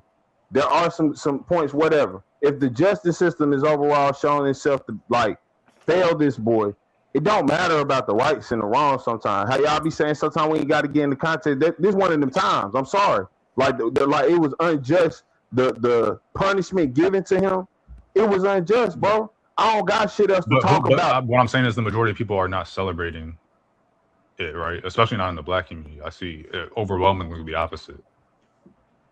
Nah, I ain't gonna lie to you. And maybe it's personally what I'm seeing more than anything. I'm seeing a lot of people definitely being for that shit. I'm not. That's just YouTube though, KT. No, and I'm talking about on YouTube. On YouTube, I'm seeing most. Yeah, and I don't even trust that, Sharon, because I think most people are doing. I don't even know that that's their real opinion or if they're doing it for clicks and views. Yeah, but let me ask y'all this: do y'all remember the? Do y'all remember Genesis? I'm not giving nobody the benefit of the doubt. Absolutely, yeah, I'm not doing that either. If you celebrate and then to me you just kind of that's bitch behavior. If we like, I don't understand what there is to celebrate about a 17-year-old kid getting 35 years. I have no clue what there is to celebrate at all.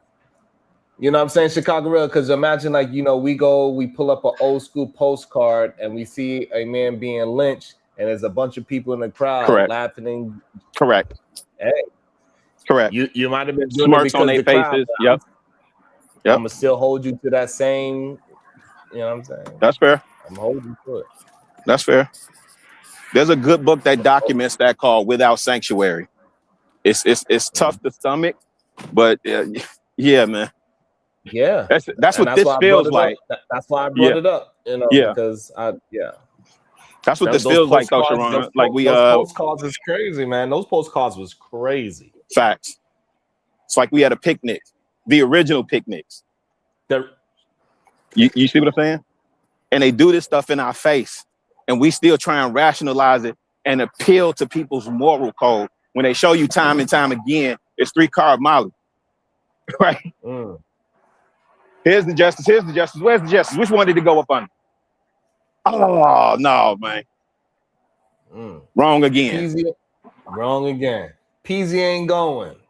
I live in the South. Understand this.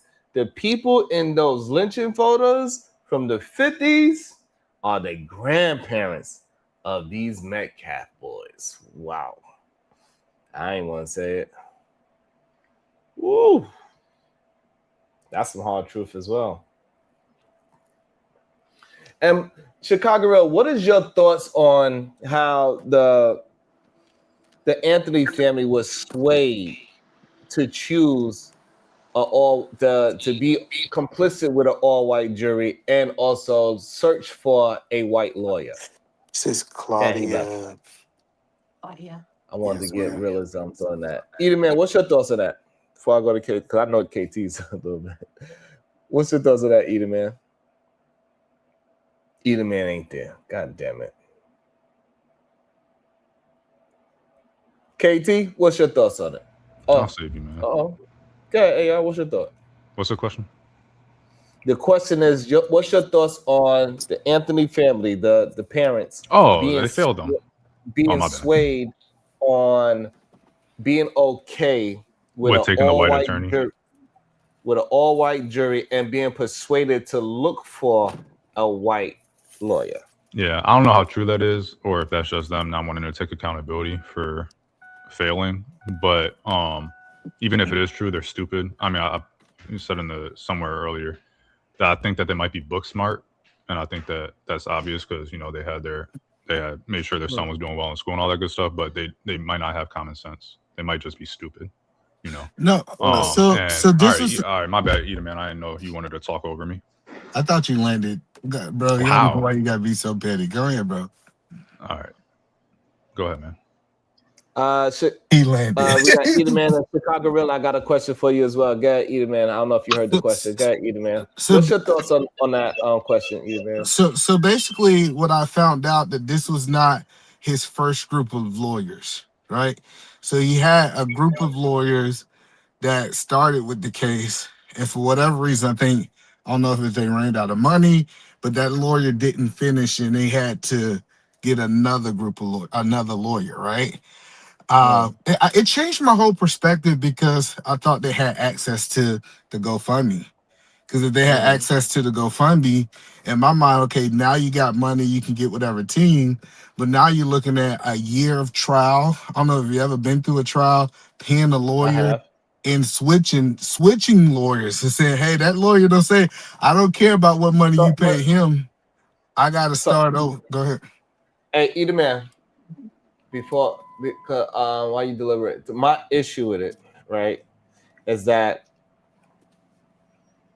if the lawyer knows that you have that money there, they will still take the case. They will absolutely take the case. What did you see the interview of the parents? Maybe you haven't seen that interview. I ain't gonna lie to you. I'll say this. I think they products of the system itself. Like y'all saying, they like paper smart, but not street smart. Like they don't have any. And this is what I was talking about also with experience itself.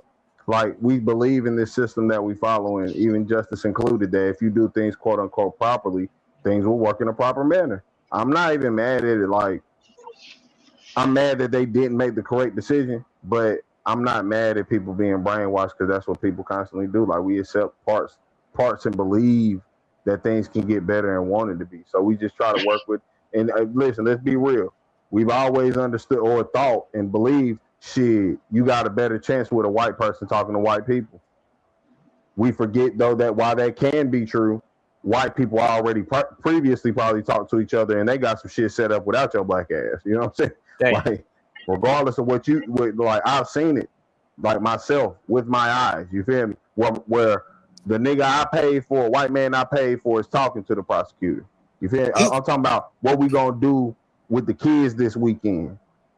You feel me? They correlate and work together. So yeah, but it's crazy because somebody told me something and it hurts me that it's true. It really hurts me that it's true. I was having a conversation and this guy was telling me, he said, I don't think it mattered if he had black people in that jury or not. Because some black people are turning too. If he had a Ronald on that jury, it wouldn't matter.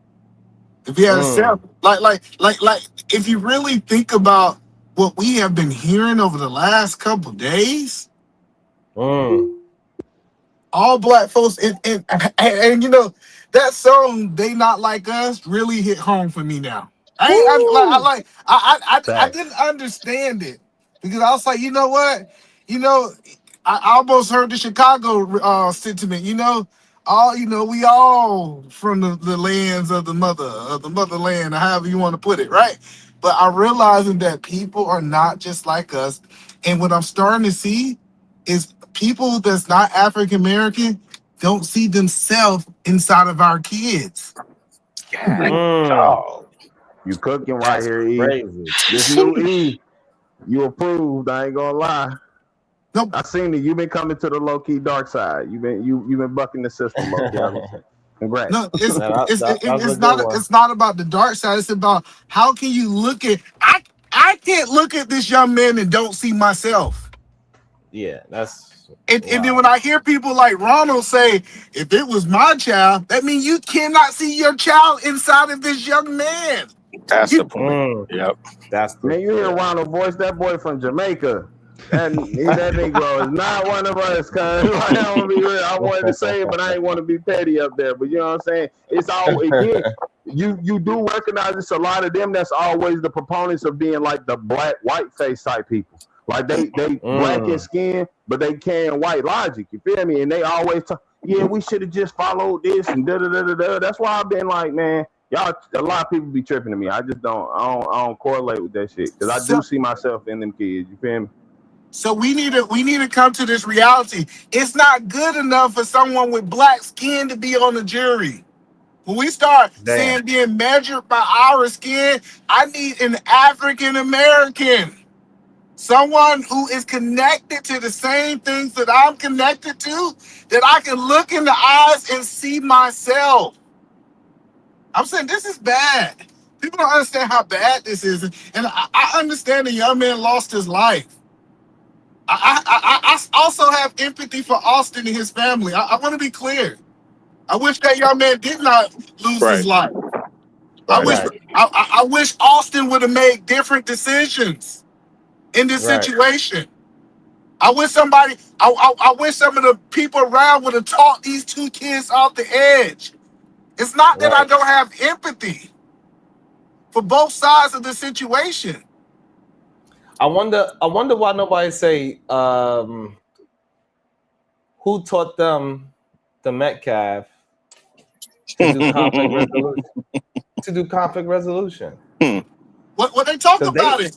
Because they incited the conflict. But they didn't resolve it. If we talk about it, Austin broke his daddy arm. Facts. Like, hello, listen. They got fights and shit too. These kids have a history of being violent. I'm telling you, if that was Austin was a black boy, we would have seen his social media. We would have seen every chaotic thing he did. And this is why I think the defense attorney failed. I think he was trying to save face in his community. Because he's part of their community. But I have seen, guess what, on the child case, what they did. Show pictures of him holding guns, smoking marijuana. Why didn't, and they said, well, they didn't want to go after him because this a kid, is a bad look. Well, they ain't got a problem going after black kids, and why that's not no bad look. This is crazy. Yeah. Chicago Gorilla. Yes, sir. What is your thoughts on the Anthonys being persuaded to be okay with an all-white jury and looking for a white lawyer? Oh, yeah. Oh, that's what y'all was saying. Yeah, I didn't mean to jump down, man. I'm finishing up this 15 minutes that way and 15 minutes back the other way. And I hit my phone and dropped off on accident.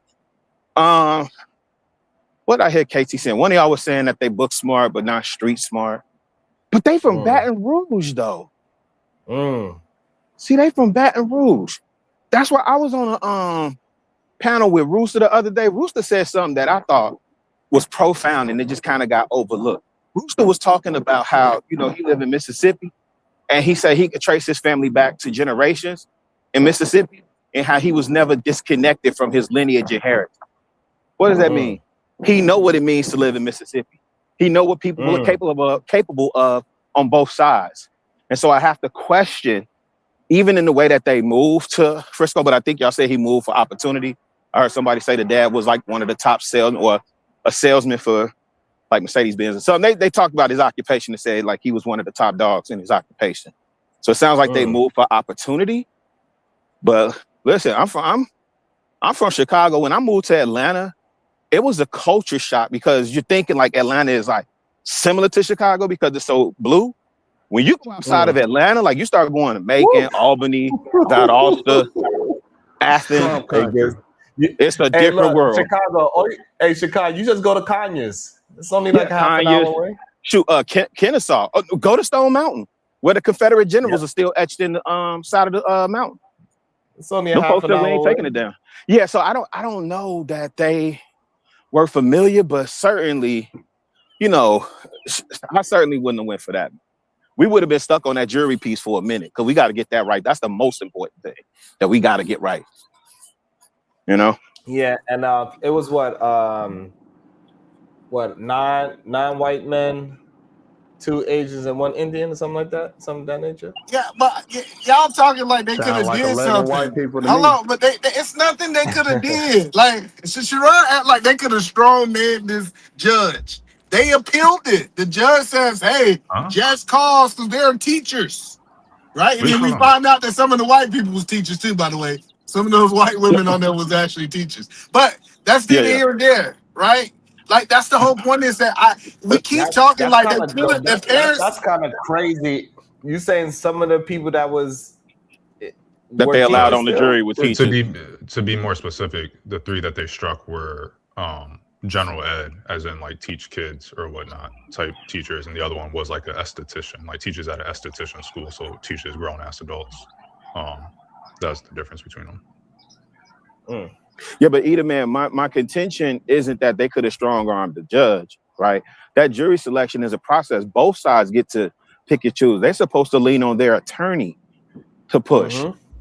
That's the conversation I'm talking about. The attorney did push for, if you're talking about the jury selection and them striking those 3 jurors, and just so happen to be black but also educators. Sure. The other attorney did push. Like it's not just as simple as, oh well, they're black and they struck them because they're black, and then like it's something you have to. It's a very high bar to meet to try to prove that someone is being racist when they strike a jury. Like they can come up with any reason. AR. Why you think that? This is the part that kills me. They do this all the time. There's this high threshold. They can't prove. They've been doing this shit for years. They know exactly how to make it seem as if they are not being who we know for them to be. No, what I'm saying, I'm sorry, it's a low threshold to strike a juror. Well, no, but it's a high threshold to try to prove that it was racism or something. My grandfather told me this. That, like redlining, for example. How can you actually prove it? It was very difficult, and they still do it today. Before my Chicago, before my grandfather. But you're saying that you should. To me, it sounds like you guys are saying the lawyer didn't do enough in that situation. That's what it's not about. What we're trying to make it seem. No, what we're trying to say is that you making it seem like it's black and white. No, it's it's a process. No, what I'm saying is that the defense attorney. It sounds like you guys wanted him to do more in that situation. There was nothing more for him to do other than question it, which he did. Yeah, you know what? I stand corrected because they get a certain amount of strikes, right? They only get 3. Right. That's okay. So that's the point of contention. Because I'm still curious as to how you end up with a majority white jury, but that's neither here nor there. I don't want to believe because you live in a majority white town. I get it. Yeah. So, hey, Chicago. My grandfather he told me something before he left this earth. He said, "Grandson." He said, "Bam Bam." He used to call me Bam Bam. He said, "Bam Bam." That's about right. He said, "Racism and prejudice didn't go nowhere. The people that are just got smarter." Like this, it never went nowhere. Like you see that in Georgia for sure. They changed names. It's called white nationalism, Christian nationalism right now. You feel me? It's called evangelical. And don't forget, it's called the law. Facts. Now I got many names. That's the point that he's saying though, and I'm agreeing with. That's good lying, game, It's good game. It changed its name, but it stays the same. You get what I'm saying? Like, and that's why I be up here angry, y'all. I'm gonna keep it real. I'm actually really happy. I'm sad but happy this happening because it's a sad situation. But I do like the fact that we is starting to say, like, realizing, like, nah, it's not me. When y'all be thinking I'm being radical, I'm not. I'm just saying, like, bro, if we tried every other way, goddamn it. You know what I'm saying? And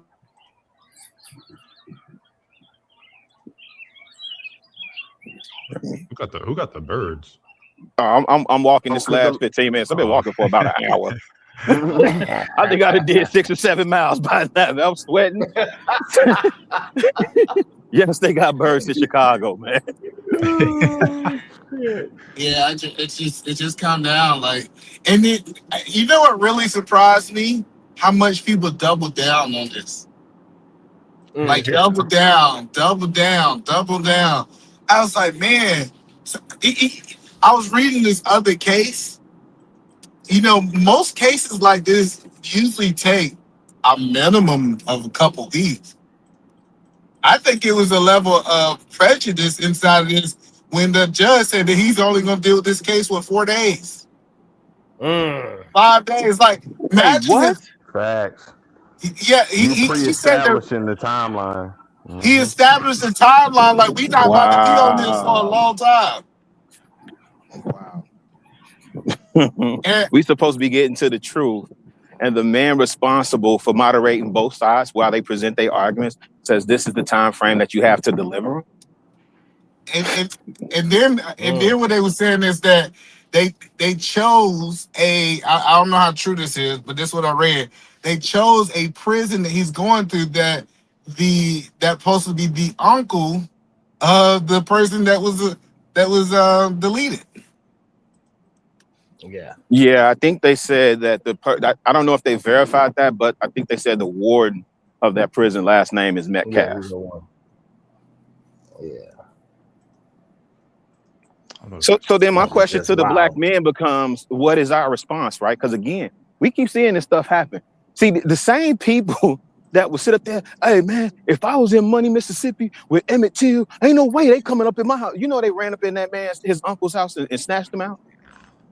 His uncles ain't do nothing. These the same ones. I am not my ancestors.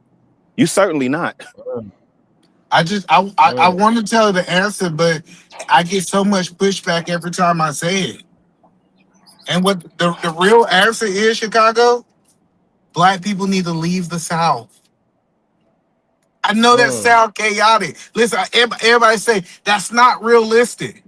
Like, we need to come to a point that No. Just they don't need to leave the South, because I don't know what South Carolina's population numbers are now, but at least back in the day, it used to be vast majority were Black Americans. And if I were to guess, it's still, I think it's like still 60-70%, for example. But most people would still say South Carolina is racist. So the issue isn't that they need to leave the South; they need to be out and voting and engaging in their civic duty, not waiting until something bad happens and they're not doing. But that's the crazy part, that you believe that you can outvote a racist system. It's funny you're telling them to leave the South to go to the North, where that same thing happened, right? You're saying it does not, because if you can't outvote a racist system, or if you can't change a racist system from within, then there's no reason to go to the North either, because the North was not racist. This right? is crazy. It's not about outvoting, because you can't. Well, a system is made up by the three branches, right? So let's say that black people. I want to ask you an honest question. You think white people? You think white people in the North and white people in the South are the same? I never said they were the same. Do you think that white people in the North are racist? I think they're a lot less racist than people in the South. And the system is a lot less racist because black people engaged, right? It doesn't matter. The point I'm making is that let's take South Carolina, for example. If the majority of black politicians in the South, we're talking about the state level, were black, right? In the General Assembly or whatever they call it down there, then black people would have the say on what gets passed and what doesn't. And so when you're talking about the system is just a whole bunch of rules, the three branches. In North Carolina, at least, the state, I don't know how it is in South Carolina, but in North Carolina, the state Supreme Court judges are voted directly by the people. If a state is majority black people, eligible black voters, and they're voting, then it would always be however the black population votes en masse, who would be on the state Supreme Court. It would be whoever is in the General Assembly, it would be how they vote. So you can't say, no, you can't change the system when those systems laws will be changed by those politicians that are put in power. Okay, so black people are never going to be the majority of Georgia, right?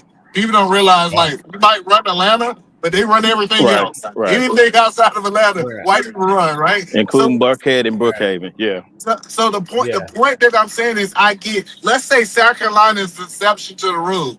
I'm telling you, as a black man, living in Georgia and living in Washington is apples to oranges. It's not even close. So, why are you saying they need black people in because there's a reverse migration to the South right now. People are actually moving from northern cities to the South. So I'm curious, genuinely curious, because I didn't leave Atlanta because of like it was racist or anything like that. I actually left because I had another opportunity and I wanted to take it. But I'm curious to know, why should they leave the South? Well, and so before you answer that, Eden, man, let me read this real quick. Jordan Atkins, I agree with Eden, man, 100%. I live in the South, Tennessee, to be exact. Ooh, Tennessee is tough. Ashley Virgo's Flame 21. This young man needs a new trial outside of his state. This trial was handled carelessly and biased. That's just true. Not going to get a trial outside of your state. You can make it on the federal level, but you could have pushed to have it outside of that county, though. Yeah, Go ahead, my bad. Yeah, I want Edelman to answer Rilla's question. Can you ask it again? Because I know we got to super chat. Yeah, I didn't want you to lose your thought. You were saying why they needed to leave. Yeah, I got you. The South. Yeah, yes, sir.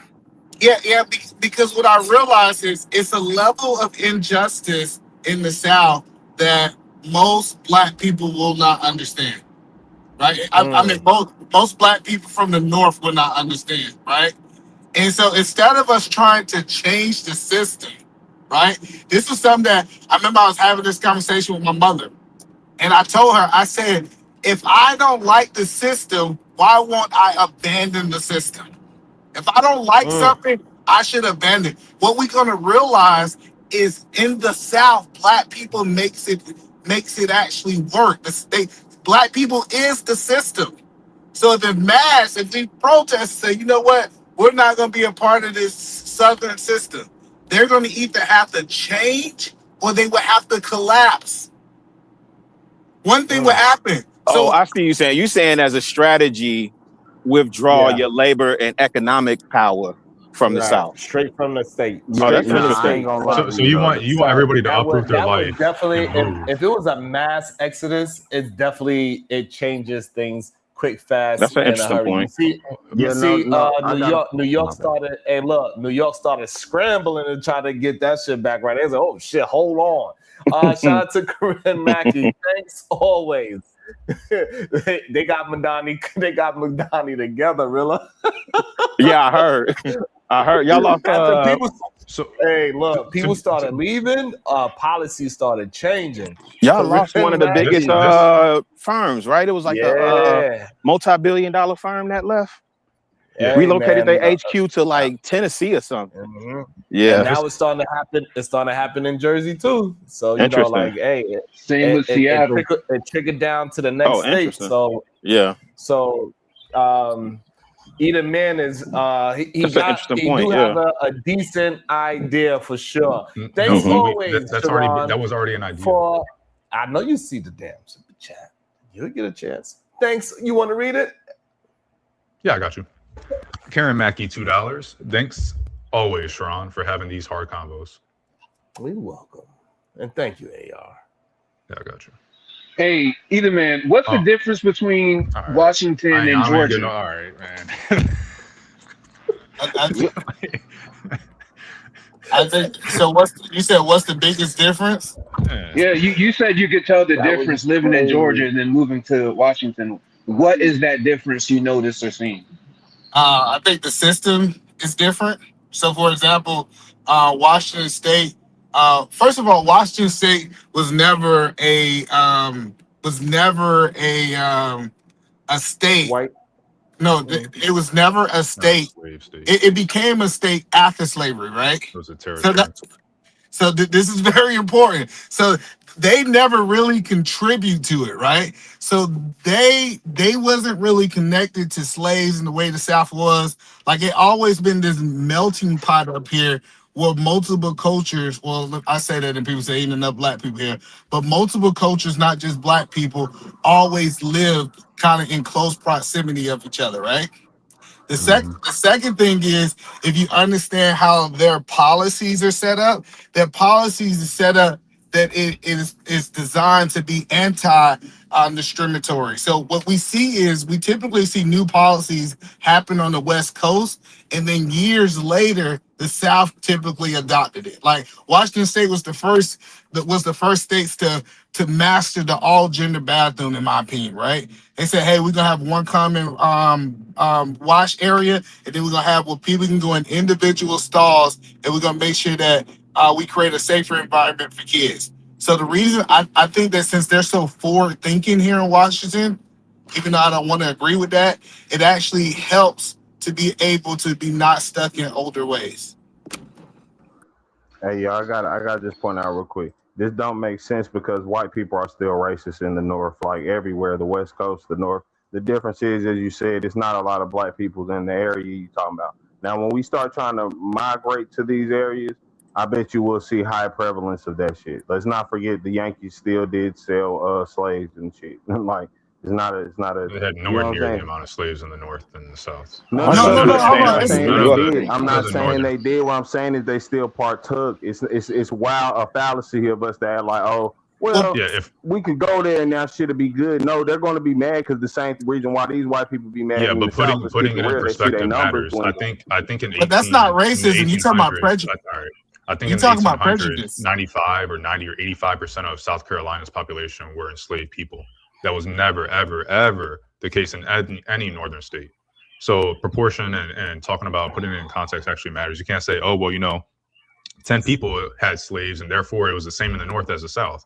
The South Carolina and Georgia specifically, during the Federal Constitution Convention, were the only two states to say, hey, we will not ratify this Constitution if you guys try to outlaw slavery. So no, none of the northern states were like that. And it's embedded in the South. We're not talking about, but listen, we're not talking about whether or not it's at the same level. What I'm saying is they partook in the actions. And my main thing, I always say with slavery, right? Most people didn't own slaves. The problem is most white people sat back and partook. They even spit on us and called us the N-word also. Right? No, hello, but no, you're saying that. So I can't argue New York. Sharon got to argue New York because I ain't never lived in New York, right? I'm telling you, it's a difference if somebody never participated in slavery. They wasn't even established in Washington. But you don't have to participate in slavery to be anti-black. I don't think Illinois or Indiana had slavery, but they still had laws to say black people even free black men couldn't enter the state. No, well, hold on. You got to understand, when they became a state and they started making state regulations, black people was already free. Bro, most sundown towns ain't even in the South. That's a fact. The shit is in the Midwest.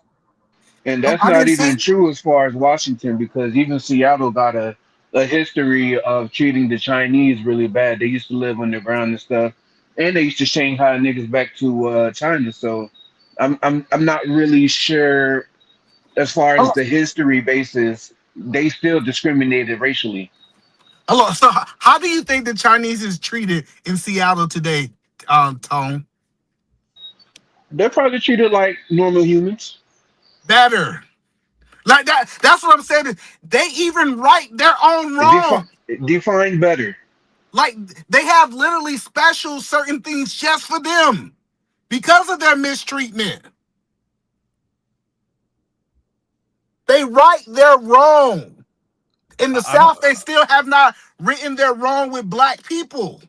Yeah, I don't see how you guys are really trying to argue against either man saying minorities and black people are treated worse in the South than in the North or the West. Like that's not even I don't even understand what the point is. My only issue with Edelman's statement is no, don't leave, fix it from within.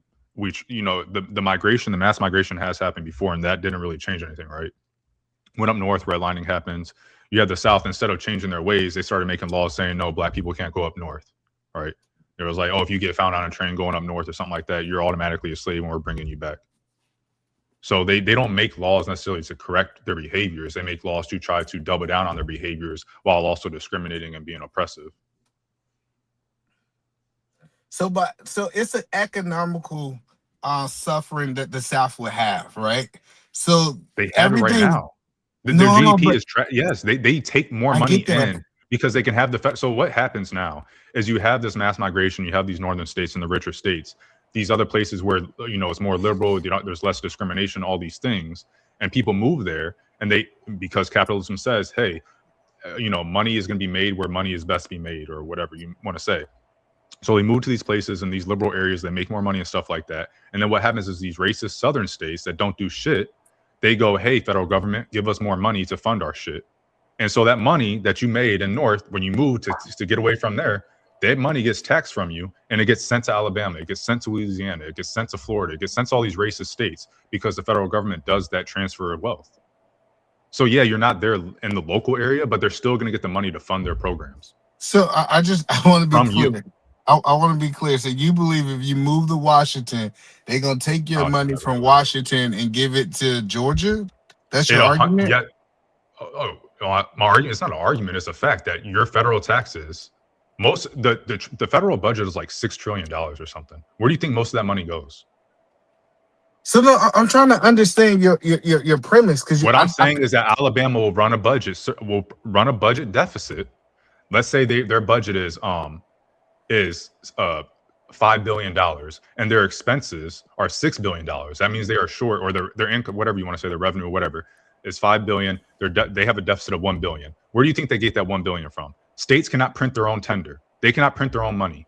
But it doesn't work that way They because get that $1 it's billion based on deficit. population. So first of all, the South would have less population, meaning that they would get less funding. Not necessarily, because if not necessarily two, I somewhat agree with you, but not necessarily, because if all black people somehow move to the North, there would be a migration of a bunch of people moving to the South. You'd have housing costs go down in the South. You've had more opportunities open up. You'd have a lot of people. There's other people with economic concerns that will take advantage of that. So yes, I don't necessarily disagree. Let all the white people move to the South and let us all move to the North. I'm okay with that. Listen, But it doesn't change the fact of the matter that you can't. Then all the expertise that the white people had from up north is going to move to the South, and all the less expertise that the South, because the South is a manufacturing economy for the most part. That's where the South makes its money. It's from farming, it's agriculture, it's all these things. They don't have. It's like you have some places like Huntington or Birmingham or I think it's Huntington or whatever. Alabama, you have like certain places in Florida and stuff like that, Dallas, Texas. You have these southern places where it's more of a technological and services sector, but most of the South is not like that. And so you're gonna have a whole shift in expertise between the two. And the person that's gonna come out on top is the one that's not part of is not gonna be the manufacturing sector, it's gonna be the services sector. That's why the services sector is so much more. That's why the services sector is worth so much more. History says that you're wrong, because Detroit, when everybody abandoned Detroit, the government didn't bail them out because they was at a deficit. Where's Detroit right now? I'm wrong about Detroit's a city, not a state. Hold on. Peasy ain't going. Anti-blackness is not regional. It's international. Thank you so much, Peasy. Yeah, now argue about cities and states. I don't know why he brought it. Being obtuse on purpose. I don't know if he's really trying to argue that somehow these southern states that, are running $5 billion deficits and shit aren't getting money from the federal government. I don't know if he really wants to make that argument. California has like some crazy surplus. They give more money to the federal government than they receive. Where does he think the money goes? I'm confused. $6 trillion budget for the federal government, and he just thinks it's only spent in the states that you're taxed in? Like, you think that money doesn't cross states? You think California's surplus isn't used in other states? No. Well, what I think he's talking about is the state and how they collect the money, not how they get funding federally. Yeah, but if a state has he's just saying like if we was to all collectively move to the north and the west and lead the south to their own destruction, they would self-destruct within. Yeah, that has they don't have us to and pick. We're not seeing the self-destruction, right? It's easy to say, oh well, you just snap your finger and all black people move to the north. It's easy to say that without taking any economics into account, right? But in reality, we've seen the mass migrations happen, right? There's a lot less black people in the South than there were in the past. We've seen that mass migration happen. And although you can say it caused a quote unquote collapse or something or the other, it's not like the South has really changed its ways. Like if they could, they would repeal the 14th Amendment. A lot of these people down there would repeal these amendments. They are constantly challenging federal statute, federal laws, constitutional decisions by the Supreme Court to say, hey, you guys, that was wrong. Make it so that we can discriminate against again, or that we can do this, that, and the other. That's the whole thing with gerrymandering right now, right? They're like, oh, we should be able to, in Louisiana or wherever it's at right now, right? They're like, oh, no, we should be able to do this type of gerrymandering, even though the Supreme Court had previously set a precedent where they were like, oh, we're not going to change election law so close to an election. We're not going to do that. But now all of a sudden, 4 months before an election, they're like, actually, or however many months during the election, actually, so some people had already ran their votes. They're like, actually, we are going to do that now. And it's because the southern states pushed to have that up to the Supreme Court, and you have more right-leaning conservative judges on there that are willing to do that.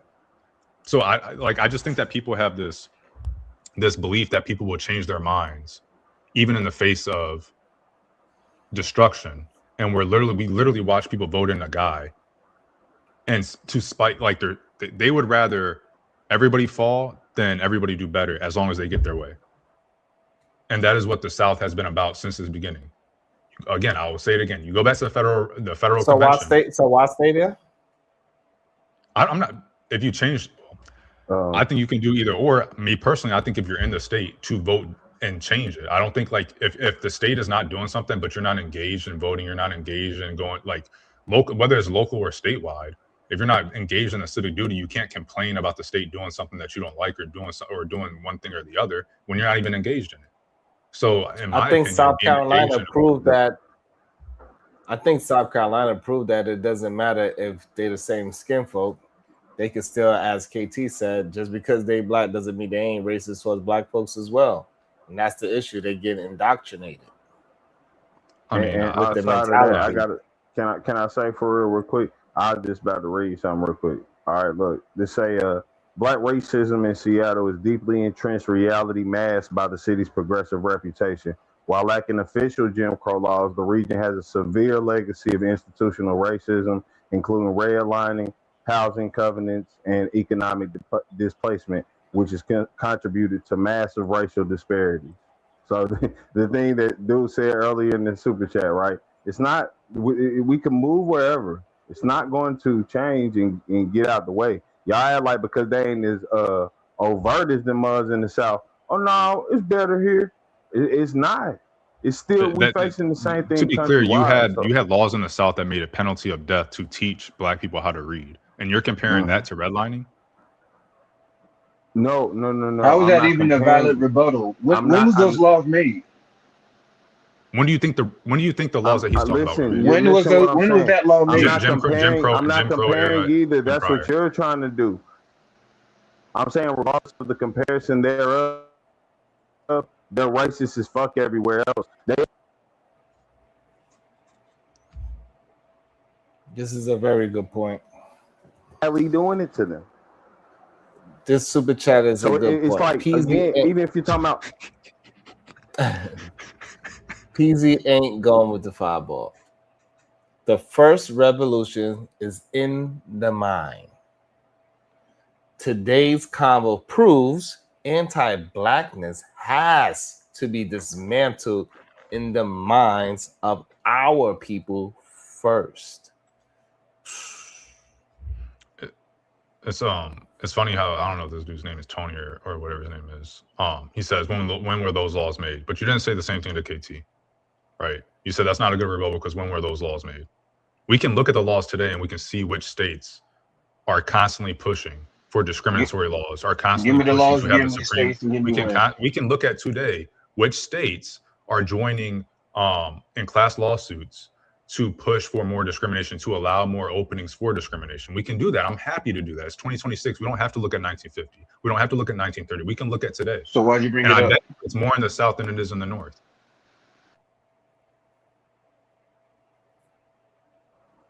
Which, hey, look, I'm not even trying to get in that argument. What I'm saying is, though, it's still there. It's still present. It's still prevalent. It'd be a wild of us to ignore that shit. And first of all, let's be honest. So why would we move to a place where we're lesser in population and try to basically even it out or whatever, however you want to say it?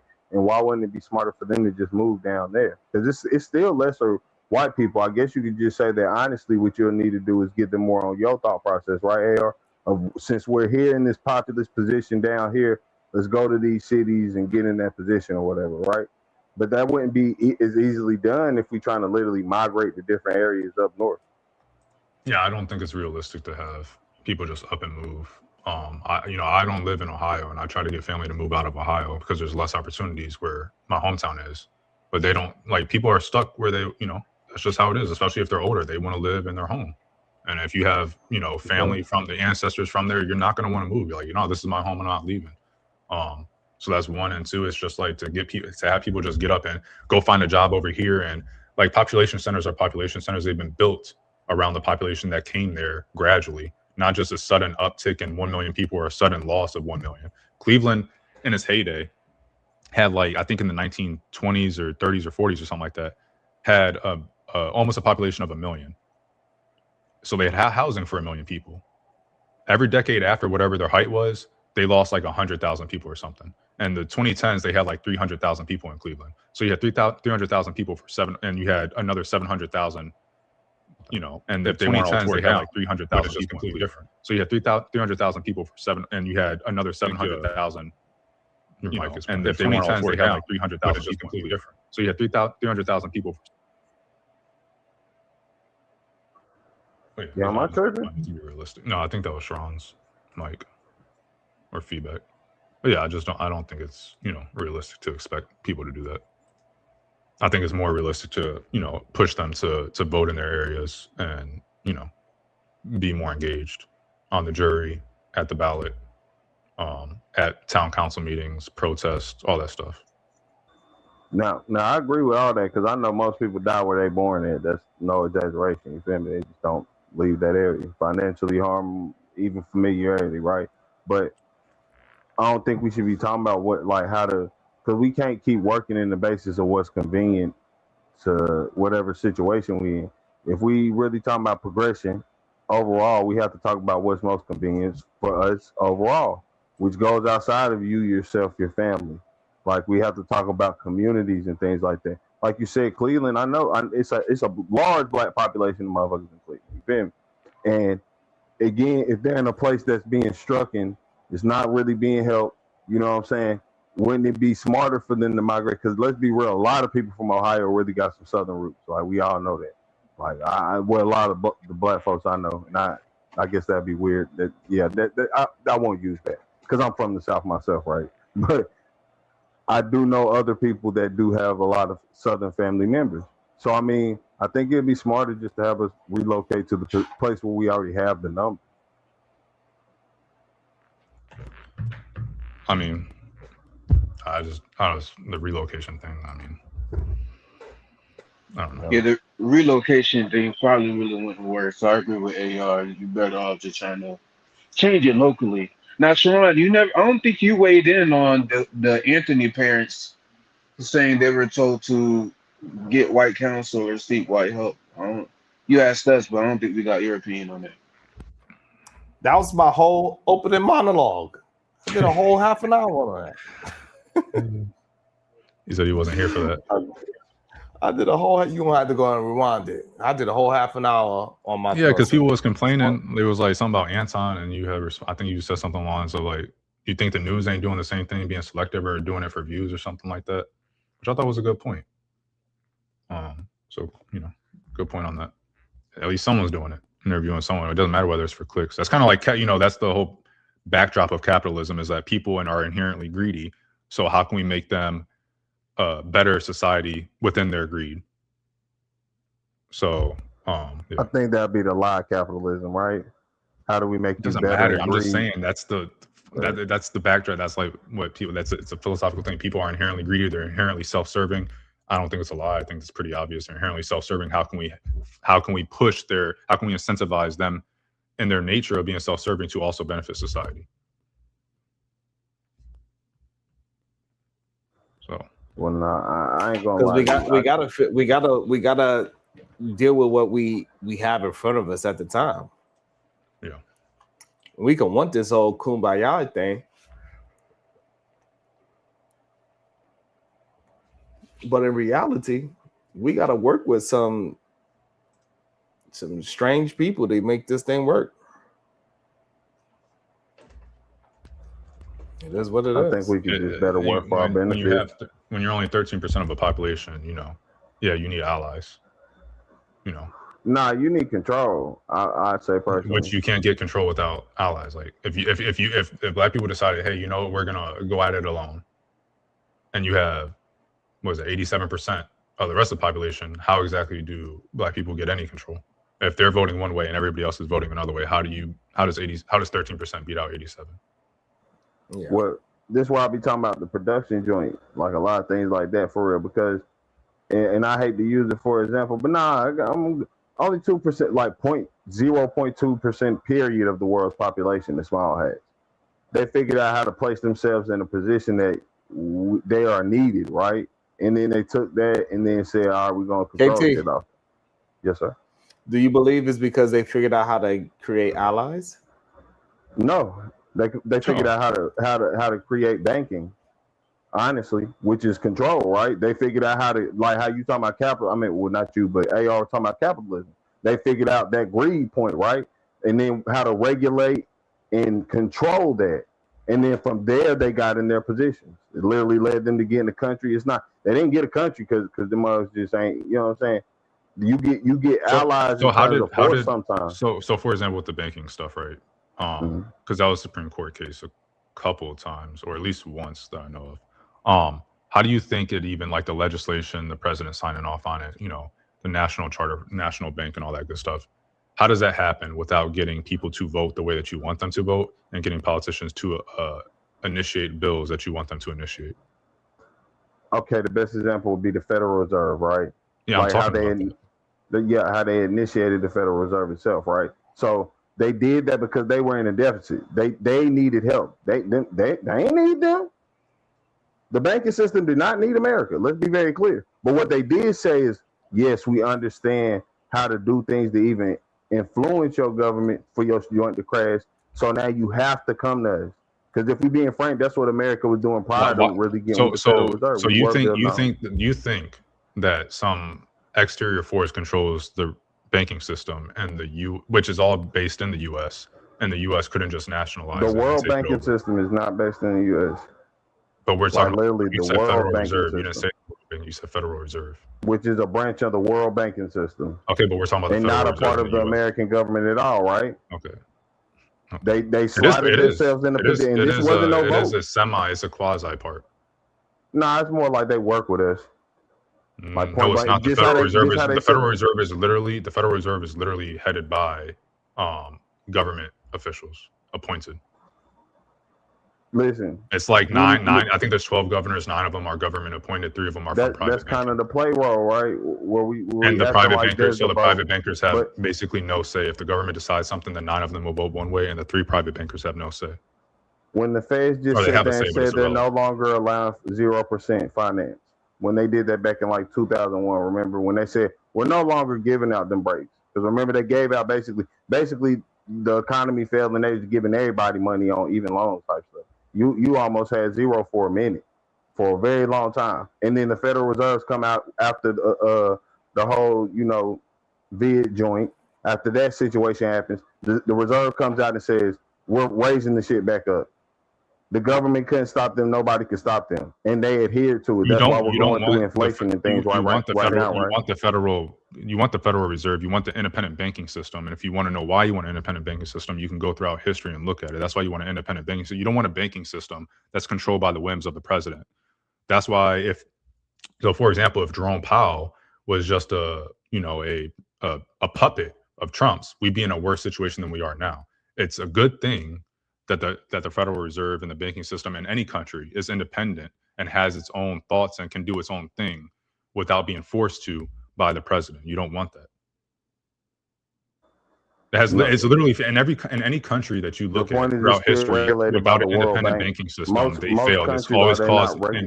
It's always caused a crazy amount of inflation. You can look at Turkey right now. You can look at Argentina. You can look at literally any country that has not had an independent banking reserve historically has led to inflation, because what happens is bad things happen, and instead of things that need to happen to fix the situation, populism takes hold, and whatever a president has to do to stay in power, they do that even if it's worse for the long term. And so they do that thing, and then it keeps on compounding, and you just ruin the country. So you need a steadfast, reliable, stable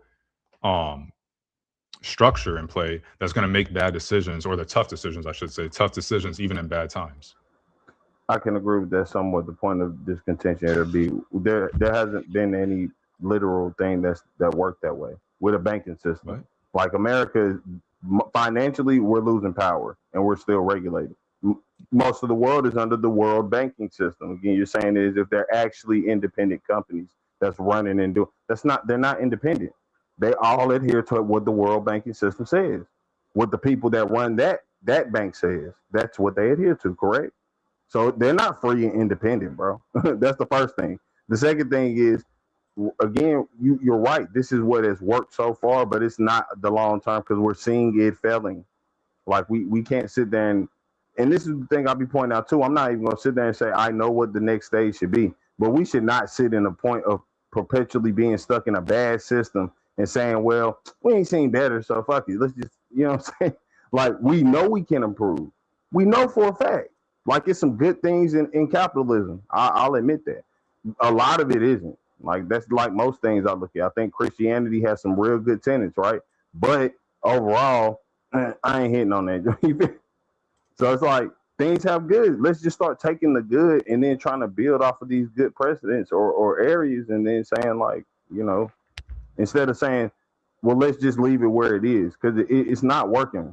It's not working. We're watching it not working. But the United States is the most powerful country in history, and the richest, most powerful country in history of the world. And you're saying the Federal Reserve System didn't work. When was the Federal Reserve System established? And why are we the most When powerful was the Federal country? Reserve System established?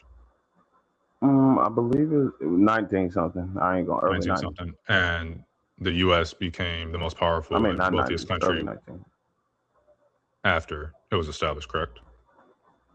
But we're not, because of our financial position. Let's be. What's up, man?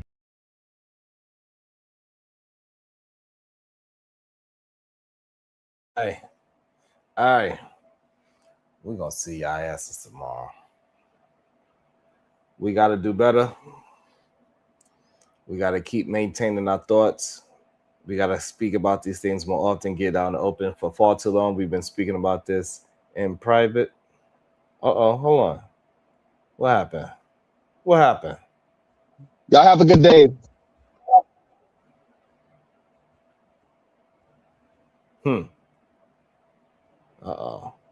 He came back for y'all. Hold on. He came back for y'all. Who, Ronald? Oh, yeah. He said he was busy, and then he came back. Yeah, I just made it back. Mm-hmm. But y'all have a good day, man. It was a good conversation. They said you wasn't even really American, bro. Well, that's okay. I was born in Trinidad, but I spend most of my life in America. It's okay. I've been here 36 years. Do you think that you... Damn, can I ask him a question?